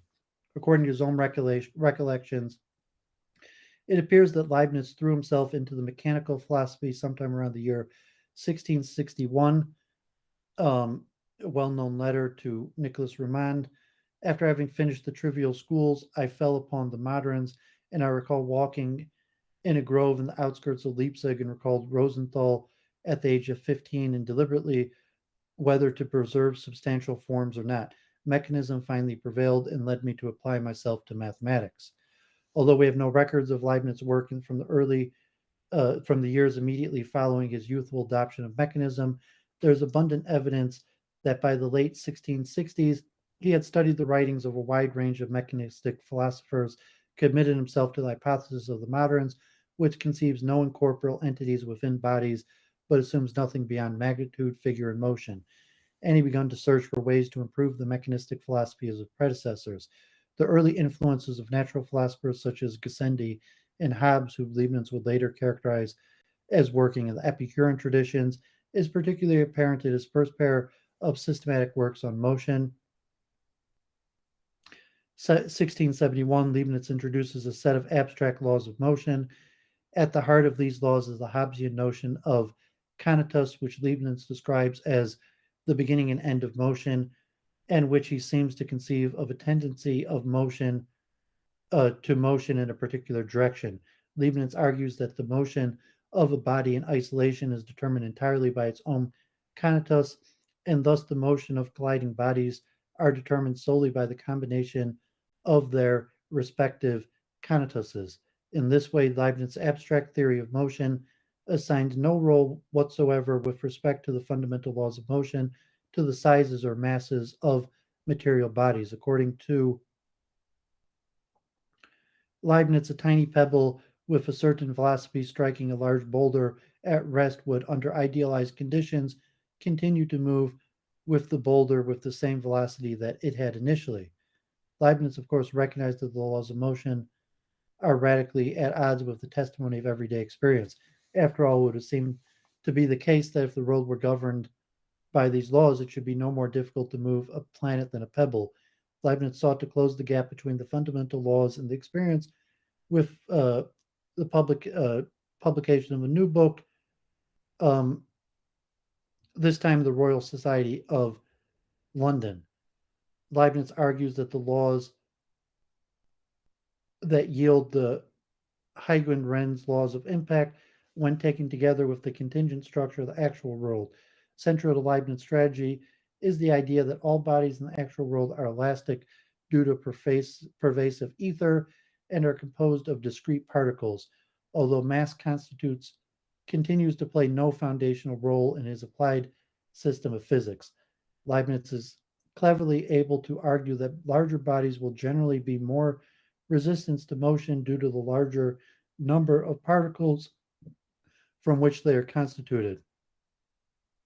A pebble striking a planet will thus fail to have any significant effect because the pebble's velocity is propagated to the planet not at a single blow, but particle by particle. Its motion is consequently diluted and even reversed as it is repeatedly summed with the velocity of each subsequent particle. In 1672, Leibniz was sent to Paris as part of a diplomatic mission where he stayed. Short trips aside, for the next 4 years, his time spent in the intellectually vibrant French capital proved crucial to the development of his mature views of physics. While in Paris, Leibniz gained an expert knowledge of the mathematics of his time, embarked on intensive study of Cartesian physics, and made contact with many of the leading natural philosophers of his day. In such fertile circumstances, which included tutoring by Huygens himself and direct access to Descartes' unpublished notebooks, Leibniz quickly fashioned his own penetrating critique of Cartesian physics. As early as 1676, he had found what he considered to be a fatal flaw in Descartes' cornerstone conservation law, namely that it violates the principle of the equality of cause and effect. When Leibniz published essentially the same objection in his brief demonstration of a notable error in Descartes and others concerning natural law in 1686, it sparked now a famous dispute among natural philosophers that has been known as the vis viva controversy. For Leibniz, the argument of the brief demonstration marked not only an important event in his understanding of the Cartesian system, but also the turning point in the development of his own distinctive physics.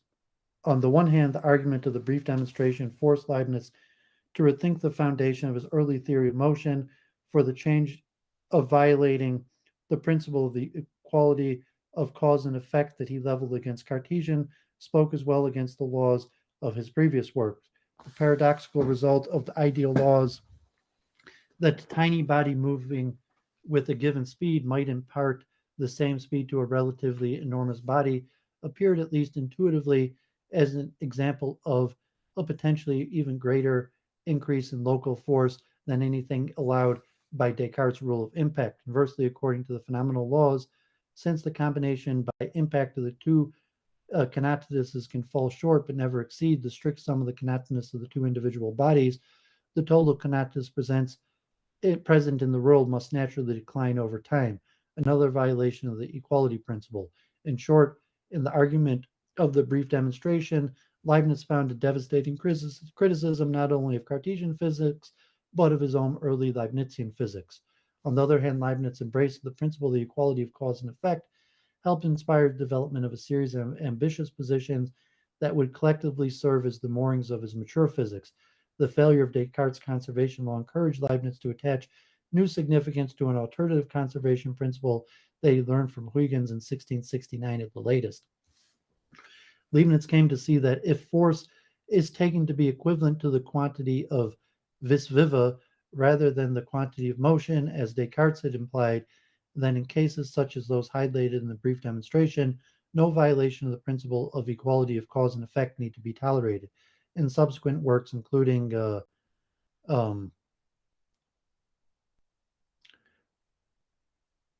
Leibniz attempts to build on this discovery by suggesting further implications not only for the conservation of force, but also for the laws of motion and even the fundamental nature of physical bodies.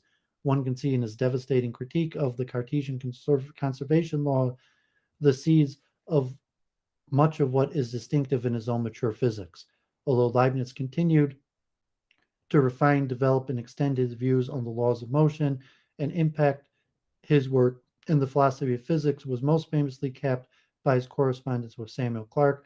The controversy between Leibniz and Clarke began when the Princess of Wales passed along to Clarke in 1715 a letter written by Leibniz decrying the decline of religion in England, inspired by the rise of Newton's natural philosophy, taking place against the backdrop of a bitter dispute over the priority of the calculus. Clarke responded in Newton's defense in a series of 5 letters, and replies were exchanged. Among many topics covered in the correspondence, the letters are best known for the opposing views of space and time which they offer, Leibniz defending roughly the view that space is an ideal system of relational holding between bodies, and Clarke defending the view that space is something more like a container in which bodies are located and move. The increasingly detailed and pointed exchange ended only in, ended with Leibniz's death in 1716, with Clarke, in the historical sense, at least having the last word. So, just briefly to get Leibniz on atomism. So, Leibniz's view on the nature of matter is subtle and layered. For the time of his youthful conversation with Rosenthal, he remained broadly sympathetic to the explanatory project of the new mechanical philosophy and its ambition to explain natural phenomenon in terms of matter and motion rather than in terms of a wide range of irreducible formal natures. In spite of this general sympathy, however, he was also one of the most penetrating critics of the dominant conceptions of matter in the mechanistic tradition. This section looks first at Leibniz's critiques of the two most important of these conceptions before turning to his own positive account of the passive powers of body. Leibniz's critique of atomism. Although there is much disagreement over details, early modern atomists generally affirm that complex bodies are to be understood as being composed of naturally indivisible material atoms moving about in independently existing space. Such atoms were commonly held to lack all but a few basic properties such as size, shape, and possibly weight.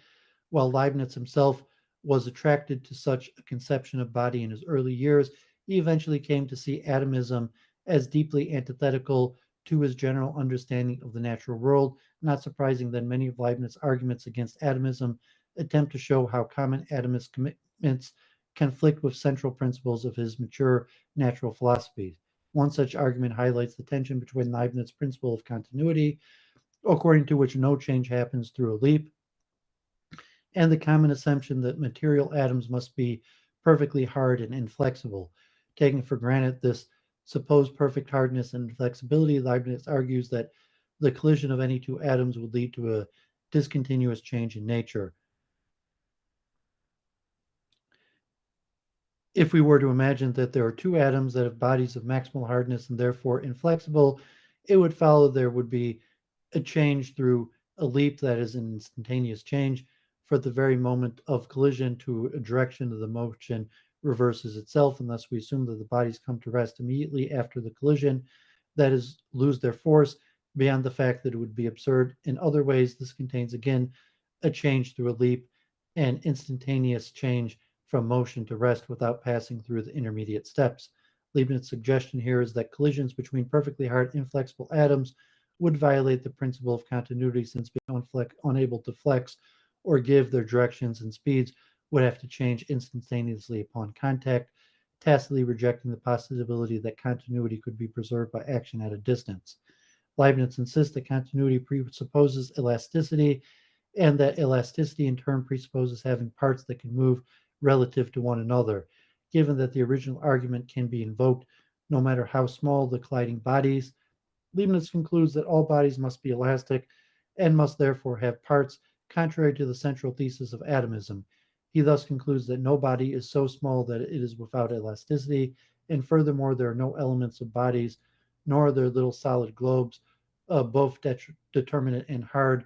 Rather, the analysis proceeds to infinity. Another line of arguments offered by Leibniz against material atomism highlights a tension with what might be called his principle of plenitude. This principle, grounded in Leibniz's broader theology and metaphysical views, maintains that existence itself is good, and as a consequence, God creates as much being as is consistent with the laws of logic and his own moral goodness. Naturally, Leibniz sees the principle of plenitude as being inconsistent with the existence of a barren void of interspersed vacuum. To admit the void in nature in ascribing to God a very imperfect work, I laid down as a principle that every perfection which God could impart to things without derogating from their other perfections has actually been imparted to them.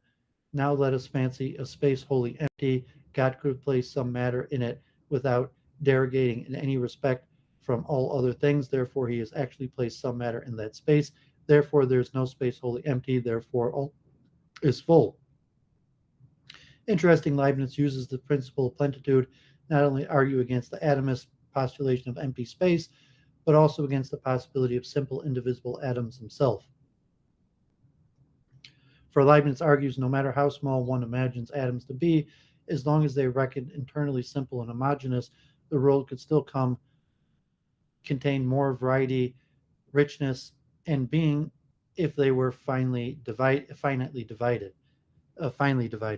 He thus draws the characteristic conclusion that the least corpuscle is actually subdivided in infinitum and contains a world of other creatures that would be wanting in the universe if that corpuscle were an atom, thus is a body of one entire piece without subdivision. The third, somewhat obscure but especially intriguing line of argument takes off from the position defended by Descartes in the Principle of Philosophy and touches on Leibniz's work on the so-called labyrinth of the continuum. In the Principles, Descartes has argued that the world is plenum.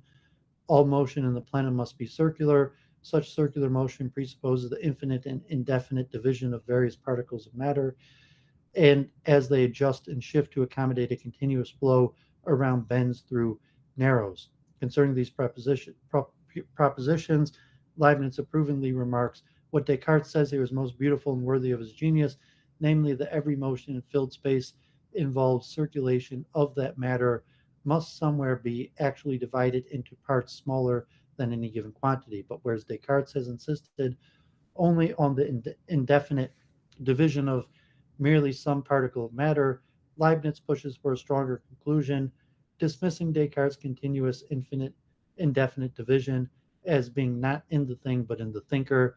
He takes the argument to show that every part of matter is actually infinitely divided. Similarly, rather than apparently restricting the infinite division of matter to some select moving parts, Leibniz maintains that every part of matter is everywhere moving, and so the sort of accommodation envisioned by Descartes must occur everywhere. Thus, for Leibniz, not only are some parts of matter actually indefinitely divided, but every part of matter is divided to infinity. The actual infinite division of all matter is, of course, sufficient to rule out any standard picture of material atomism, since any body that may lay claim to being as indivisible atom would itself be actually subdivided into smaller subbodies. But Leibniz is not done.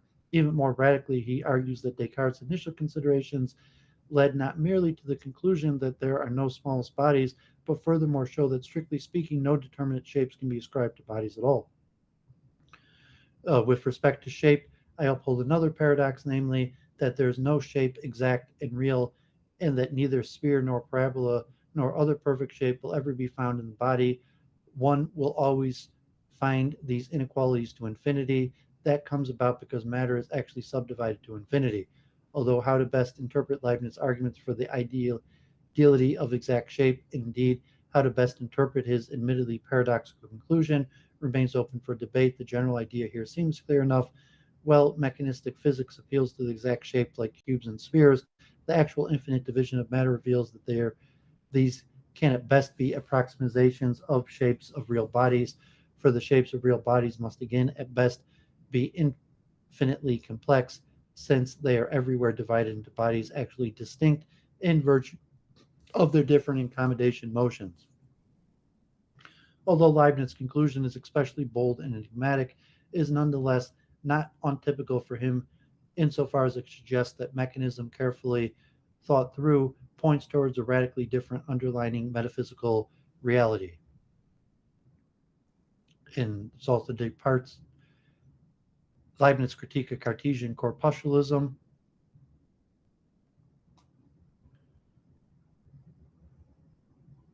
And this goes on quite a bit, so that's all I'm going to read for that.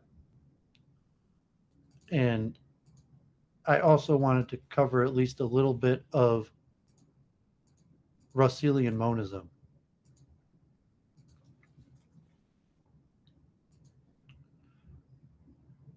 So Russell's monism is a theory that in the metaphysics of mind, on which a single set of properties underlies both consciousness and the most basic entities posited by physics, the theory is named for Bertrand Russell, whose views about consciousness and its place in nature were informed by a structuralist conception of theoretical physics. On such a structuralist conception, physics describes the world in terms of its spatial temporal structure and dynamics, and says nothing about what, if anything, underlies that structure and dynamics. For example, as it is sometimes put, physics describes what mass and charge do, how they dispose objects and move towards or away from each other, but not what mass and charge are. Thus, Russell writes in the following about the events physics describes. All that physics give us is certain equations giving abstract properties of their changes, but as to what it is that changes and what it changes from and to, as to this, physics is silent. Russellian monism can be seen as breaking that silence. It posits properties that underlie the structure and dynamics that physics describes. Further, according to Russellian monism, those same properties are relevant to and may at least partially constitute consciousness. So I actually wanted to read a reasonable amount from this. Three core Russellian monist thesis. Russellian monist can be seen as combining three core theses: structuralism about physics, which states that physics describes the world only in terms of its spatial temporal structure and dynamics; realism about quiddities, which states that there are quiddities, that is, properties that underlie the structure and dynamics physics describes; and quiddism about consciousness, which states that quiddities are relevant to consciousness. To understand the first core thesis, structuralism about physics, consider Chalmers' description of how physical theory characterizes its basic entity. Physical theory only characterizes its basic entity relationally in terms of their causal and other relations to other entities. Basic particles, for instance, are largely characterized in terms of their propensity to interact with other particles. Their mass and charge is specified, to be sure, but all that a specification of mass ultimately comes to is a propensity to be accelerated by certain forces, and so on. Each entity is characterized by its relation to other entities, and so on forever. The picture of the physical world that this yields is that of a giant causal flux, but the picture tells us nothing about what all this causation relates. A reference to the proton is fixed as the thing that causes interactions of a certain kind, that combines in certain ways with other entities, and so on. But what is the thing that is doing the causing and combining? As Russell notes, this is a matter about which physics theory is silent. Chalmers' description expresses structuralism about physics vividly, but his claim that physical theory characterizes its basic entities only relationally could be challenged. Shape is usually recounted among an object's non-relational properties, for example, contrastable sphericality, and a non-relational property with its tendency to roll when pushed, a relational property. So if a physical theory characterizes its basic entities partly in terms of their shapes, then Chalmers' claim might seem doubtful. Such considerations need to be taken to indicate that structuralism about physics is false, but they do seem to indicate that a relevant distinction between structural and non-structural properties, the one relevant to structuralism about physics, does not align with and thus should not be explicated in terms of the relational non-relational distinctions. Henceforth, we omit mentions of dynamics because the relevant issues concern structure. Structuralism about physics is sometimes formulated in terms of the distinction between extrinsic and intrinsic properties, but those formulations have been challenged on similar grounds. Of Ball's sphericality is usually counted among its intrinsic properties, as are other properties in terms of which physical theory characterizes its basic entities. We will henceforth use extrinsic and relational interchangeably, and likewise for intrinsic and non-relational, it might therefore be preferable to explicate the structural non-structural distinction in a different way. One approach to do so is by distinguishing between relatively and absolutely intrinsic properties. Roughly, relatively intrinsic properties are intrinsic properties that are nothing over and above extrinsic properties, whereas absolutely intrinsic properties are intrinsic properties that are relatively intrinsic. The relative absolute intrinsic distinction derives from Leibniz and Kant. We can articulate that distinction more precisely in terms of metaphysical grounding, or on some conceptions, constitution, where A grounds or constitutes B, just in case A metaphysically necessitates B and B exists in virtue of A. P is relatively intrinsic property of X, just in case P is an intrinsic property of X, and P is grounded in extrinsic properties of either X or parts of X. By contrast, P is absolutely intrinsic property of X, just in case P is an intrinsic property of X, and P is not grounded in intrinsic properties of either X or part of X. Thus, for example, it is plausible that a ball's sphericality is grounded in the spatial temporal relations of its parts and is therefore relatively intrinsic. A similar point applies to other intrinsic properties described in physics. For example, although mass would seem to have an intrinsic property of material entities, in the passage quoted above, Chalmers remarks that in physical theory, all that a specification of mass ultimately comes to is a propensity to be accelerated by certain forces and so on. Accordingly, the only aspect of mass that physical theory describes are relatively, not absolutely intrinsic. Suppose structuralism about physics is explicated such that structural properties are construed as extrinsic properties or relatively intrinsic properties. In that case, the thesis is consistent with the claim that physical theory characterizes its basic entity partly in terms of its intrinsic properties, as long as those intrinsic properties are relatively and not absolutely intrinsic. The second core Russellian monist thesis, realism about quiddities, states that there are instantiated properties of precisely the sort about which, according to structuralism about physics, physical theory is silent, properties that underlie the spatial temporal structure physical theory describes. Those properties categorically ground the most basic physical dispositions that physics describes, in the way a ball's spherical shape categorically grounds its disposition to roll when pushed. These underlying properties are often called quiddities. They are also called inscrutables. The latter designation is meant to indicate something on which many proponents of realism about quiddities agree. We know little about quiddities beyond their theoretical roles they are supposed to play. One might reject realism about quiddities even if one accepts structuralism about physics.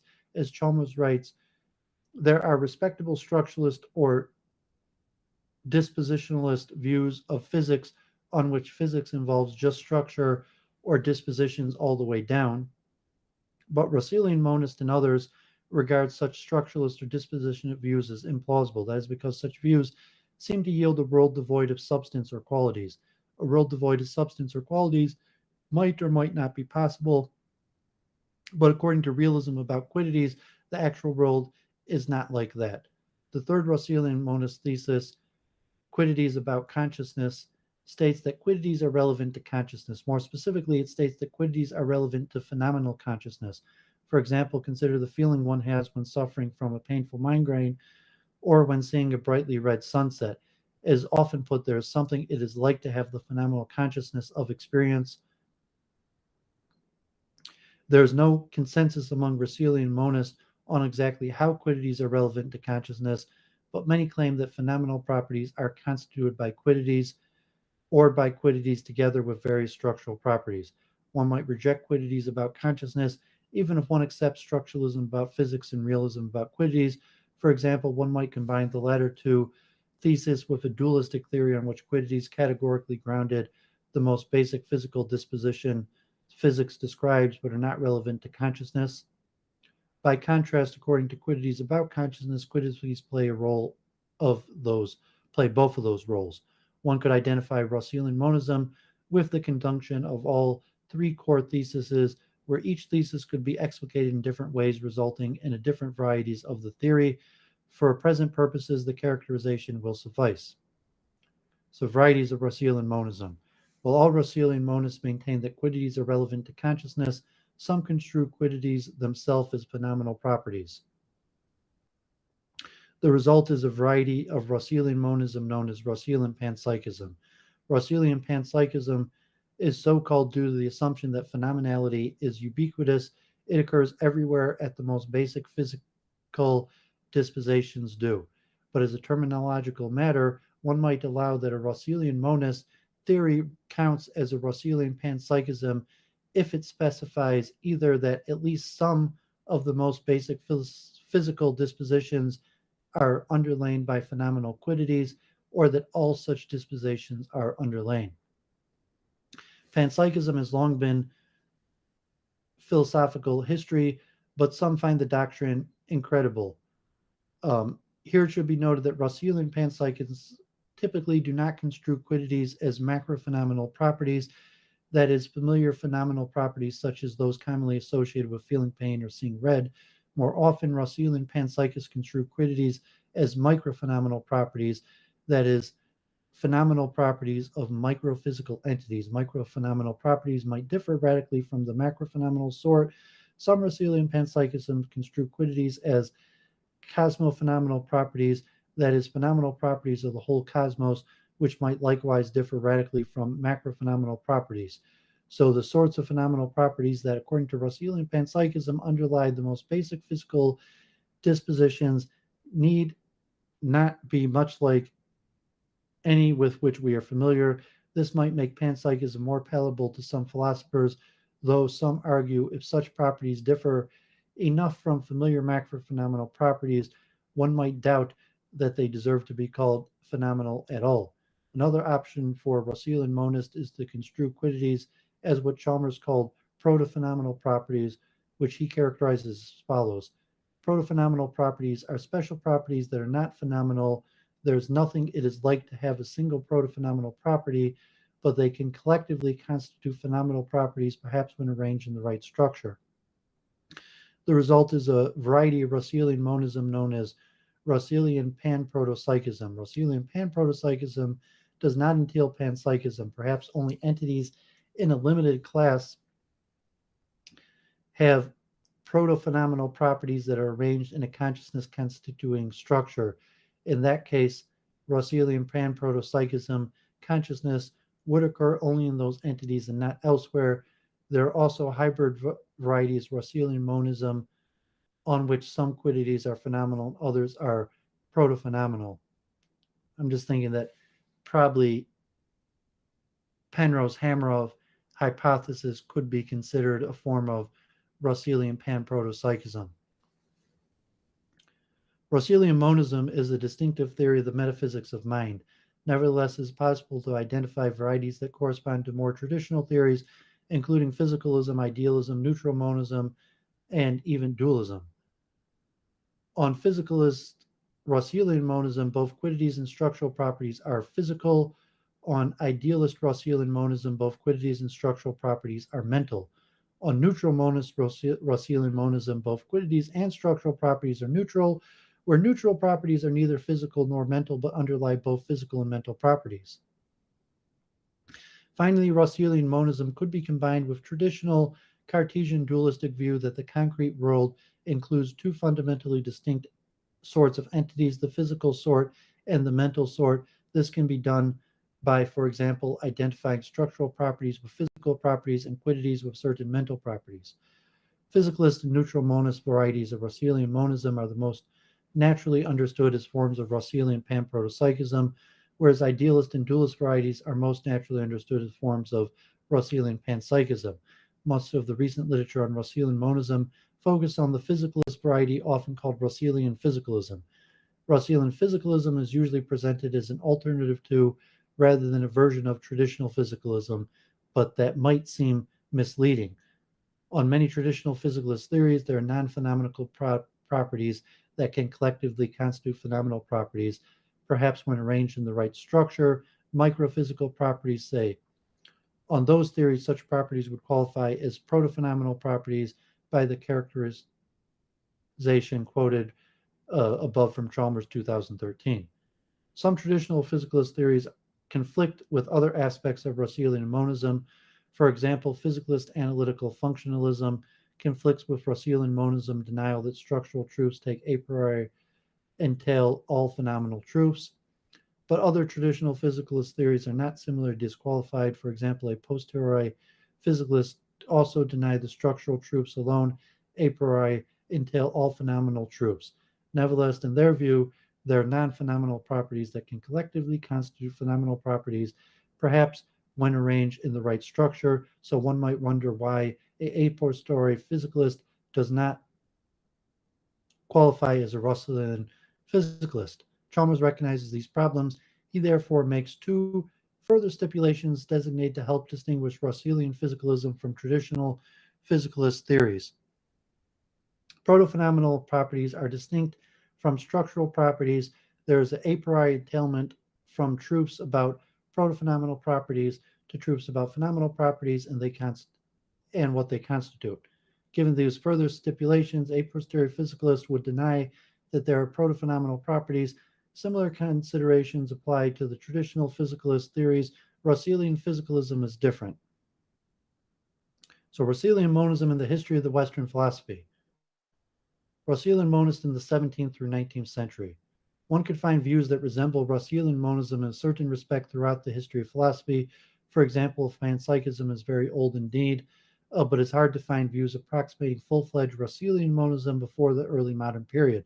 This is not a coincidence, yet the theory is so closely tied to modern physics, which was first developed during that era.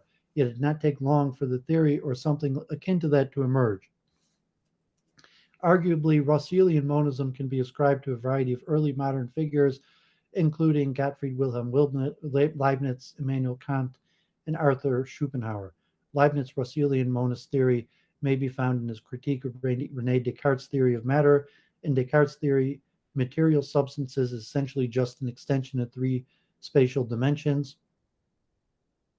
Leibniz contends that Descartes' theory is unsatisfactory because, first, the extension of a physical object, a relatively intrinsic property of it, since it resolves into the plurality, spatial continuity, and temporal coexistence of its part, and the extension of those parts resolve into the extrinsic properties of their parts ad infinitum. And second, any real thing that is any actual concrete entity cannot possess only extrinsic or relatively intrinsic property. It must possess an absolute intrinsic property as well. Leibniz writes there is no denomination so extrinsic that it does not have an intrinsic denomination at its basis. In his view, a conception of the physical world that does not include absolutely intrinsic properties is, in its important sense, incomplete. In effect, his complaint is that Descartes' theory of matter describes only structure without describing a quidistic ground for that structure, or even acknowledging the possibility of the need for such a ground. In Leibniz's view, the absolute intrinsic property underlying real things are at least connected to a primitive force. Primitive force generates a progression from one representation to the next in the series in conformity with the law. On one interpretation, primitive forces are the fundamental elements, the sole inhabitants of the ground floor of Leibniz ontology, thus the most basic substance, mind-like monads. Do not have forces, strictly speaking, they are forces. On that reading, primitive forces are the absolute intrinsic properties underlying real things. They might be called Leibnizian quiddities. Leibniz might be the first Russellian monist. In his view, all the properties physics presents are either extrinsic or relatively intrinsic. This corresponds to a structuralism about physics. He contends there are absolutely intrinsic properties, primitive forces on one reading, in which those extrinsic properties and relative intrinsic properties are grounded. The correspondence to realism about quiddities, those quiddities ground all of the other features of reality, including consciousness generally and macrophenomenal properties specifically. This corresponds to quidditism about consciousness. Thus, Leibniz seems to endorse versions of all three core Russellian monist theses, and because, on his view, all basic entities, including Leibnizian quiddities, and the extrinsic and relatively intrinsic properties they ground are mental, Leibnizian Russellian monism is a version of Russellian idealism. Like Leibniz, Kant can be seen as a Russellian monist. Kant endorses a version of structuralism above physics. All that we cognize in matter are nothing but relations. What we call the intrinsic determinations of it are intrinsic only in a relative sense. In material objects, we discover only extrinsic properties and relative intrinsic properties, never any properties that are absolutely intrinsic. Indeed, for Kant, matter itself does not have absolutely intrinsic properties. That is because he regards matter as mere appearance. Thus, he writes, what matter itself consists in is the mere relation of something in general to the senses. If matter were instead a thing in and of itself, he implies, then it would need to have absolute intrinsic properties. Nevertheless, in his view, all features of appearance, including both matter and macrophenomenal consciousness, are grounded in things in themselves, and thus in absolutely intrinsic properties, a proposition that suggests both realism about quiddities and quiddism about consciousness. Although Kant agrees with Leibniz that there must be absolute intrinsic properties for the world to exist as we know it, he differs with Leibniz about forces. In Kant's views, forces are relational and thus not absolutely intrinsic.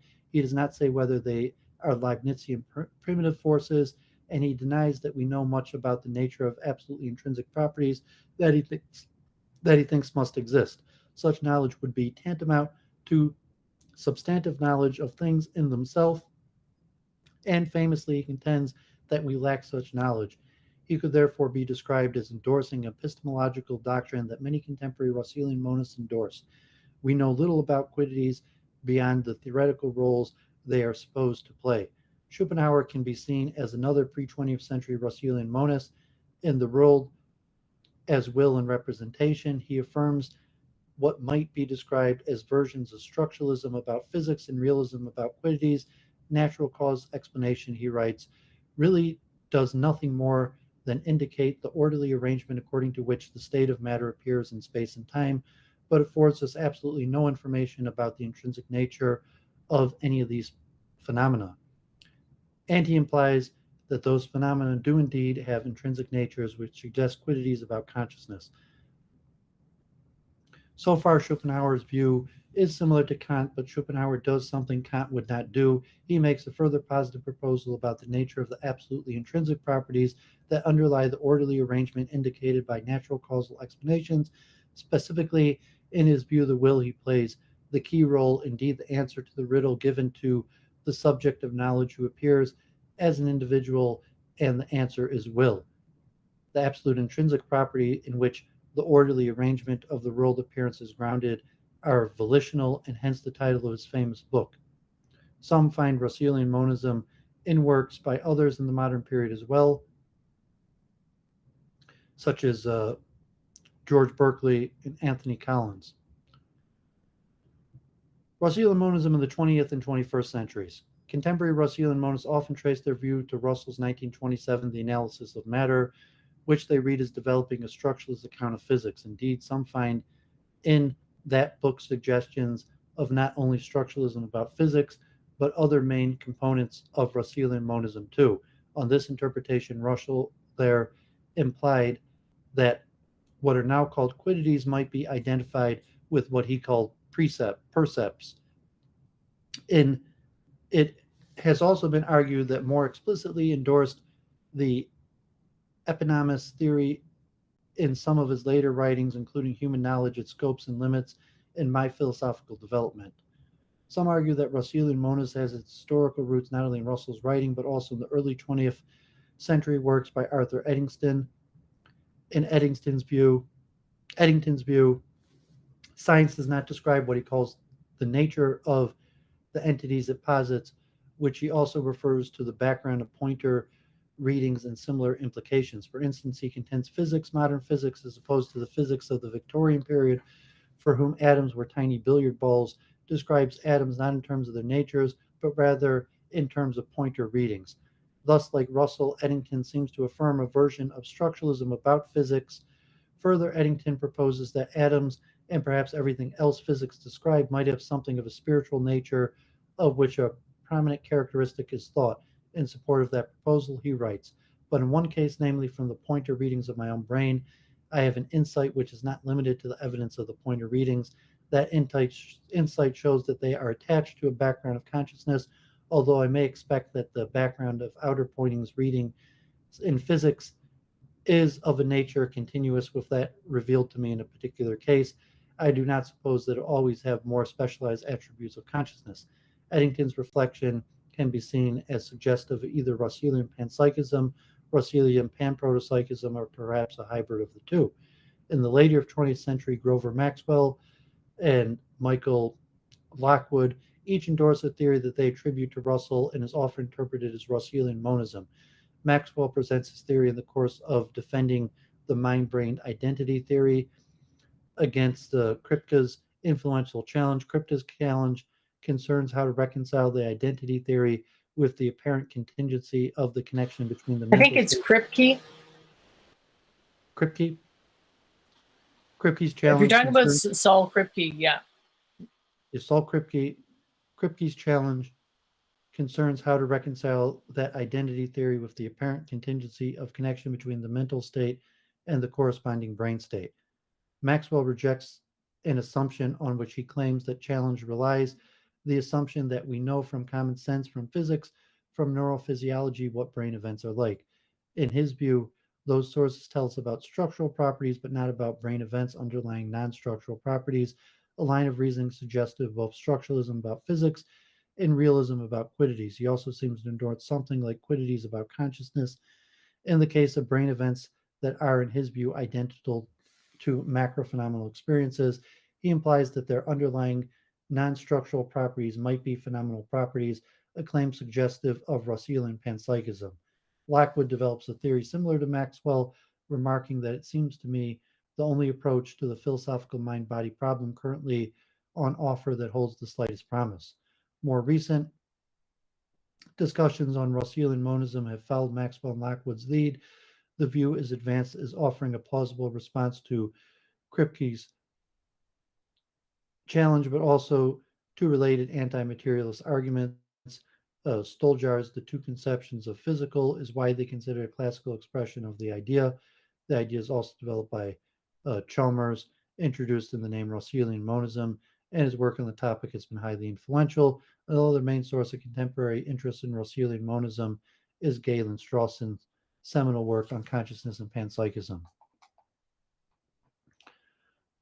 So it goes on with arguments for and objections and emergence.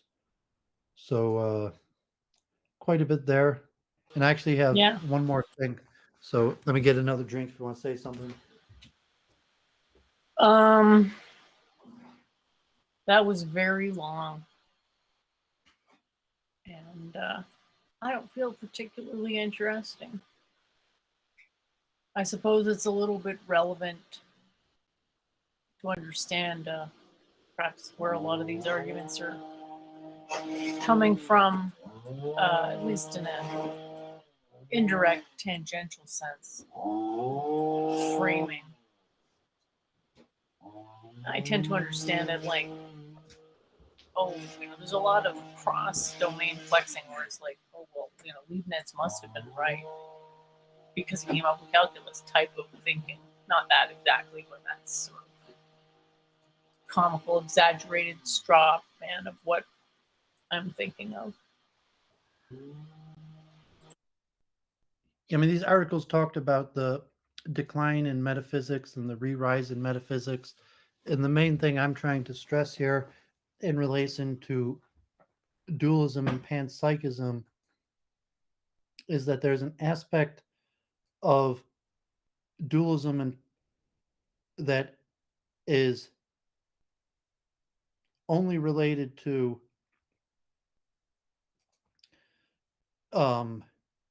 physics in terms of like Aristotle's form and matter and the theology, that you could consider just the aspect of the form and the purpose of an object a psychic mind component, and that's panpsychism here to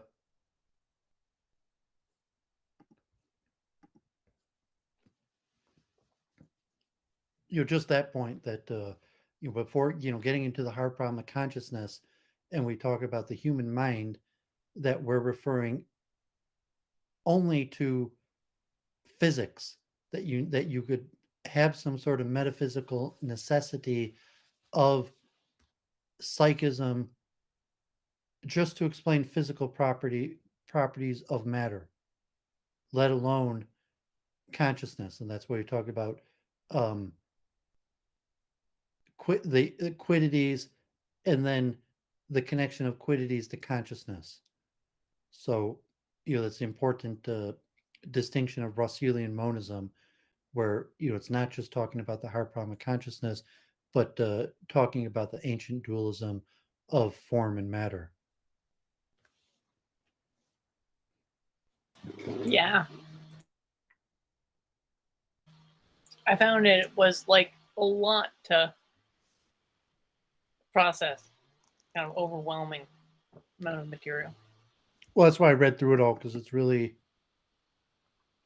necessary backdrop to make advancements in what I'm we're not trying to sure I do. see why. Well, it's just your due diligence if you want to publish a paper. My due diligence before I write on these topics of the historical overview, or where the ideas fit in the canon of what has been canonized academically.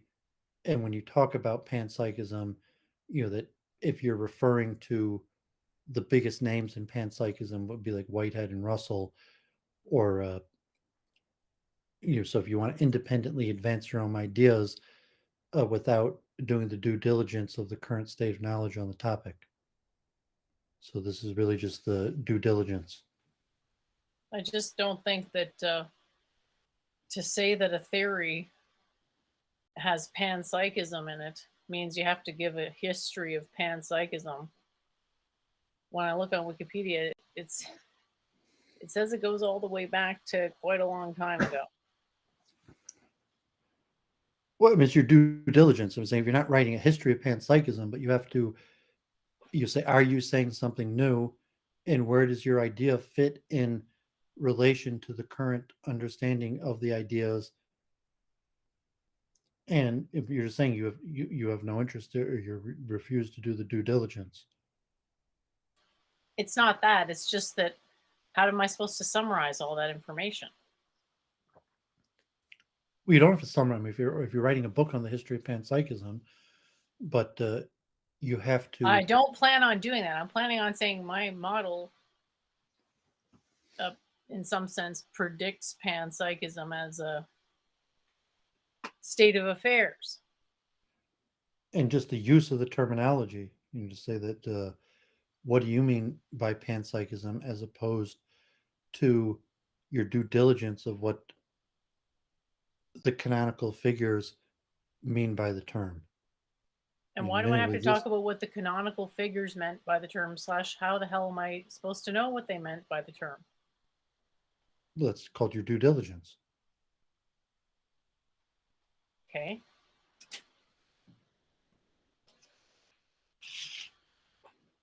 Kind of weird.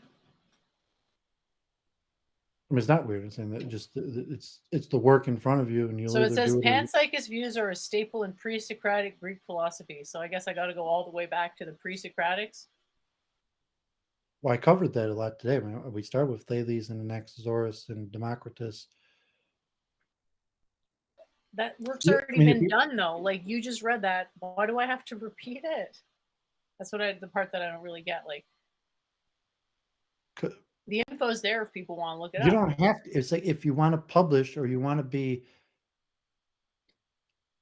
we'll call accurate, you have to clearly be able to express what is unique about your idea. What are you saying, and how that fits in the current state of knowledge? And that's your due diligence. What is the current state of knowledge? So you don't have to write. I mean, to some extent, to write on panpsychism, you do have to write a little bit on the history of panpsychism, but your main due diligence is what is the existing knowledge on the topic, and where does what you're saying and your idea fit in with the existing knowledge on the topic? That's your due diligence. And so, I mean, if you're BSing, like maybe you have nothing new, and all you're doing is saying things that other people have said. So that's your due diligence to say, here's what the current state of knowledge, here's what the big names have said, and here's what I'm saying. And so, if you just want to be like, well, here's what I'm saying, then I mean, you could do that, but it won't be it won't be publishable because you didn't do your homework enough. You didn't do the due diligence of researching the current state of knowledge on the topic. The fact is, whether what I'm saying's been said or not, no one's come to my conclusions. You don't know that unless you've done your due diligence. Well, I would know because they would be theories already. Well, I was saying you don't know that until you've done your due diligence. Well, first of all, my due diligence is in physics. So why do I need to have due diligence in philosophy when it's got nothing of value? If you want to publish or you want to be accepted in the academy, you have to do your due diligence. If you don't do it, you won't be. So if you just want to ramble, you just want to stream, you want to talk to uneducated people or build up your own following, you go ahead. You could you could ramble on street corners.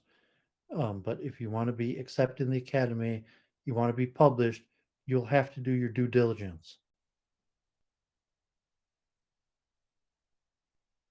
And so if you just said straight up, I'm not going to do it, that would be fine.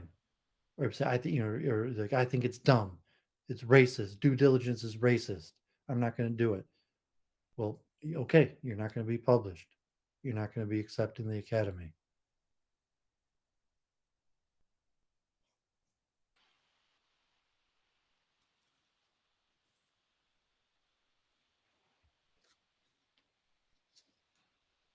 What you're talking about is a huge undertaking.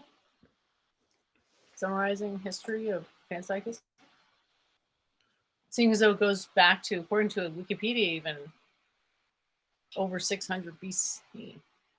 Well, even to just justify your claim that you don't, I mean, you The can't whole even point admit, of the you can't explanation even is that admit that you don't know whether you're saying anything unique or new.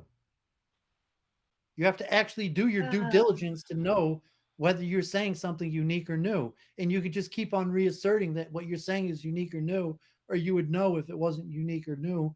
But like, no, unless you do your due diligence, you cannot satisfy that what you're saying is unique or new. I guess all the Western philosophers have that problem too, don't they? So how far you have to go back? To satisfy that what you're saying is unique and new? I'm just shocked you think I'd give this much of a shit about No, I don't fitting think you into do. a That's why you're paradigm never going to be that published. That's will why you're never never ever going to accept me. accomplish anything mainstream. Well, But you seem unfortunately, to no, I fail don't think to you give that much. understand that I give that much of a shit. That's there's why I no do this work. interest whatsoever at the level you're suggesting in anything from resembling panpsychism, and hasn't been for a long time. So why would I think that my work would be caused to deviate from that? Would say you're not going to do it. Fine. I mean, you got to put it like, I'm not going to do it, and it's stupid. Like, so. No, I think fine, it may be worth whatever. something. I just have trouble understanding where to start, and at this point, I'm focused on how to present the ideas themselves, not a historical review of other people who have not understood ideas.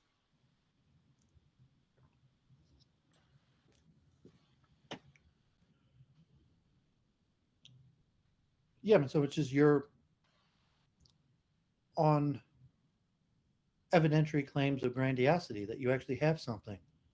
Just like you're just a person interested in the topic, you have some thoughts, but you have some sort of like claim of grandiosity, like you're onto something. You have something big, you have something new and unique. Um, and so maybe you do, maybe you don't.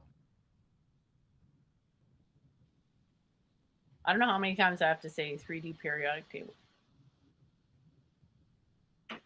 Well, I mean, that's something. I mean, I looked at it and saying, It's evidence in support of dependent arising of dimensionality, which is evidence in support of dependent arising itself, which is evidence against you haven't the null demonstrated why that's hypothesis and a evident. bunch of things.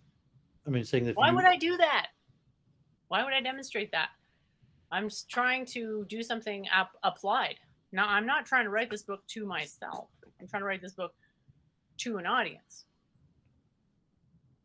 well, I'm not even sure whether you're trying to do anything. I mean, it was just you like talking or, I'm saying, if, you know, you actually have goal directed behavior, and then you make, you like I was saying a few months ago, of making tangible progress towards that goal.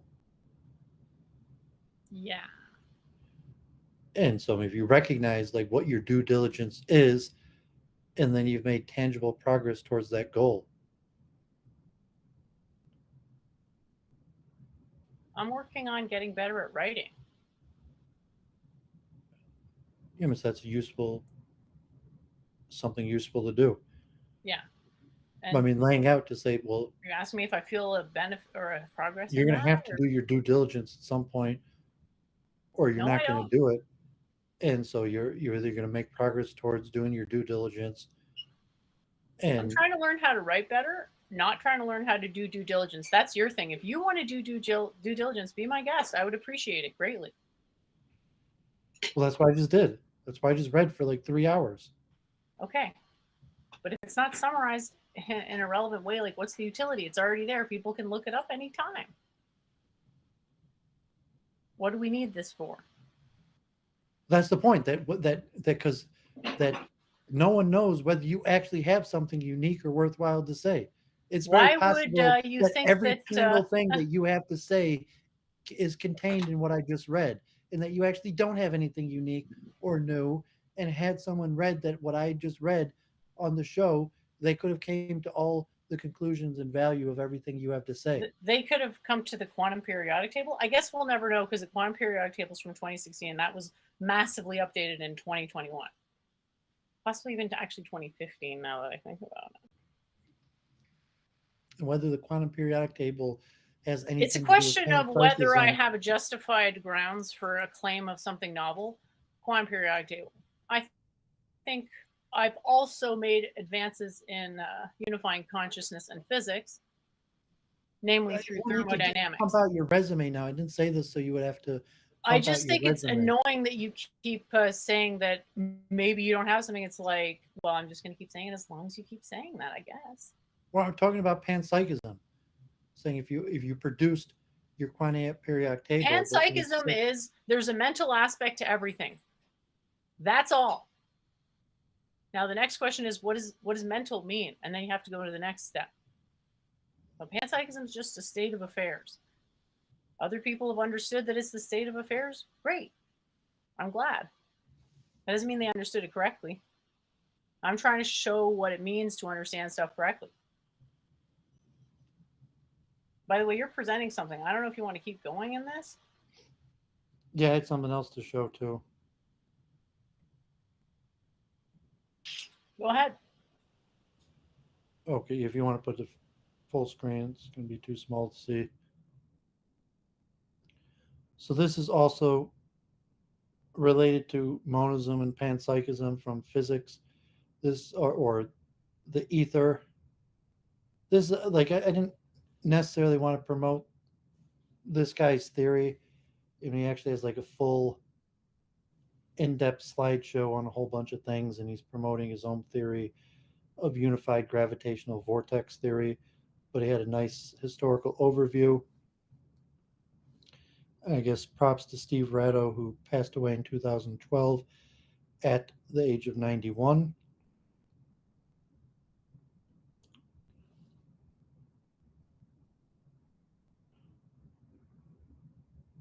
So this guy has what he proposes is a theory of everything. Um, but he does a nice overview.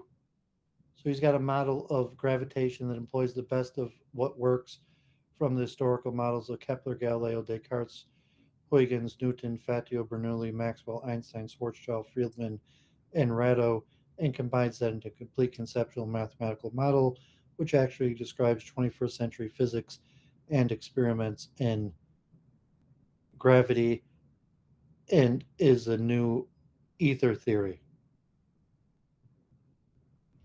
So he goes all the way back to Moses, and Moses proposed the universe there is a firmament or some sort of ether, at least in the Bible, of some sort of ether, the concept of a firmament. Um, Kepler, the laws of elliptical planetary motion.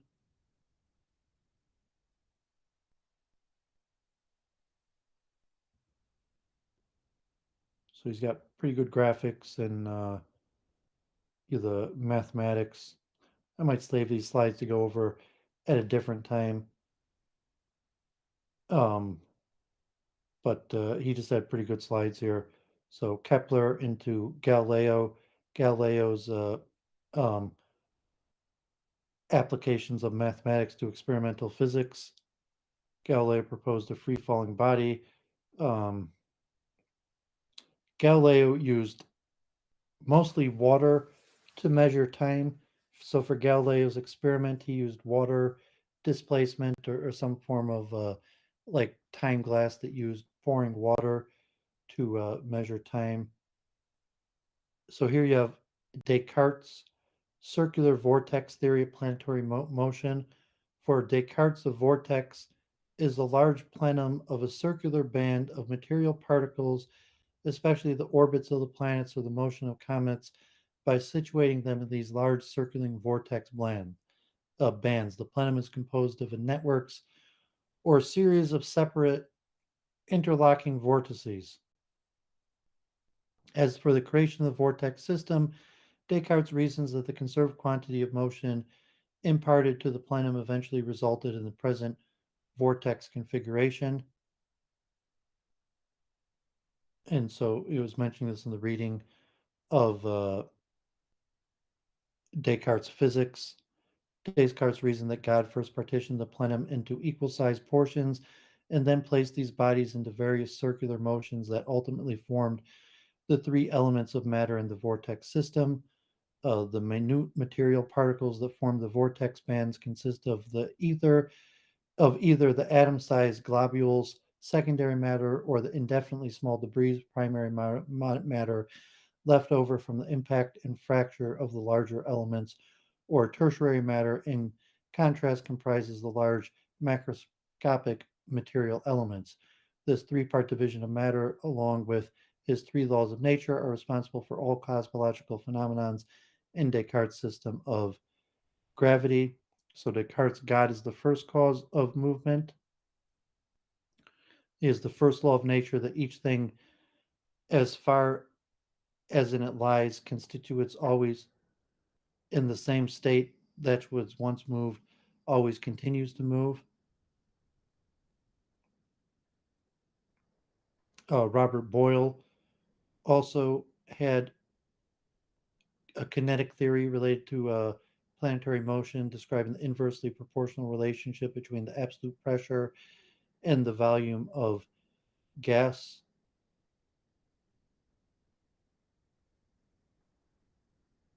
Hooke,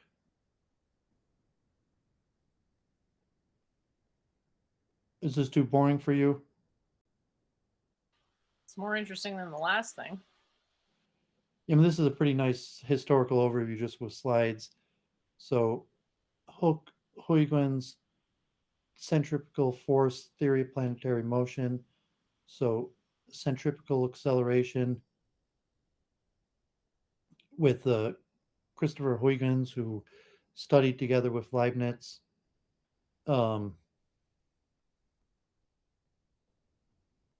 Huygens proved Descartes' third law of motion from the elastical collisions of two bodies was wrong and formulated the correct laws, centripetal force law.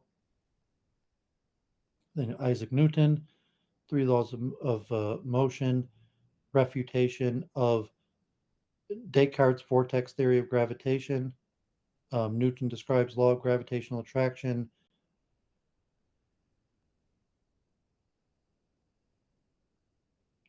The laws of motion.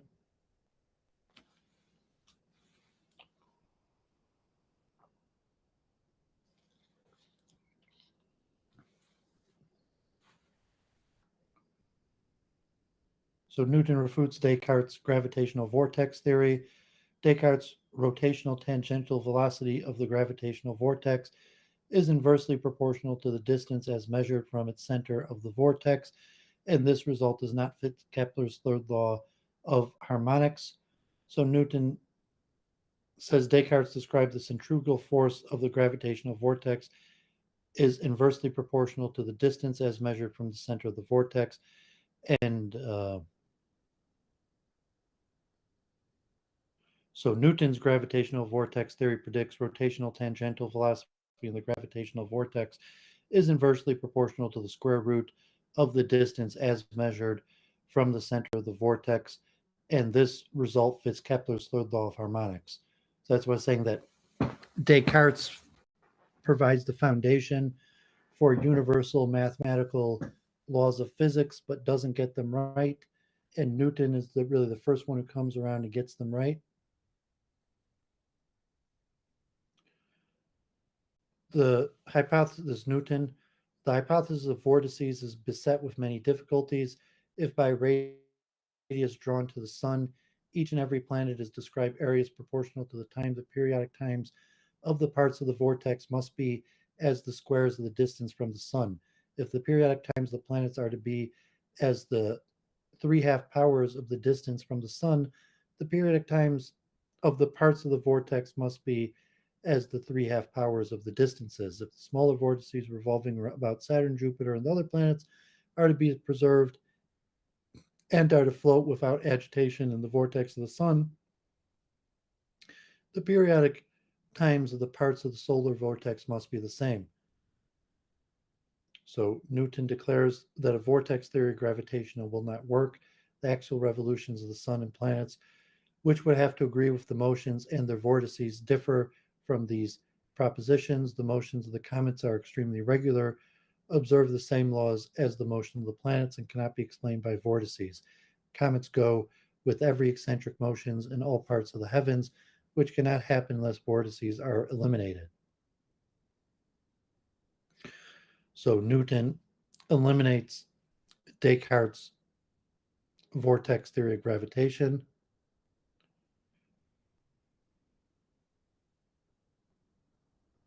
And proposes his universal gravitation.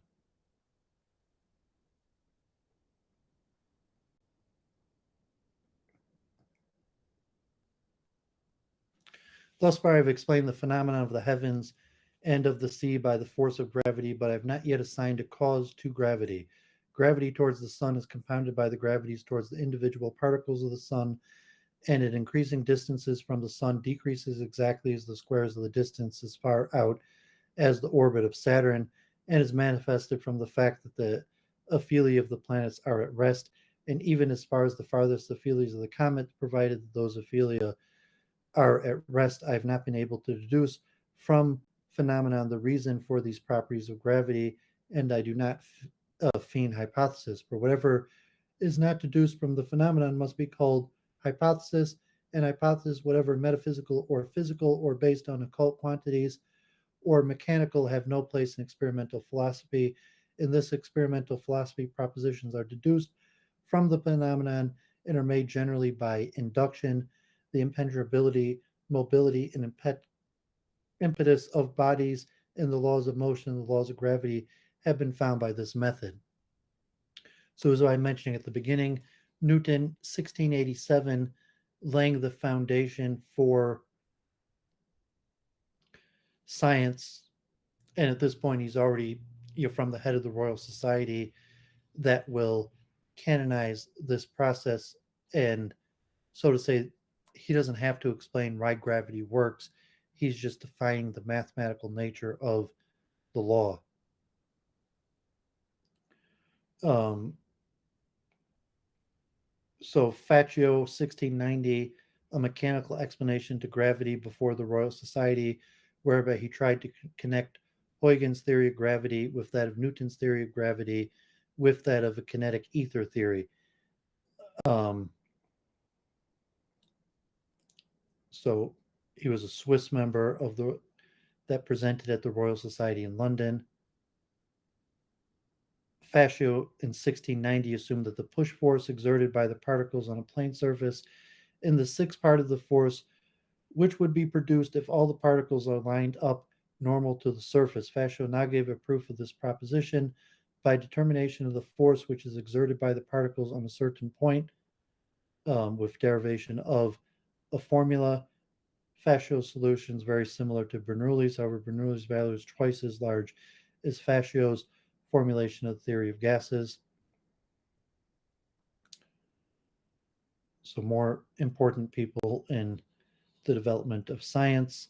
So here you have Daniel Bernoulli was mentioning the pressure volume relationship to work. Bernoulli proposed that a flowing ideal fluid, the sum of the forces of the static pressure due to the random motion of the atoms plus the dynamic pressure due to the motion of the fluid is constant. Bernoulli published that a moving fluid exchanges its kinetic energy for pressure. In all the forms, the principle of the conservation of energy applies to fluids in motion. Bernoulli proved by experiment and mathematics that for a closed and conserved system, as the velocity of fluid increases, its static pressure decreases, and vice versa. And George Lassalle, the kinetic theory of gravitation, proposed that any two material bodies particularly shield each other from the impinging corpuscles, resulting in a net imbalance in the pressure exerted by the impacting corpuscles of the body, tending to drive the bodies together gravitationally. Lesage called the gravitational particles ultramundane corpuscles before he supposed them to originate beyond our known universe. The distribution of the ultramundane flux is isotropic, and the law of its propagation is very similar to that of light. The sage argued that no gravitational force would arise if the matter particles collisions are perfectly elastic, and that the particles and the basic constituents of matter are absolutely hard, and asserted that this implies a complicated form of interaction completely inelastic in the direction normal to the surface of the ordinary matter and perfectly elastic in the direction tangential to the surface. To avoid inelastic collisions between the particles, the sage proposed the diameter is very small relative to the mutual distance. So that's similar to some of the opposition to what Leibniz was saying. So, Maxwell electromagnetic vortices through planetary motion. Maxwell found great difficulty in conceiving of the existence of vortices in a medium side by side, revolving in the same direction about parallel axis.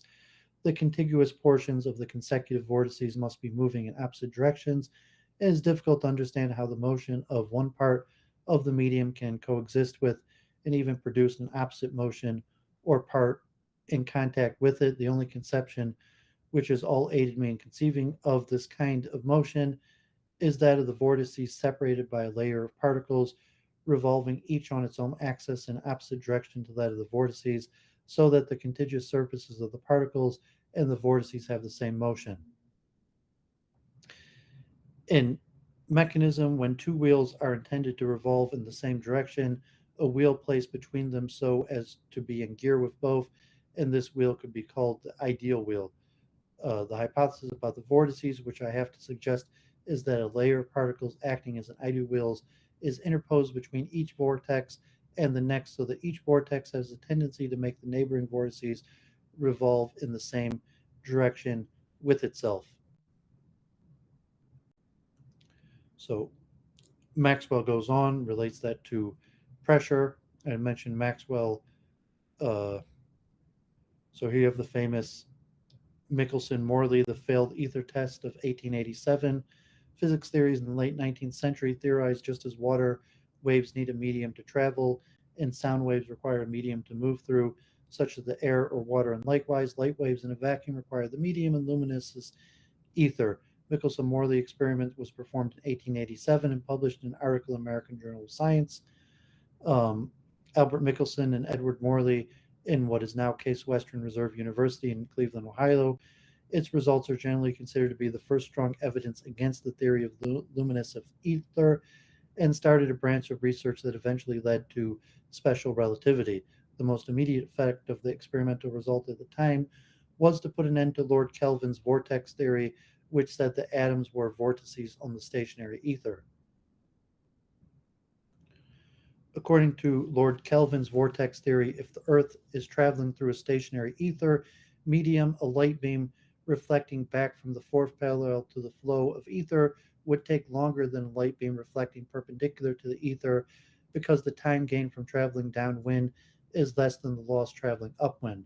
The null result would be a delay in one of the light beams that could be detected when the beams were recombined through interference. Any slight change in the space in the spent time of the light beam would then be observed as a shift in the positions of the interference fringes.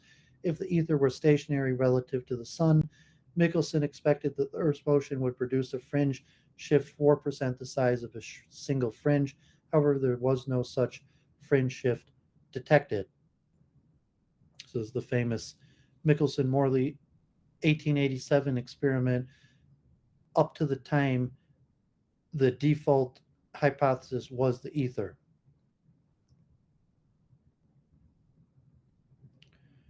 Albert Einstein, space-time geometric theory of planetary motion. General relativity is a theory of gravitation that was developed by Einstein between 1907 and 15. According to general relativity, the observed gravitational attraction between masses results from their warping of space and time, in which gravitational interaction is mediated by a deformation of space-time geometry. Einstein posited that in the presence of matter, space and time becomes non-Euclidean, and matter warps the geometry of space-time, and these effects are, as with electric and magnetic fields, propagated at the speed of light. In Einstein's theory of gravity, matter acts upon space-time geometry, deforming it, and space-time geometry acts upon matter. So here's the comparison of Einstein and Newton's gravitational theory. Newton's theory of gravity provided no identifying mediator of gravitational interaction. Newtonian's gravitation is described when the mass distribution of system changes.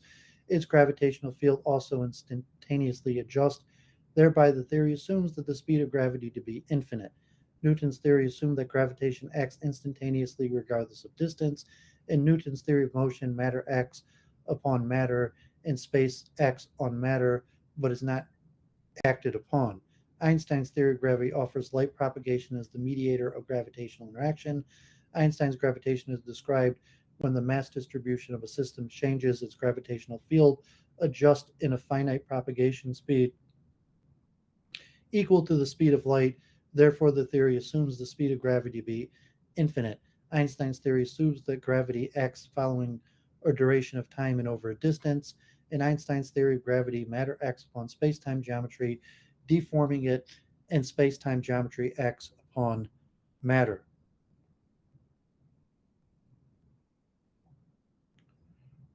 Some of the formulas. Carl Schwarzschild, black hole theory of planetary motion. Schwarzschild is best known for providing the first exact solution to the Einstein field equations of general relativity for the limited case of a single spherical non-rotating mass, which he accomplished in 1915, the same year that Einstein first introduced general relativity. Einstein was pleasantly surprised to learn that the field equation yielded exact solutions. In 1916, Einstein wrote to Schwarzschild on the result, "I've read your paper with the utmost interest. I have not expected that one could formulate the exact solution of the problem in such a simple way. I liked very much your mathematical treatment of the subject." Schwarzschild solution, which makes use of Schwarzschild coordinates and the Schwarzschild metric, leads to the well-known Schwarzschild radius, which is the size of the event horizon on a non-rotating black hole. Schwarzschild's spherically symmetric solution contains a coordinate singularity on a surface of the black hole event horizon. In Schwarzschild coordinates, when considering that space and time expands, there is a mathematical singularity that lies on the sphere of a particular radius called the Schwarzschild radius. And Alexander Friedmann, the homogeneous and isotropic theory of the universe. 1924, Friedmann published a set of equations in physical cosmology that govern the expansion of space-time in homogeneous and isotropic models of the universe within the context of general relativity. The Friedmann equations were derived from Einstein's field of equations of gravitation and could be solved exactly in the presence of a perfect fluid with equation of state with a certain mass density and pressure. The Friedmann equations start with the simplifying assumption that the universe is spatially homogeneous and isotropic. Friedmann modified Einstein's equations to relate to the evolution of scale factor related to the pressure and energy of the matter in the universe. Friedmann equations are derived by inserting the metric for a homogeneous and isotropic universe into Einstein's field equations for a fluid with a given density and pressure. There are two independent Friedmann equations for modeling a homogeneous, isotropic, and expanding universe: the universal uniform motion of the universe equation and the non-uniform accelerated motion in the universe equation. Stephen Ratto, um, Aether kinematic vortex theory, planetary motion. Aetherokinematics renders an alternate mechanical solution for the polarization of light and reinstates Maxwell's gaseous pressure model of ether. Aetherokinetics resumes the original task of exploring all action and distance forces as fluid dynamical behaviors of the all-pervading ether. In aetherokinematics, ether is taken as an all-pervading gas at an ultramicroscopic order of magnitude. The constituents of the medium, the etherons, are in constant random motion with perfectly elastic collisions, analogous to the atom of an ideal gas. The system obeys the simple laws of kinetic theory of gases. Rito states that Newton also left open the question regarding the origins of the rotation of gravitational systems. Ratto states, in the general theory of relativity, Einstein attempted to eliminate the Newtonian concept of force altogether by postulating that it is the geometric nature of space to curve around a massive object. Ratto states the curvature of space is supposed to be responsible for the elliptical orbital motion of the planets. And Einstein also leaves the mystery unsolved regarding the initial rotation of gravitational systems. So aetherokinetics explains Galileo's principle, Huygens' centrifugal acceleration, Kepler's laws of planetary motion, Newton's gravitational attraction, and the origins of rotational gravitation using a single fluid dynamic theory of ethereal sink vortex. So do you want to hear about this guy, Ratto's theory? Uh, Not particularly. Okay. Yeah, I mean, he had interesting slides for the history up to there. And obviously he made it because he was advancing his own theory. And Ratto, he's building off of Ratto, um, and he's proposing the reinstitution of an ether. But I should be interested in an ether model. I'm just so tired of hearing about ether models. Huh. And always having the same errors in them. So, yeah, I mean, not that many slides, so go ahead, I guess. why are you flip through them? I mean, this actually, in some of these are repeat, but they'll talk about uh, due diligence that It's a that this completely guy for different his theory paradigm. did his historical. So the gravitational vortex motion mechanics is described by three independent directional dimensions of motion: radial, tangential, orthogonal.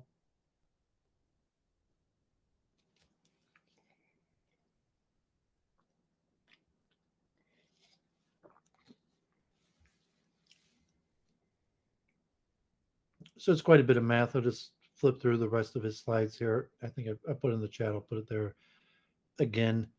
Um, but just some of the interesting things out there. But I wanted to go through because he went through kind of the long history of the ether and physics in relation to panpsychism, and there's a monism and panpsychism has a level where it's talking about the heart problem of consciousness, but there's also a level of monism and panpsychism that could be philosophically and metaphysically necessary just to explain the laws of physics.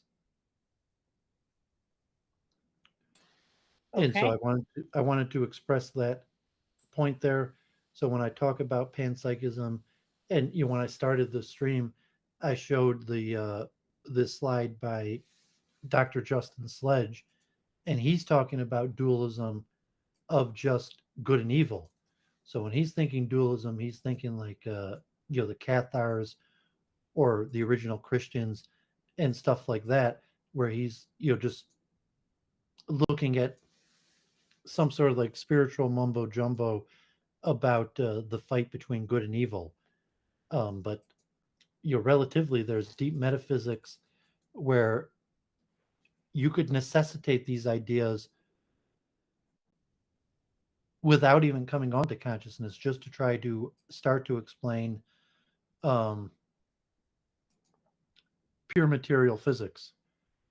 And so I'm going to keep on doing my research. Like I said, like I've been reading a bunch of books, and I was down to like 200 books, and then over the last 2 weeks, I just downloaded another 200 books, and you see all these tabs. I got um, a book, Energy, Force, and Matter: The Conceptual Development of 19th Century Physics. I'm still in the middle of Cooper Smith's History of Energy, another one of Euler as physicist, and Euler's role in the history of physics. Um, another book here, The Development of Newtonian Calculus in Britain, 17 to 1800, Philosophy of Physics, Space and Time, Space, Number, and Geometry from Helmholtz to Cassirer, Cartesian Spacetime, Descartes' Physics and the Relational Theory of Space and Motion, A Brief Illustrated History of Machines and Mechanisms, Understanding Spacetime, The Philosophical Development of Physics from Newton to Einstein, Mind and Reality, The Space-Time Window, Scientific Method, a Historical and Philosophical Introduction, Mathematics and the Laws of Nature, Developing the Language of Science, Philosophy, God and Motion, Cohesion, a Scientific History of Intermolecular Forces, Reading the Principia, the Debate on Newtonian's Mathematical Methods of Natural Philosophy from 1687 to 1736, Soul and Mind in Greek Thought, Psychological Issues in Plato and Aristotle, A Science of Operation, Machines, Logic, and the Invention of Programming, Death and Immortality in Late Neoplatonism, Iamblichus and the Foundation of Late Platonism, Science and Metaphysics, Exploring the Metaphysics of Properties and Laws, Mechanistic Images in Geometric Form, Heinrich Hertz Principles of Mechanics, Mind, Body, Stage, Passion, and Interaction in the Cartesian Theater, Descartes' Metaphysical Physics, Essays on the Philosophy of Science in René Descartes, For the Love of Physics, From the End of the Rainbow to the Edge of Time, A Journey Through the Wonders of Physics. And this is actually Walter Lewin, the MIT professor. I've watched his courses. They're on MIT Open Courses, YouTube. Here's this book Jennifer recommended. I got a copy, Text of Ayurveda, History and Philosophy of Ayurveda. Introduction to the History of Computing. David Hilbert and the Axiomatization of Physics, 1898 to 1918. Continuum Mechanics through the 18th and 19th centuries, Historical Perspectives. And The Language of Physics, the Calculus and Development of Theoretical Physics in Europe, 1750 to 1914. So I got like 20 books that I'm, already have open. So I'm really pounding through a lot of research.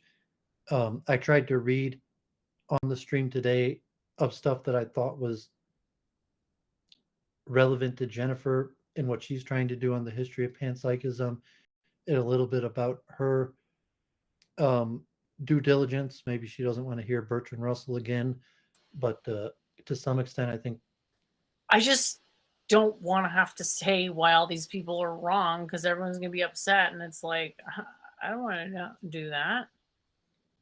well, I mean, you're not understanding. You're not there to assess the truth value. I thought the point was to assert the history and then I say, well, this is wrong and then here's what's right. No, I mean, those people have already established themselves. You're not going to write your assessment of whether they're right or wrong.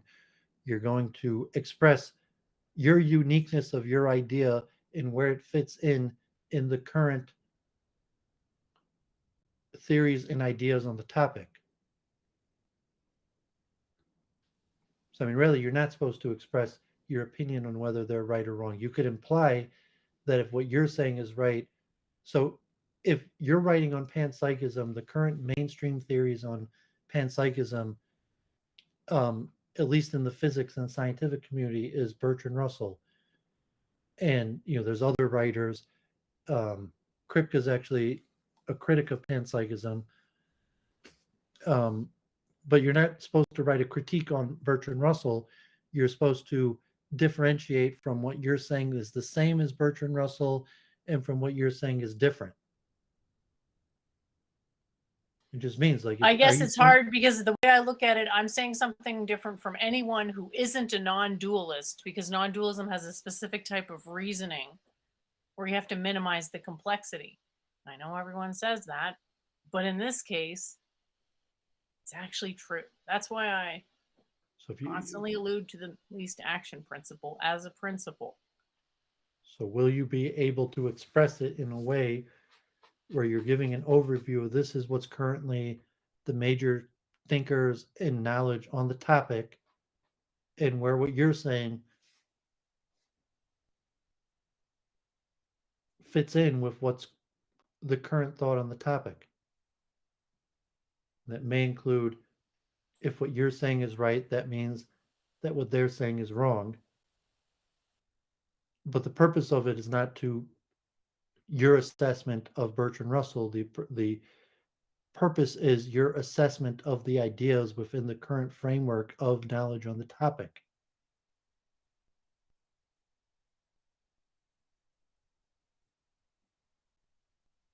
And if I don't think there is a current framework of knowledge on the topic, because what you said just sounds like a bunch of definitions. Like, how many different types of Russellian monism were there?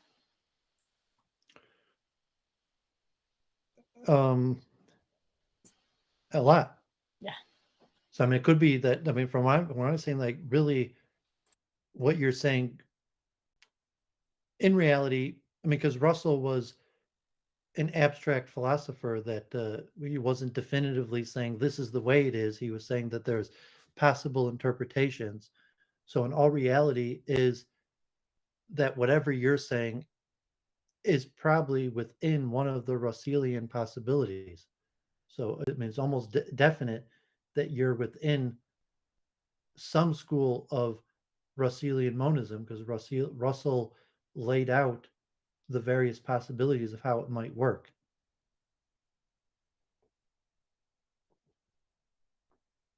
Okay. Does it And so follow I that have to means subscribe to within one your, of these schools now? well, almost definitionally, that you're probably within one of those schools. And if you're not within Well, any I of would them, have no reason to think they would line up on the basis of non-dualism. Russell was not a non-dualist. yeah, but so you And have to he's, clearly you know, define, because he by didn't his use own that, admission, he's a monist. he didn't use that terminology Okay. in saying that to some extent you have to clarify what the difference between monism and non-dualism. And if you're trying to make comprehensible your idea to the academic audience, then you have to say, well, I'm closest to this. If you say Russellian monist cosmic panprotopsychism, that's probably the closest classification to your school, where you're a cosmic panprotopsychist. Not And a if you're, cosmic panpsychist? well, I mean, possibly you have to, I mean, if you're going to do the due diligence, then you have to probably explain yourself within Russellian terms. And you could say why you either, and if you can't explain yourself within Russellian terms, then you have to explain why you can't. I can't just ignore him. Um, I mean, I'm probably coming not. at this from physics. I mean, not if you want to be published, not if you want to be you're the rigorous I academic don't process. think my ideas will be published no matter how rigorously I write them. And I even don't know how terms many of times I have you're to say using this. you're Holy using shit. you're using terminology that has already been well defined. So if you're just going to come You're in talking and about panpsychism.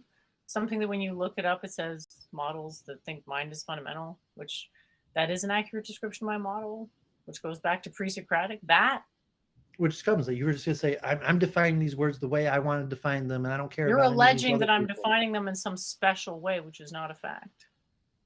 Why don't I mean it's not unclear what you're doing at all, and even just your resistance to using Putting Russell out some as some sort ideas of that will help people to approach guidepost. philosophy as lay people / explaining how to do physics in an ethical way in accordance with consciousness.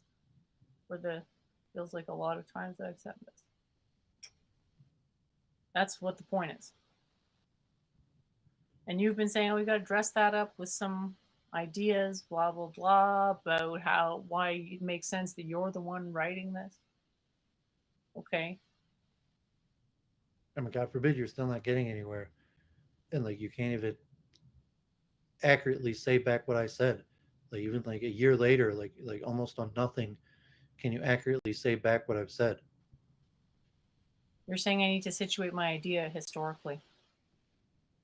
I mean, even just like why do you have Is to? that is that what you're saying or not? You're saying I have to do a historical review. Yeah. So why did you have to inaccurately say what I said? What was inaccurate exactly? Well, I mean, you corrected yourself, but for some reason, I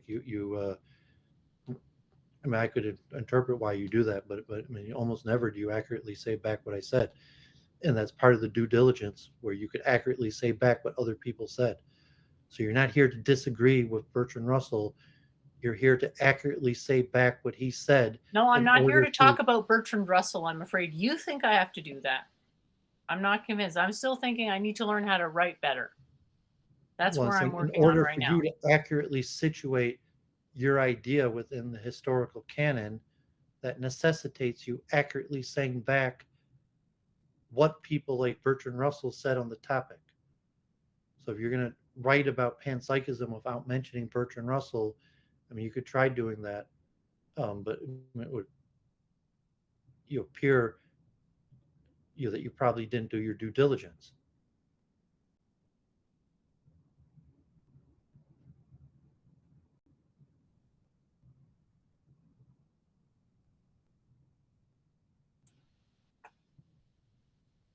Yeah, Anders Doooovid was talking about Whitehead as well.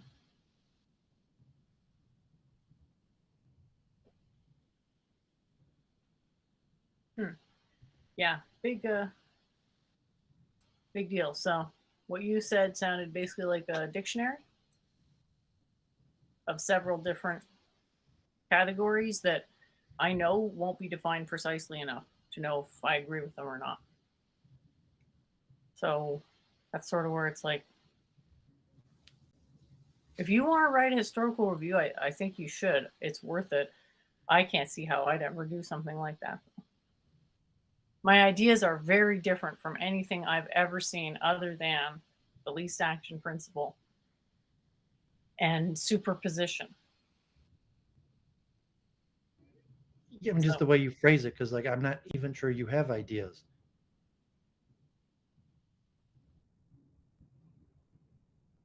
I mean, you just claim that you have you keep ideas. coming to that. Well, I mean, why should I? You Why want should to I keep believe going in you? circles with arbitrary goalpost Why should I shifting believe you standards of proof. that you have ideas on these topics?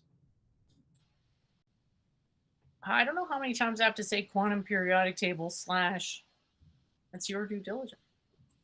Because you have a quantum periodic table, therefore I should assume that you have useful ideas on panpsychism.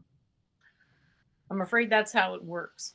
That's all you You got. should be What saying, how do you derive quantum periodic consciousness table from is? the quantum periodic table? But If I instead, agree with it's you, quantum prove it periodic to table me is on something a unique and quagmire useful. of shifting, impossible to meet goalposts, which I'm going to say presuppose your own conclusion.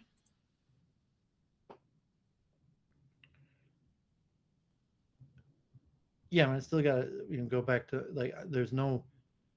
I mean, besides like okay, like trying to have faith if you judge you favorably, there's no reasonable reason why I should assume that you actually have any unique, useful ideas on panpsychism.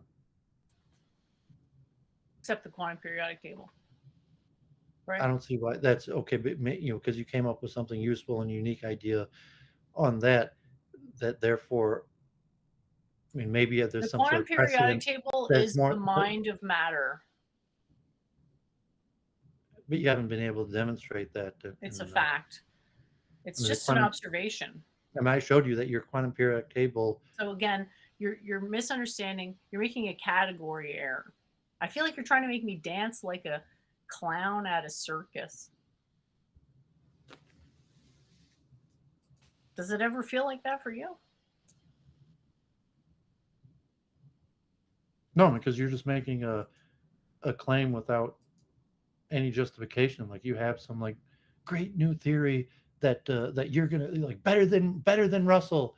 Jennifer understands panpsychism better than Russell, Why would and you think Russell understands panpsychism? well, and because he's one of the biggest names, he's one of the most recognized name expert on the Okay, topic. so So I mean, what? I might look at him like I'm not like a fan of Russell, but I have no reason to think that you have any special insight on panpsychism. And saying just because, I mean, even if I agree that there was something great about your discovery of the quantum periodic table, that therefore, like, I should expect you to have some special insight on panpsychism. I mean, especially that you can't articulate any connection between the two. And I'd say it's even worse. Like if you're, I mean, if you weren't so fantastical on your claims, where if it's just like, so I mean, here you are, you're attacking Russell, you're attacking I everybody didn't else, attack Russell. You and and insisted and, on and then bringing him up. and you And the have this reason like I didn't claim want to that bring like him up you is have because it's something going to be great, misconstrued what I but say so as great a you quote, can't an even express attack. anything Ooh, useful the about the truth is an topic you make. attack. Ooh, no wonder I don't want to talk about this stuff. There's no upshot. You're the one always going on about value proposition. What's value proposition for me? Talking about this stuff. Well, I'm saying that if your claim that you actually have some great theory that for whatever reason, like you just don't want to share because like there's no value proposition to your sharing, and like just believe you that you understand this Again, better you're than everybody misconstruing what in I the world, said. better than Russell, better You're than everybody. misconstruing what I But said. The value there's no proposition reason is you should even share it with me. what's the value proposition to acknowledge Russell is what I've asked. So I don't know why you feel so in such a weak position to have to misconstrue what I said to that degree. Because that's what it sounds like you're saying, and especially that's like your due diligence is to place whatever it is you think you're saying in the current state of knowledge on the idea. So Russell is one of the canonical figures in panpsychism and monism. That Russell would probably be one of the key figures you would have to place your idea within the conceptual framework. You haven't answered why. Because I said that's the due diligence. Yeah, you can keep That's saying that's that, the but it doesn't canonical really explain method what it doesn't explain of. what you mean because I still need the value proposition. You can keep barking due diligence. It changes nothing. Well, there's no value proposition. It's saying that's just the accepted standard method of writing scientific papers.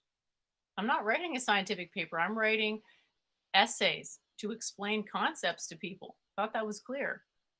That's my whole point of working on the long form writing is to get better at writing through writing. So that's what I've been working on. I don't want to discourage you, but I would say, okay, like I'll believe it when I see it.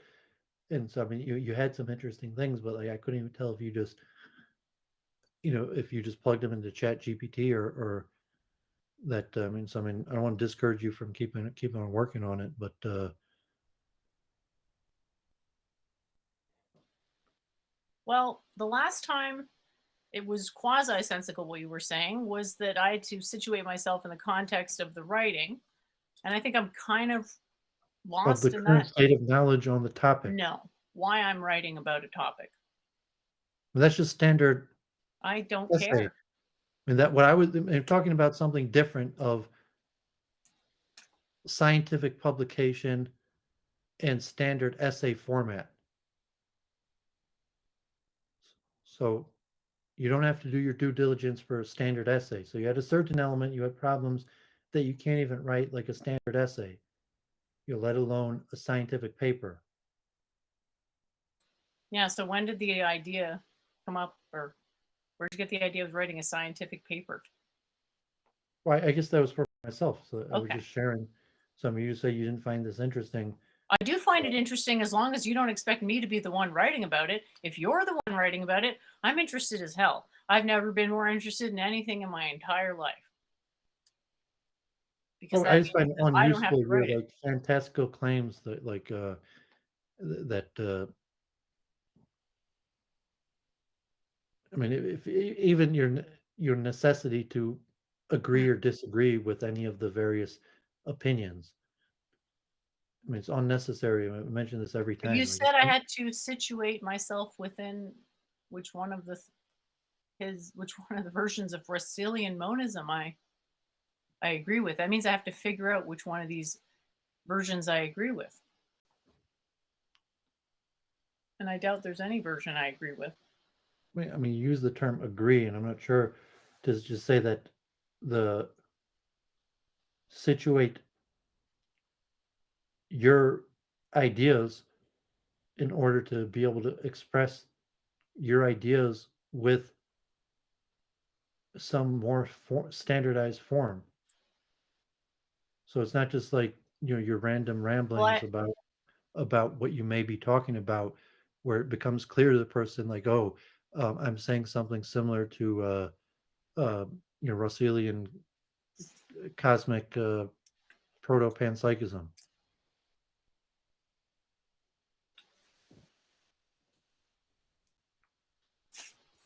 And then to differentiate where and why you're saying something different, but at least you put yourself in some understandable uh the problem is I don't really see myself as a monist.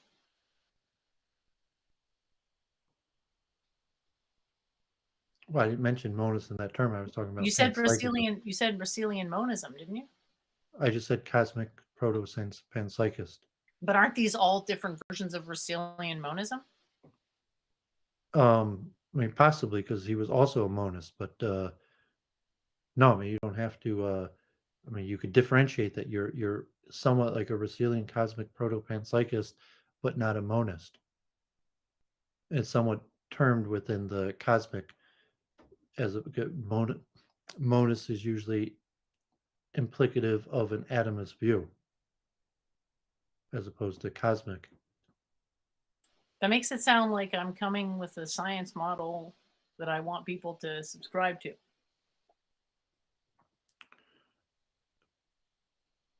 I mean, I think it just make yourself sound intelligible and understandable to other people by putting a perspective of how your idea is like similar to better known ideas on the topic.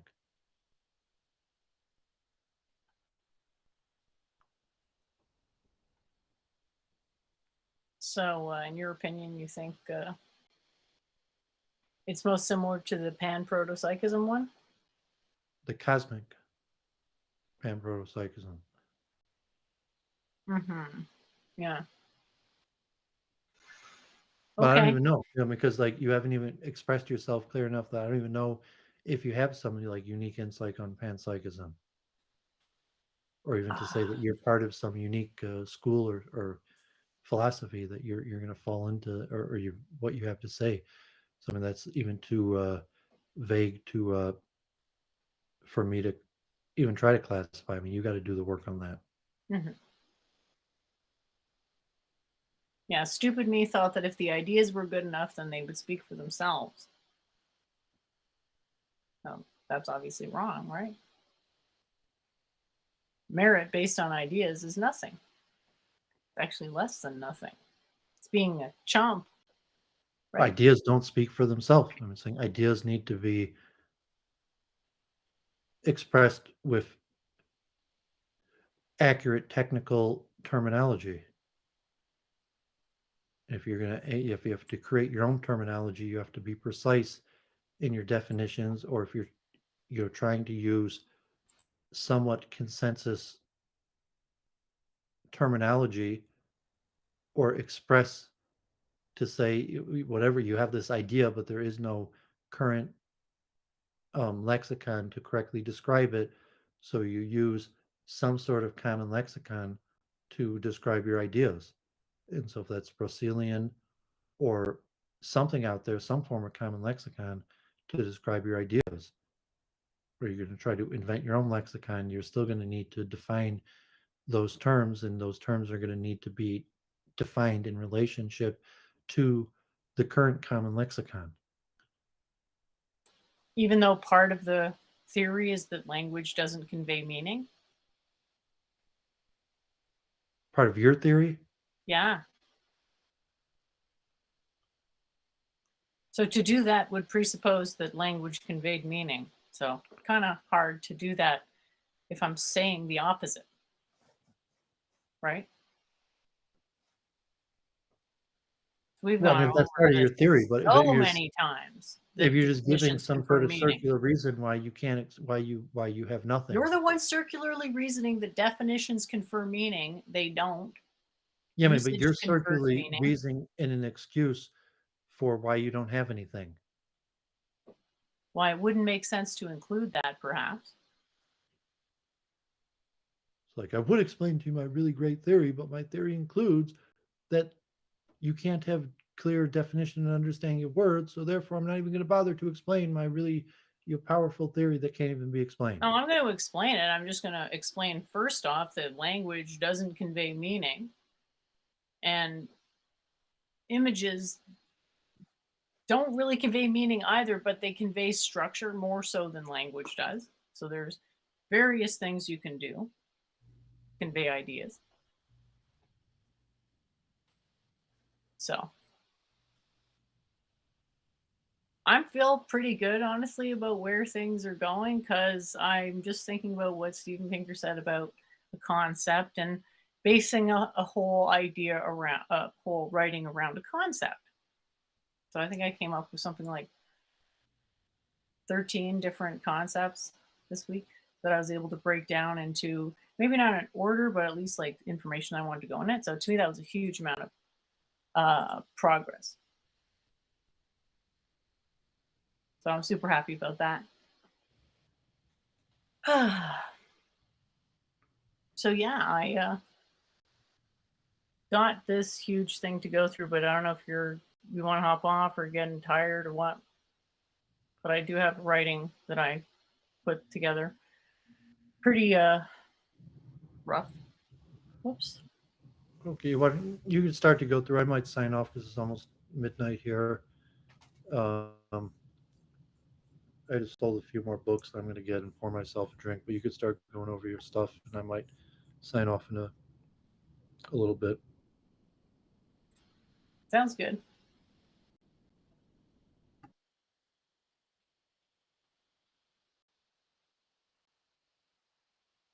So I had a convo this week that literally went nowhere.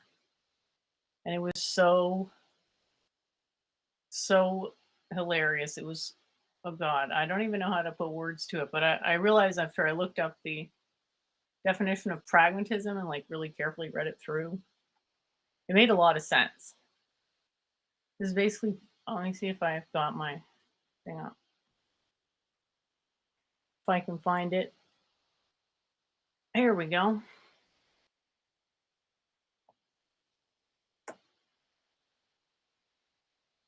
So I don't know if Doovid's coming back to hang out or signing off or what, but you're more than welcome to hang out.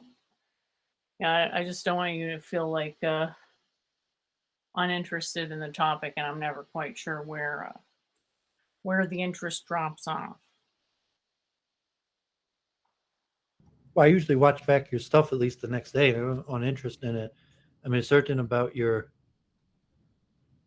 I mean, if you make like preposterous claims or yeah, I find myself uninterested. But if you're trying to express your ideas, like I try to at least watch it back the next day or try to understand what you're saying. Thanks. Appreciate it.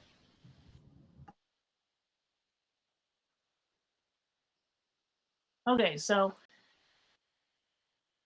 I just took I just find it really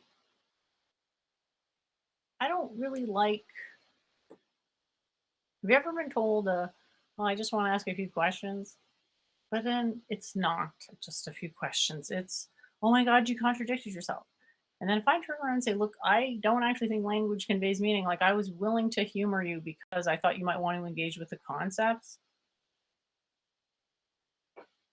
Has anyone actually conceded the point that if language doesn't convey meaning, they're moronic, "I tricked you into contradicting yourself, ha ha," bullshit from what I feel and what I'm sure you would feel if you're in my position is dishonest line of questioning because it's basically like mining for flaws or quote contradictions. But if there's no meaning in language, then contradictions also don't mean anything in language. Contradictions mean something though. What do they mean something in? Well, if there was some sense in which they could mean something, it might be physics. You might be able to say, well, this is less a contradiction, more a contradiction based on its accordance with some physics laws, right? So always hard to say. So just really felt like the conversation was all about scoring points. And then I was like, you want to score points? Fine. I'm not going to let you score any points. Like when someone's good faith versus bad faith, to some extent, you don't control how other people see you. And if someone thinks that Socratic method is bad faith, then that's just what you have to deal with. Be happy they were willing to tell you, and hopefully don't go in a direction of saying stuff that makes them not want to tell you how they feel.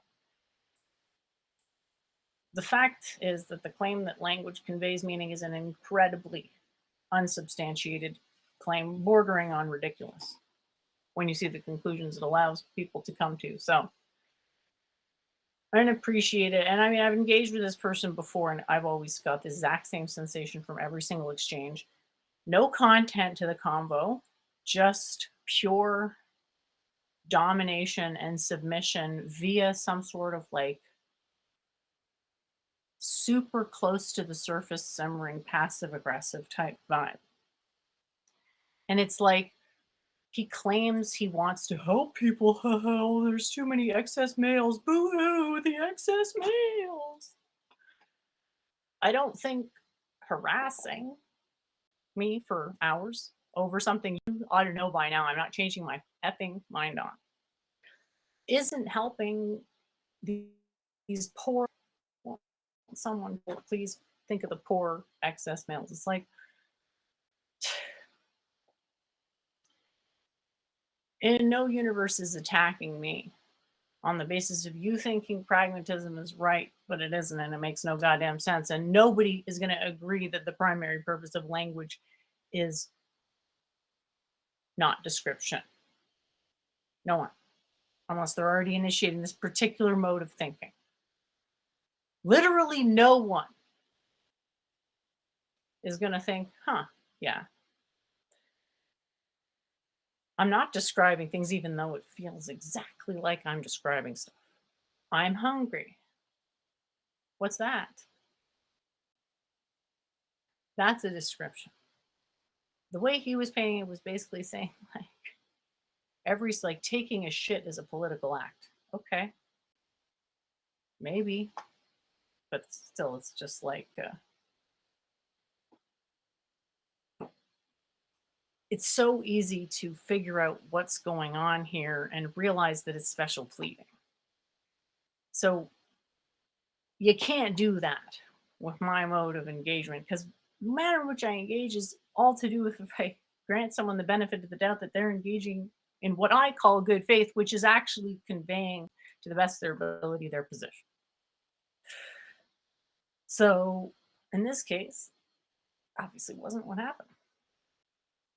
But I still think there was utility in just seeing, what was going on out there. but it was definitely tighter rhetoric. So we're talking even stronger emotional appeals here. We're talking, it felt like I was being stabbed in the heart. Okay.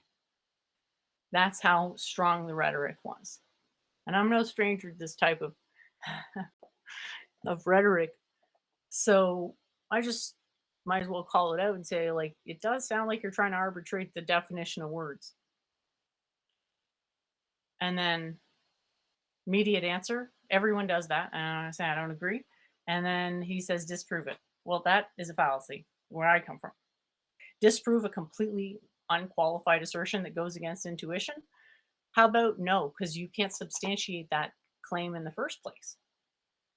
Because I've had enough experience with language and with people to know that it's not language per se that uh, arbitrates definitions. It's not even usage, really. It's something else. It's concepts. So to come at an exchange with a presupposition that this is just normal, it sort of reminds me of the active inference. It's like active, most of consciousness feels pretty dang passive to me. Inference, inference isn't the only thing consciousness does. So, and slash, it's not really accurate description either. So I don't see what the point of engaging is if all you're doing is repeating a definition. I didn't ask to hear about your political affiliation. I don't care. I like to talk about a concept. You don't have a concept except that for whatever reason, based on my previous models of people, you're trying to farm guilt for me. Well, guess what? I don't have a propensity towards an addiction to guilt. I do have a very good memory, though, and a low appreciation for that attempt. I don't think it's true that most people are trying to arbitrate the definitions of words. In fact, I feel Doovid has an aversion to the notion of arbitrating the definitions of words. That's basically, correct me if I'm wrong, but I feel like you feel it's beyond any single person's purview to do that.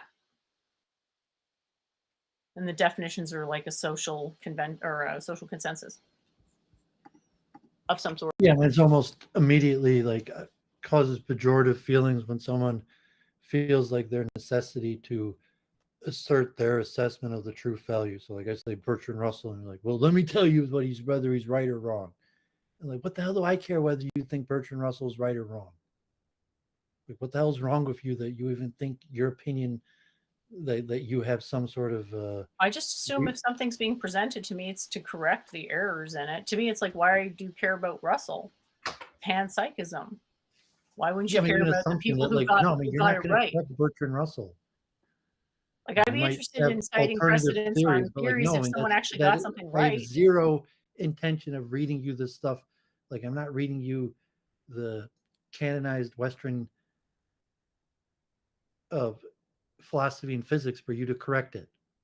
And even just like who the hell do you think you are that you're gonna that you would even think that's what I wanted you to do or like I mean like God forbid like why are you some unaccomplished micro streamer with no one hardly anyone watching you if you could be correcting the greatest minds of history. So it's Well, the just like point would be to it discuss seems it it seems together. instantaneously preposterous. The point would be to discuss it together, but I guess you think it's preposterous to give a commentary on a very small window of history But of now, if you're political walking errors. back and you're saying if you want to express your ideas or perception, like so now you're walking back as opposed to what you previously you wanted to correct it, and so that's less preposterous and saying it wouldn't be bothersome to say, oh, you want to talk and think about it and say how it relates to your ideas, but like the preposterous that you're going to correct these things. Okay. Am I allowed to have my own opinion on them? Of course, you have your own opinion, but it's just like it's preposterous that like what you think like I'm going to hand you the I mean, you can't even write your own essay, but like here you are, you think you're going to correct the canonical literature of the West. I don't just think I'm going to correct preposterous. the canonical literature of the West. There's too much there. Plus, it's not all wrong. And I mean, so just to me, it's just preposterous, and it's basically You can't believe that somebody would be a philosopher with opinions on stuff that had to do with their own reasoning and nothing to do with books, or what? You can't believe that I think you would be interested in that and my thoughts on stuff when tons of other people have been over the years? I don't know. I could accept all of that. Inconceivable. Just the preposterousness that you're gonna some that you would think that I'm reading and going over the stuff for you to correct it. Well, you said you were going over it so that I could situate myself in it, which You're means not I to need to correct figure out it. which one is the most correct, which means I need to correct all of them. That's my logic. No, And okay, well, that's how I'm understanding it, I guess. well, I mean, maybe that's why you're not getting anywhere. Okay, well, can you So correct just my you misunderstanding? know, situate yourself in it and say like where you come out on it, and saying like that you're gonna correct, like you have this massive correct understanding that every one of the past is going to be uh held to your standard, that you're I mean it's like just some sort of weird god complex that's nonsensical.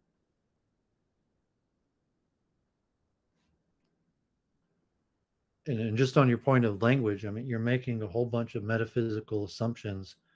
Some of your point, I mean, one thing, I mean, if you're related to this concept of language conveying meaning, um you have the metaphysical assumption that there is such a thing as meaning, that meaning could be conveyed by any I have method. empirical observation of a wide scale belief in meaning or apparent meaning.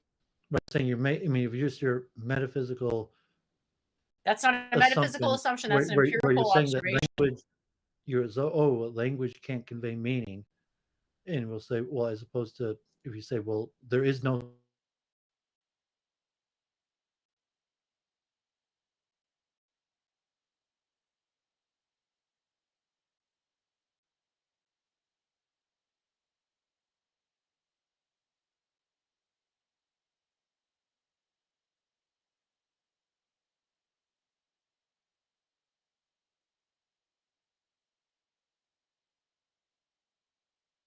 It's just amazing that you could break that down into so many different was the point about possibilities there. Russell, that like you Okay, fit almost it's definitely none of into one of those these though. Russellian It's schools. none of those though. It's understanding that the presuppositions are different depending on experience.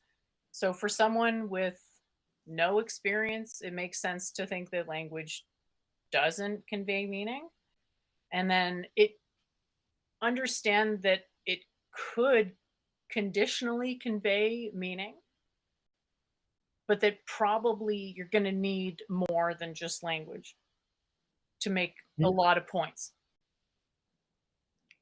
So it's like it's a and God forbid pseudo you're not starting quite as point. bad as like Christopher Van Jerkness, but like you're borderline on that level of absurdity, where it's like, oh, Christopher M. Jerk is like, oh, I read the Bible, and like he's correcting the Bible, and he's like, okay, he read this ancient literature, and he's correcting it, and he's been able to decipher the truth, and now he's going to give you the real breakdown of the truth through his great profound ability to decipher the truth of all this wisdom. And but I'm saying like it's that level of preposterous that you sound when like, oh, you're going to correct Bertrand Russell. I don't really think Bertrand Russell and I were talking about the same thing because he was seemed more like engaged in a classification, an exercise of classification or analytic decomposition.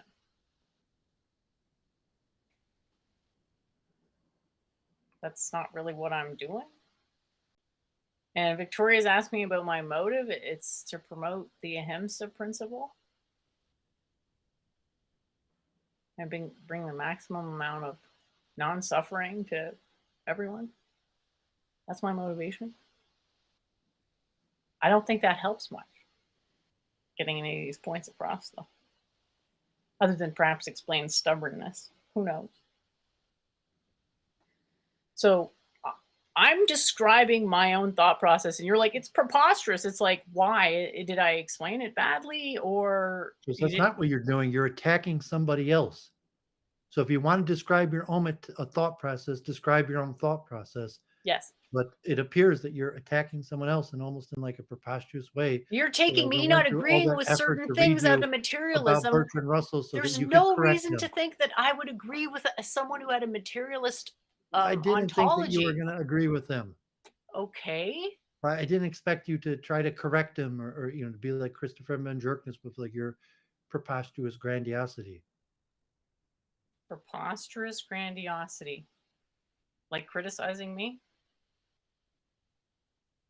Well, I mean, you got to think about how you're coming across on this. And I never gave much thought to what I perceived to be necessary truths seemed like to other people. And I've always been baffled that they felt entitled to tell me their impressions about my necessary assertions. But okay.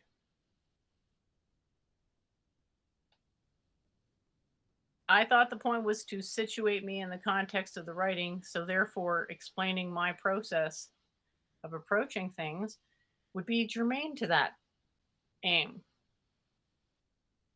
yeah, I mean, you should probably more focus on accurately understanding and be able to say back what these other people said Why? without focusing on what you want to say and to say, but you could accurately say, well, this is what Russell said. And then you can say, this is what I want to say, but to accurately say, this is what Russell said. So that you would be the goal at the end of this, where you would be able to situate yourself in the larger frame of thought by accurately expressing what other people said.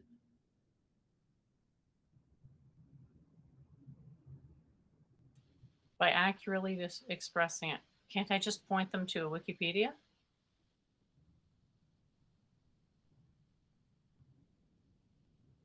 If you had people that are interested in you pointing them, but no, I Like mean, you keep trying to yell it's like you're yelling at me, telling me to practice something I don't want to work on, and have said numerous times, I don't want to work on this. I want to work on getting better at writing by yeah, working it's part on of writing also. That concepts. writing is to accurately No, express I'm not other interested in people's that. ideas. I'm You're not going only to work on interested in something I'm not expressing interested in. yourself.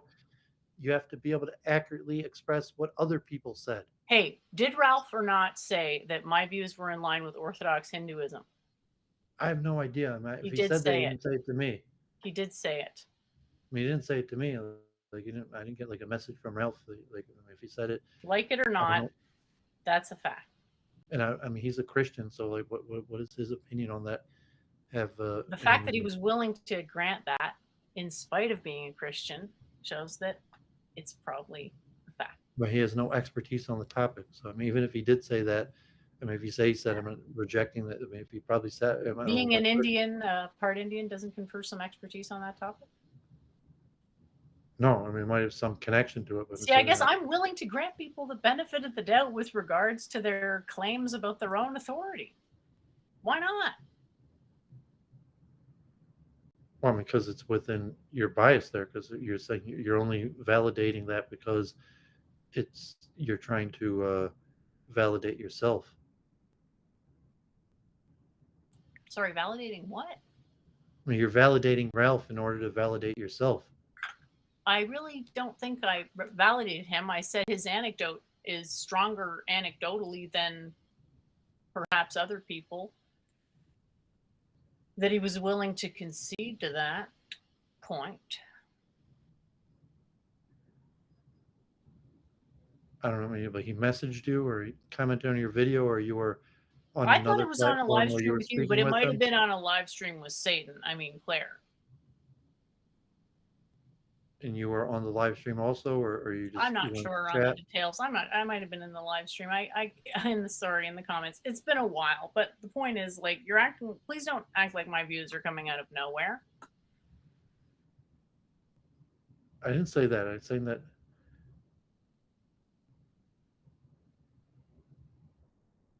I said that you should work on accurately stating I don't other think it's people what possible other to people do said. that. Do you understand that I don't think it's possible to do that? I don't You don't think think it's language can possible to convey accurately meaning. state what somebody else said? No. Because I don't think people know what they're saying unless they can express their ideas in a very specific way. And therefore, like, you don't even try, and then you have these preposterous, I do like, try, but attempts when I to correct realize that the ideas correct don't what aren't the grounded in any kind of a conceivable logic, I realize it's not sensical enough. It's not centralized or ordered enough for me to make any sense of. I mean, if you had, relatively, Bertrand Russell, one of the most established experts on panpsychism, versus Jennifer with Church of Entropy, with very limited uh, establishment of Well, the thing expertise is, on the like, I had a topic. yoga student when I was like 21. To me, that's a huge amount of evidence that I'm an expert on consciousness. You can disagree with that, Well, I mean, you but acquired you're a not an student. expert on consciousness in my view, so it doesn't matter. So you have expertise because you acquired one student. And said, well, certainly, why would someone want to be your student if you didn't know something about the topic?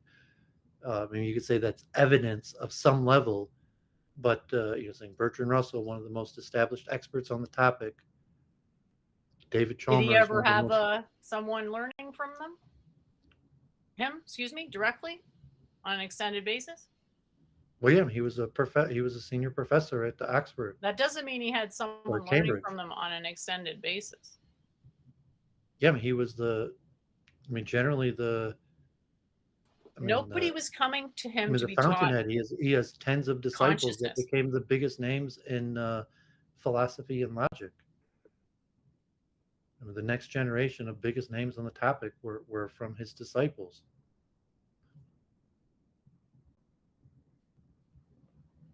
Sure. So we just get into these preposterous, whatever. I mean, just call it like your delusional grandiosity to say that Hmm. you think that you have some sort of like established expertise more than Bertrand Russell. And Well, then you say, did he have because I had anybody one outside student, of I had one student, did he have as opposed anybody to the outside of person the who had the institution? students who became the biggest leaders of the next generation, who had a position at the most senior universities.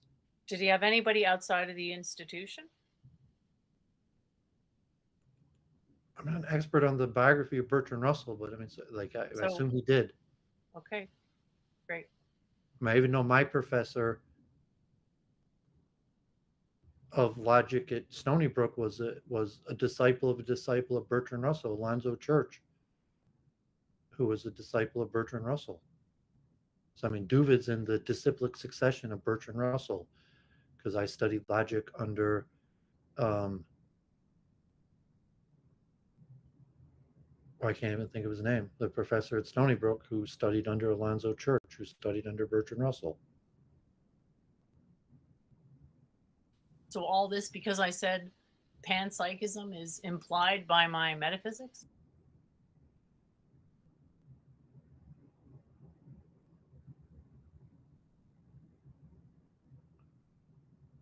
Seems like a really big leap, you know. I'm not even clear what you're saying anymore. Well, you want me to be able to accurately situate Russell's paradigms because he has a bunch of different ones. Doesn't that sort of So presuppose accurately that situate language conveys meaning? your ideas within Russell's ideas. I mean, Russell's the established expert. You're not. That's why you're establishing your ideas within his framework. You're not trying to establish his ideas within your framework. You're trying to Well, establish. remember the textbook I sent you, the opening text, chapter 4? I That's didn't start reading it yet. that's what I see myself in the tradition of. That's what I identify as my tradition. You're saying you have to be in the Western paradigm. I'm saying I'm doing the best I can. I am.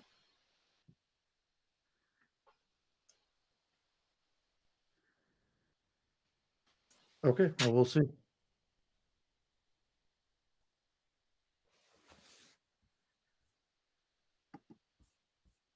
Yeah, I guess sometime in the future there'll be a proof that convinces you.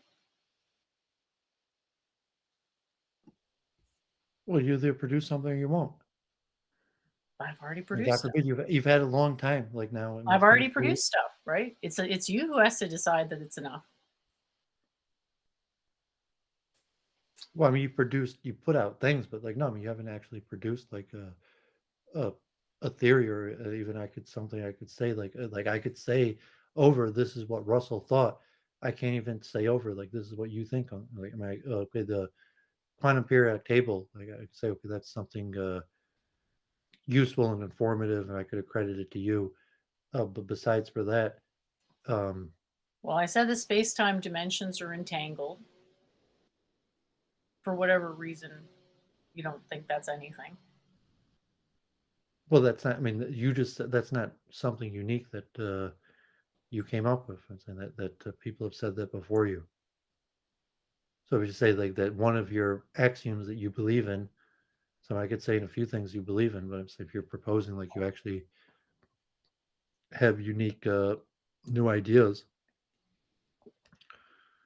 saying like versus like your some basis of your belief system. Like obviously we've talked for hundreds of hours. I could say a little bit of the basis of your belief system. But even that's not so clear. Why would you think it would be clear? If it was clear, you'd be enlightened. Not to I mention, mean, I don't like describing how I think and feel because I feel like it gets misrepresented more that's often just than saying correctly your circular claim of grandiosity. represented correctly. So I guess that's my own sort of And God habituation of forbid that's now you're aversion. going to attack the reader for not understanding your ideas. Does it feel like you're being attacked? Um, yeah, I'd say your statement, yes, and that like if I understood what you're saying, that I would be enlightened. If you understood how I felt and what I was thinking and how I approach what I do and everything about my mental processes, you'd have the same mental process as me. How else could it possibly be the case? So I mean, if you're making the claim that, I mean, essentially the heart of your claim is that you're enlightened and I'm not. You might be, for all I know. You might be playing some trick on me. I have no idea. But yeah, I mean, the point is that somebody not like the point is that you need someone enlightened to come up with something like the quantum periodic table. But I also don't particularly want to talk forever or even at all about that or be asked to prove it in any way, shape, or form because it's rude. People want to agree or disagree on a premise, fine. I can state the facts, but I don't feel like getting into a tussle over that.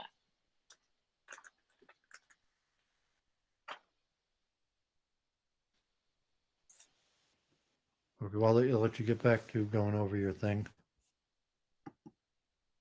So I'm just yeah, saying this is a on your language thing that horrible debate. you missed the metaphysical presuppositions of, if you're saying that language doesn't convey meaning, then you didn't actually define meaning or whether meaning exists at all or whether meaning could be conveyed through another method as opposed to language.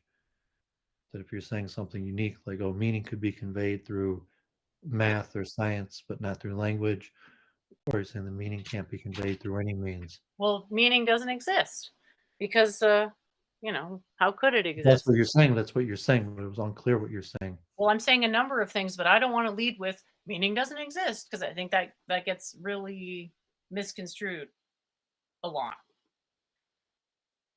So Well, I mean, if just, meaning doesn't exist, your statement that you can't convey meaning through language is trivial, but it is doesn't matter because that it's still valuable. Because it's true that I reason that way. I do reason on the basis that language doesn't really convey much. So what I'm looking for is really a conceptual engagement through a meta-analysis of language. So it's not the words, it's the concepts that you choose to uh, allude to through words. And me also obviously realizing there's a limit to that. Slash, I don't want to be like mind reading people. I'm interested in discussing ideas logically and I understand that my own logic is really hard to explain. But I pretty much feel like anything I've come up with, I could go through start to finish convincingly. And if you accept my position, so here's the thing, like, the level on which it doesn't matter that meaning doesn't exist is that it seems like it exists. So there's like physical causes to the seeming of the existence of meaning. So because it seems like meaning exists, we behave to some extent, like you have to admit, we behave to some extent as a language conveyed meaning because it can point to conventional concepts. Fine. It's conventionally useful to subscribe to that position. Not in philosophy, though. Philosophy is supposed to be about conceptual access. And so getting bogged down in definitions is basically kind of like what I was trying to make an argument against doing. That, like, in my thought process of how am I going to explain everything, and I was trying to show how you have to take an epistemological approach, and if you try to take an ontological approach, then you get double indeterminacy. So too many equations, not enough knowns to solve all the equations type of problem. Whereas if you start with epistemology and understand the mechanics of that epistemology with regards to how it informs concepts, and that's where I have to invoke the metaphysical primitive thing and how all that works and so on and so forth. So yeah, that's where I was, but I'm going to continue on with my basically complaining about how horrible this argument was. And it was just like, once I realized where it was going, I just started deflecting the deflect and reflect technique. Sometimes that's just the only thing that makes sense. Because anything else, even though deflect and reflect is really tiresome, it's not great. It's not like, yeah, that felt good. It's not that tiresome. It's my point. It's least tiresome of methods. Because at least you don't get to the point where you kind of realize that, oh, is my own naivete slash arrogance, narcissism that drag me into this series of questions from now I don't know how to triangulate myself back to where it made sense versus just start with language and convey meaning and then skip to what does convey meaning, and then I would say conceptual access, which you can get a vague idea of through language use. So even though there's no absolute meaning, there's relative degrees of non-meaning. So because there's relative degrees of non-meaning, there is kind of something, there's like a class of things that seems like it's the most meaningful thing. But it's not real, it's non-realism. And it seems impossible at first, but then you get the hang of it and you have to deal with horrible paradoxes. Because frankly, there's enough mystery without added paradoxes of language. Something that has to make sense as part of the senses and thus affects meaning upon which the individual, yeah, so that we have to sort of be careful that, what we're even saying with a lot of this stuff. So I'm just gonna, okay, make sure I've covered everything in my horrible debate.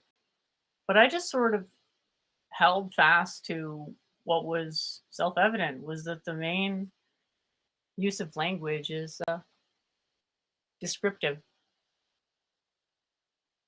You could say that it might be inquisitive, asking questions. So, like something like "How's it going?" is inquisitive. So, fine. I mean, to me, that's still descriptive. But what it's describing is a social ritual. Boring, kind of, because philosophy is not about the content of social rituals. It's maybe about the fact of the matter with regards to social rituals and what that means. But about them themselves. So I really didn't enjoy the. I don't blame any one individual for this, but it's basically the Socratic method on crack. It's like the most strawman misrepresent, like the worst possible version of someone's position, and asking them to defend it. So sort of stacking the odds in your favor. I don't think it may be expedient to rhetorically stack the odds in your favor, but what if someone just doesn't accept that language conveys meaning, for example? It's not the only way to get around this. You can reject the notion of contradiction as meaningful. It seems like it's impossible, but then you look closely at it and it's like, it doesn't mean anything. And it certainly doesn't need to be a primitive or a fundamental concept in any way, shape, or form. So eventually, when everything breaks down, he's asking me to prove that everyone doesn't arbitrate definition. So that's sort of, to me, like, I didn't like that where it went, because that's how is what you're doing not just a cheap trick to try to trick me into arguing against my own position. Like, fuck you. And someone tried to do that to me on the T-Jump server as well. Wasted a lot of my time. It's like,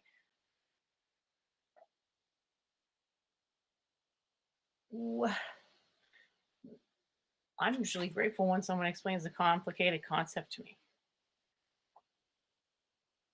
Asking someone to argue against a principle that they hold by demanding they answer under which conditions the principle wouldn't hold. It's kind of like, it seems hostile to me. I guess I'm sitting here and I can't get past the idea that under the best of circumstances, this stuff is not learned easily. It's learned very slowly, and it's hard for emotional reasons. Andre says TikTok's more popular than philosophy. Philosophy isn't popular. It's very useful when you know how to use it, though. So I really think like philosophy could be more popular if there was an academic resurgence of its practical utility, optimized practical utility, followed by implementation, where it was actually working as intended, not just superficial, oh, this,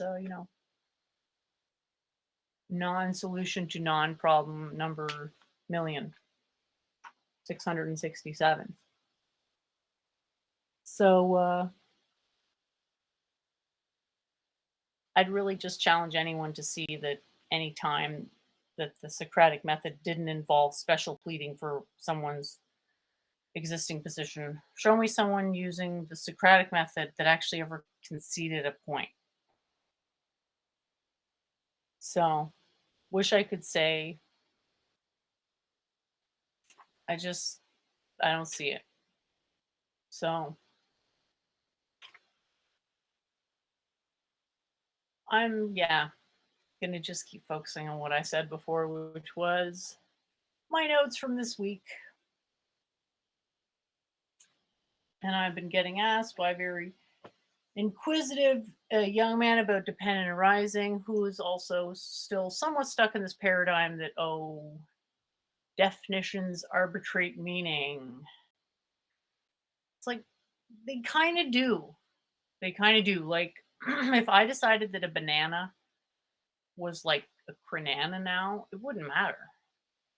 My cranana campaign wouldn't go anywhere. So it doesn't seem like there should be any individual control over the content of language. But actually, there is, because concepts is the really most fundamental principle that everything else happens around. Everything is concept discovery. I don't know if Doovid, you want to say anything. Feel free if you felt like it to hop in at any point. Now I'm about to sign off. I was just wrapping up some books that I You just haven't told sold. us what you're doing this week. If you want to, like, Yeah, I'm not sure I'm doing anything interesting. I'll try to do a tour of the library Wednesday, and that's probably the only thing I'm doing this week. you didn't really talk too much about how you thought it went on the channel that you went on this week, which was I was just really impressed that it had 8,000 subs. Do you remember how many views it got? You only like 700 views. I'm not sure. Um, Hard to tell.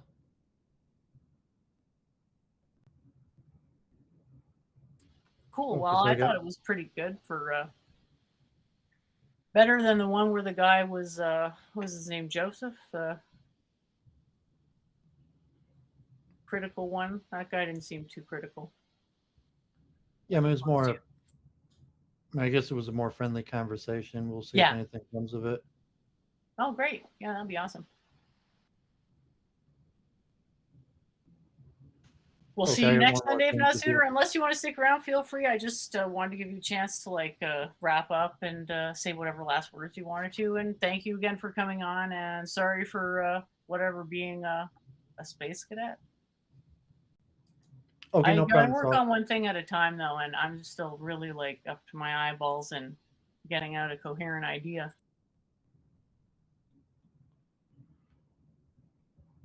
okay, so we'll see you next week, and I'll over the next few days I'll watch back and you'll catch up with whatever you're rambling on.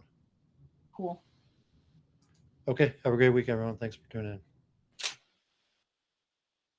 Great, thanks for joining. And Victoria says anyone who wants to assert that everyone applies arbitrary definitions, then the conversation is a non-starter. Um, I think it's fine if you have like an actual. No, this almost never happens, but if you have an actual starting point, a presuppositional starting point, I'm not like against it. In principle, like I said, have tons of starting points. Like I mentioned, language doesn't point to concepts, is really what I'm saying. Language points to conventional association of physical quote unquote objects.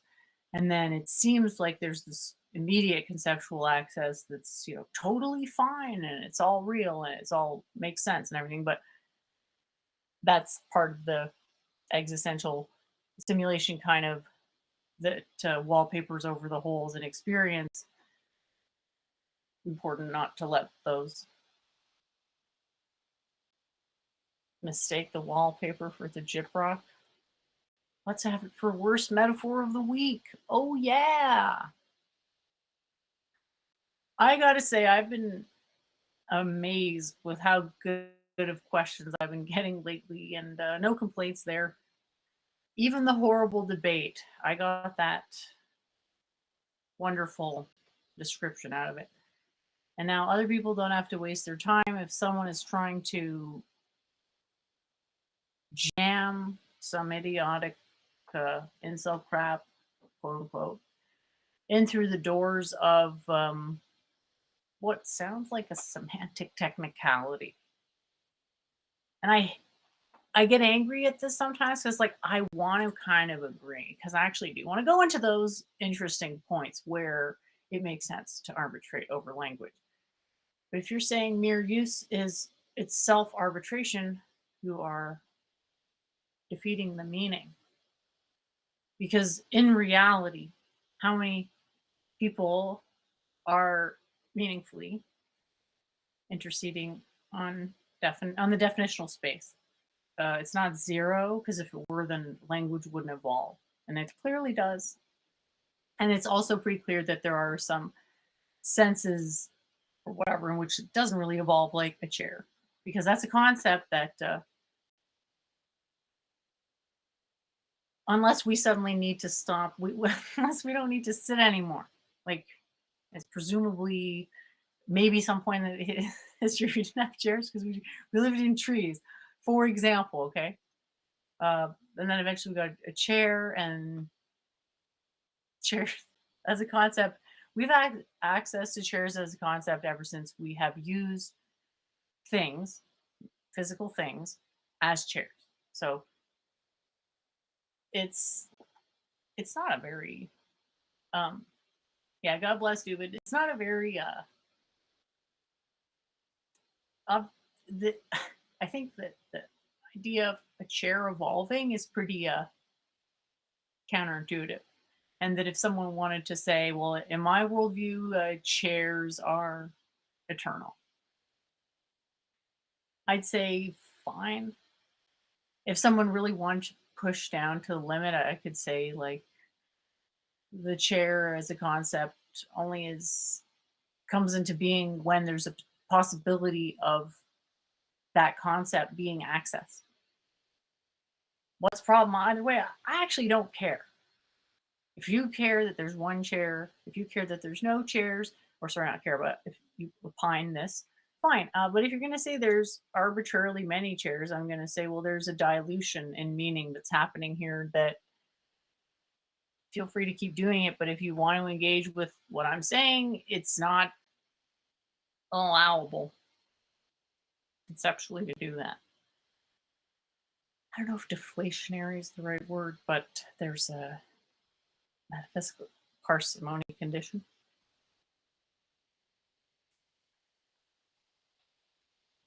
So I'll just keep going because they were asking about dependent rising, which is a hilarious when someone is like,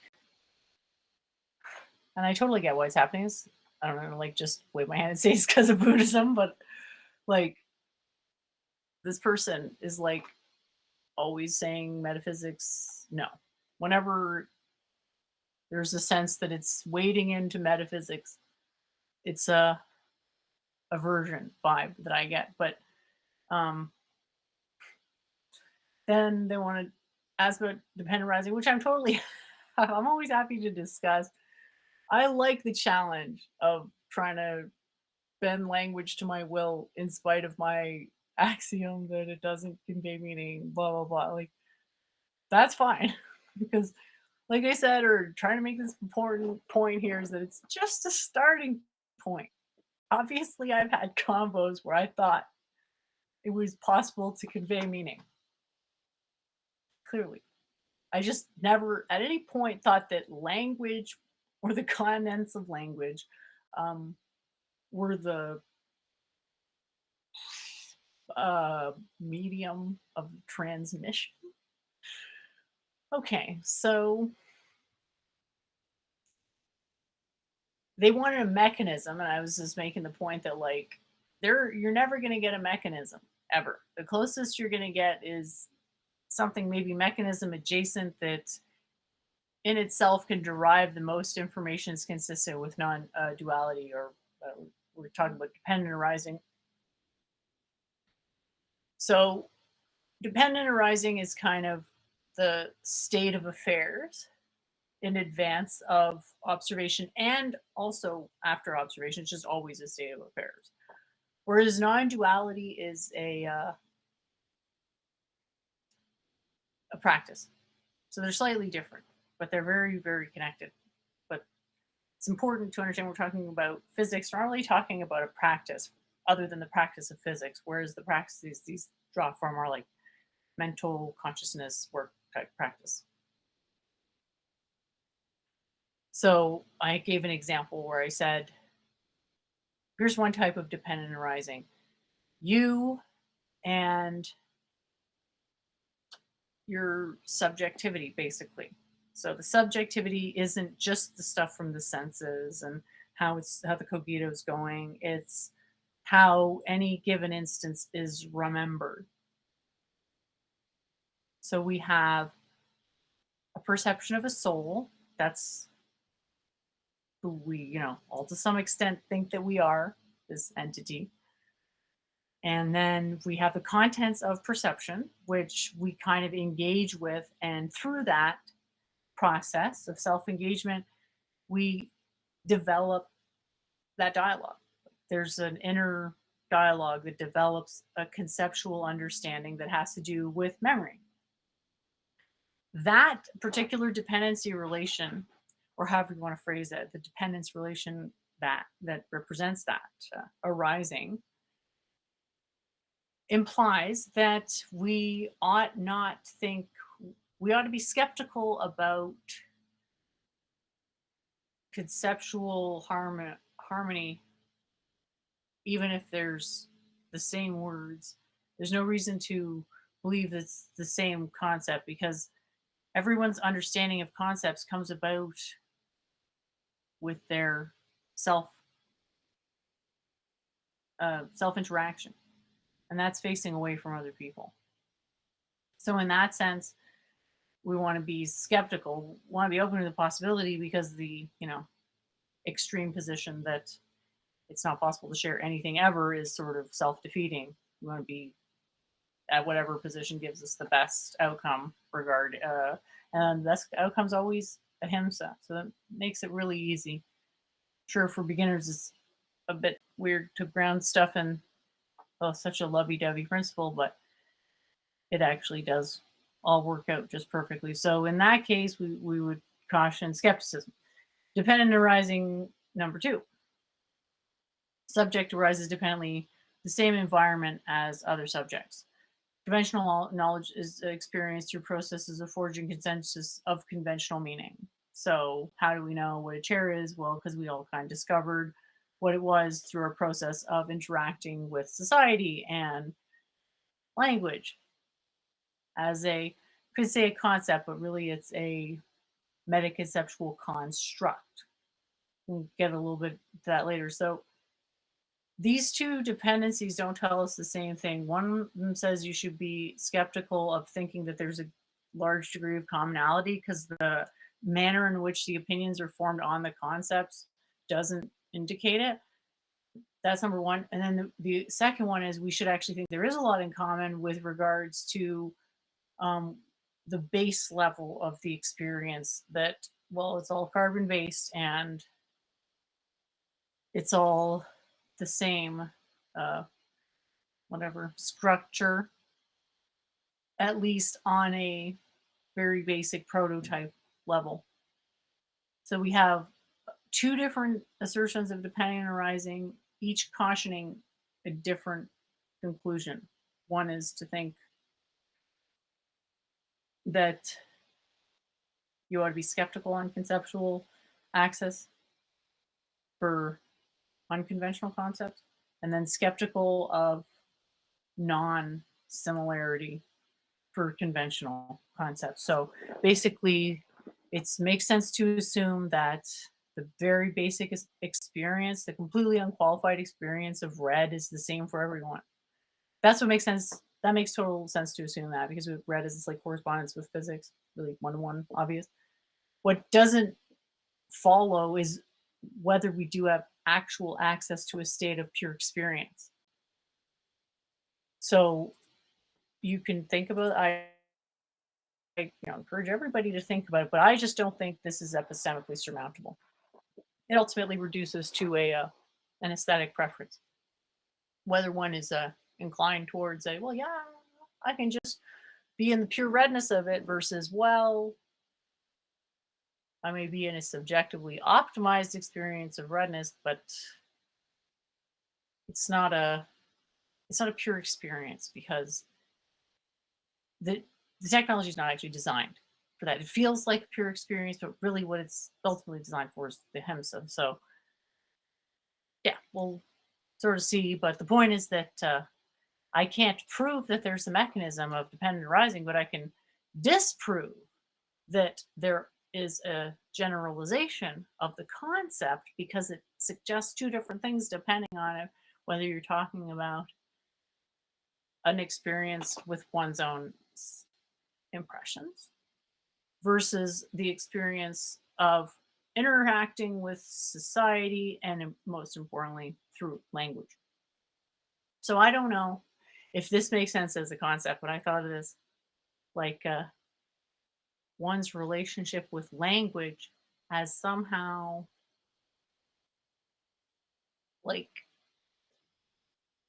not a prototype, but it's the basis for your eventual relationship with philosophy. And then I was thinking, why not just go into language with concepts that people could probably understand through language as language because they're familiar with conventional meaning in language, and then say, well, the other way is starting from here, something kind of at the other end of precision, but also other end of coherence. Tinkle Tink says that the fabric of reality is the emperor's new clothes. Ha ha ha. All right, so I'll go back to what I had up here. Ooh.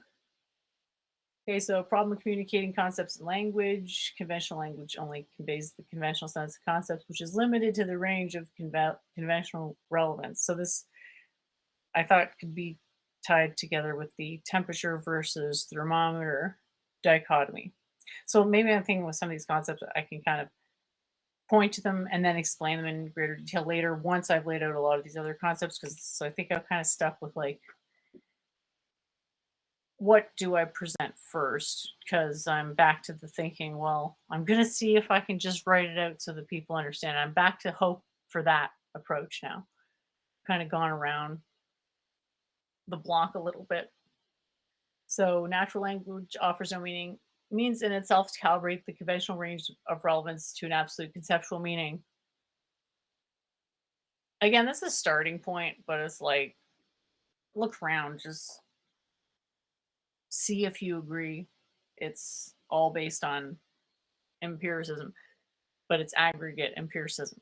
Aggregate qualified empiricism is one would be not understanding empiricism if one was just weighting all testimony equally.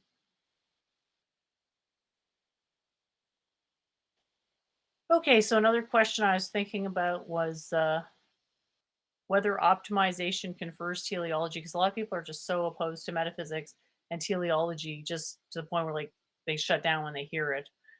But kind of challenge people to think about like if you accept calculus, you accept the notion that systems could be optimized. Does that or does that not imply a teleology? And frankly, like honestly, it really seems to confer a teleology, at least on some level. Like the fact we can take the fact that stuff like the Laplacian and the Hamiltonian's well defined. To me, it seems that way. Maybe not to you, but then I'm going to say, well, that distinction is aesthetic preferences, something language can't disambiguate. And where those aesthetic preferences diverge with usage, we ought to sort of raise our eyebrow and think, oh, maybe this is actually like a word that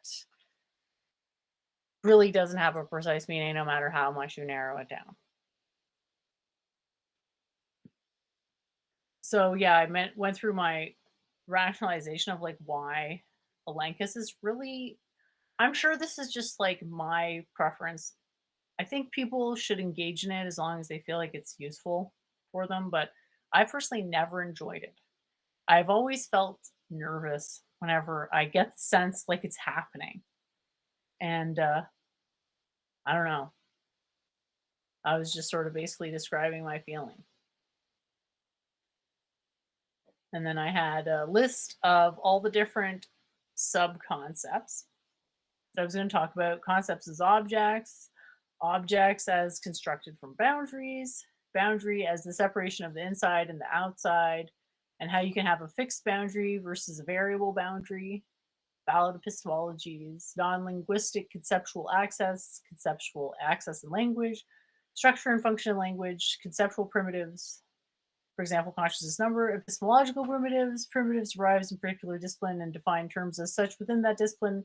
It is presumed that there is no way to define the primitive without indirectly referencing it. So then I was thinking back to the whole, well, you're taking someone on a journey, and it's like, I'm thinking skydiving. Because I've done that. And when I think, viable journeys, it's just, I'm thinking skydiving as a fun thing, as fun type of journey. There's no book out there, correct me if I'm wrong, if there is one, I'm not aware of any books that feel like skydiving. Because it's like a couple seconds, but it doesn't feel long at all. Just pure dive. Well, I guess I was doing a tandem thing and I was like, just want to go pure down. Pure yeah. Pew nosedive? Is that the word? Anders, people are subconsciously afraid of becoming famous, and for good reasons, probably because becoming popular is likely very tedious. I don't know. I guess, yeah. I think people who are famous are tedious sometimes to the people in their lives also. So maybe something to think about.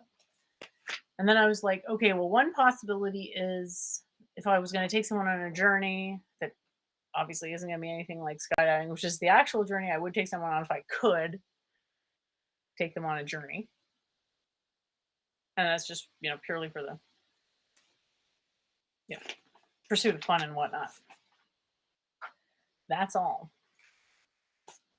Given that that's off the table, I was thinking of presenting like a proof of concept for the methodology and then understanding maybe through that the conceptual access slash qualified understanding, a domain accurate qualified understanding of what I actually think language can even do in the first place. Because if going along with whatever means I have to explain why I've contradicted myself, like maybe it's just better not to contradict myself in the first place. All the popular YouTube channels, the owners put a lot of effort and time into that. Well, there's, likely a lot of them have huge teams, for all the different aspects of it. It's a really professional looking productions. But anyway, let me know what you think of this idea. So the benefit is rational access, methodologically derived rational access to natural intelligence, or maybe the right word is intrinsic intelligence. Whatever it is, it's making sure your heart beats right rate and food gets digested right and all that. There's a tremendous amount of information that is suppressed, filtered out by the brain, because in this form it is set up this way to have distinct experiences.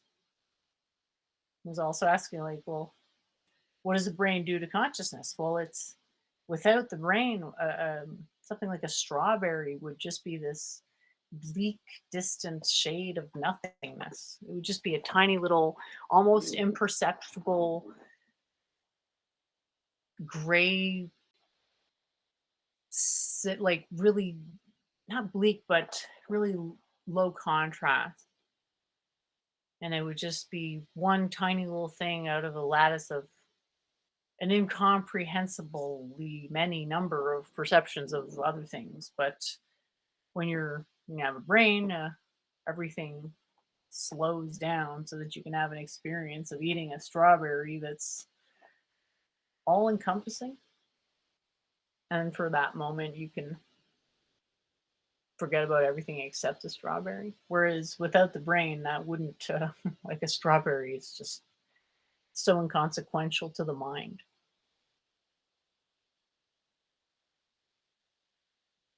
Anders says Leo Gura's likely got a team. I couldn't imagine that kind of lifestyle. So I kind of got to be able to like break down the facts, kind of, Back to my original idea was like putting it as a salesperson.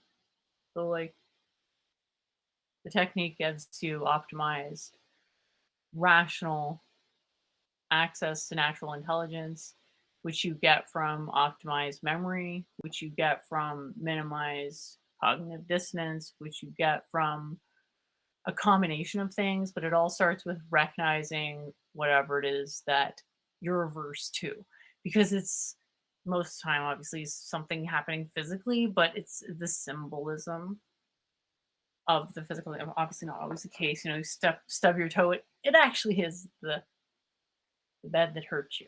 But you realize with the more abstract stuff, like, yeah, you could say people hurt you when it's not physical, but it's more there was something you expected out of them that they didn't deliver that made you feel bad.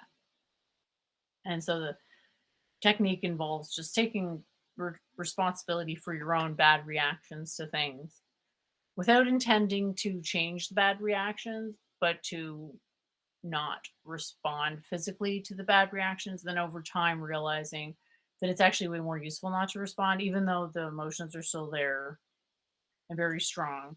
The non responsiveness is like very empowering. Hard to put into words. But anyway, the point is that it works if you try it as a memory technique, not just for better access to your own memories, but better actual, um, rational access to intrinsic intelligence, which this technique is the starting point to that, because the important stuff happens in the space between not an experience, the sense you're making out of an experience, and then your reaction to that experience.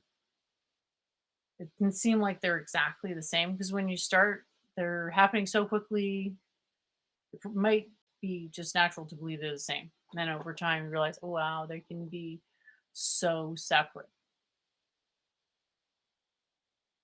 And then memory becomes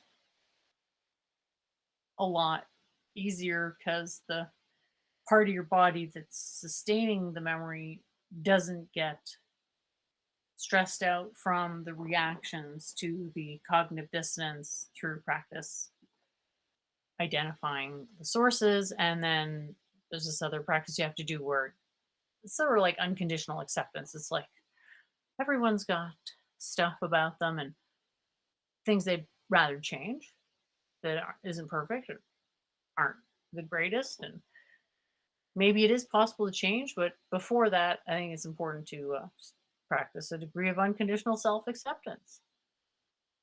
And then other people, because the way you treat yourself, that's the template for how you treat others. Everybody likes unconditional acceptance. Show me one person who doesn't, right? Okay, so I think I'm almost done.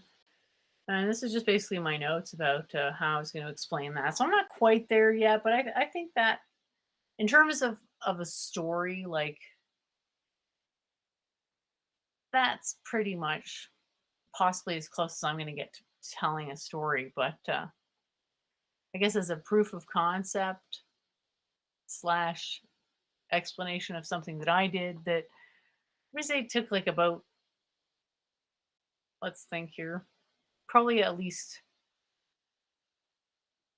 I want to say at least 5 years to get like reasonably good at. And it's probably still in, to a large extent, an ongoing process to stay good at. And then it's just like over time, there's a smaller range of undesirable states. Big range when you start, smaller range as you go. Joe Rogan channel looks like there's only 2 people. There's probably a team larger than CNN in the background. Haha. The same with Russell Brand and other such influencers. Yeah. Yep.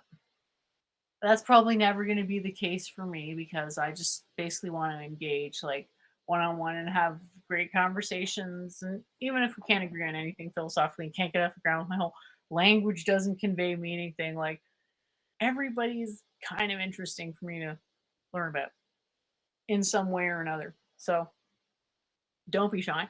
But anyway, I don't know if this is what I'd love to hear what people think, and no one's really talking about what I'm saying in the chat. So I guess it's probably time to wrap up. We're Just hit the 6th hour. Woo! Good time.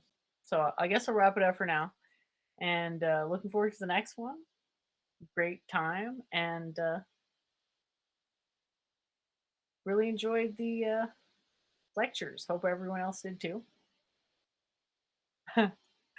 Victoria says we call this managing expectations, which should be applied to your daily life. Yeah, absolutely. It's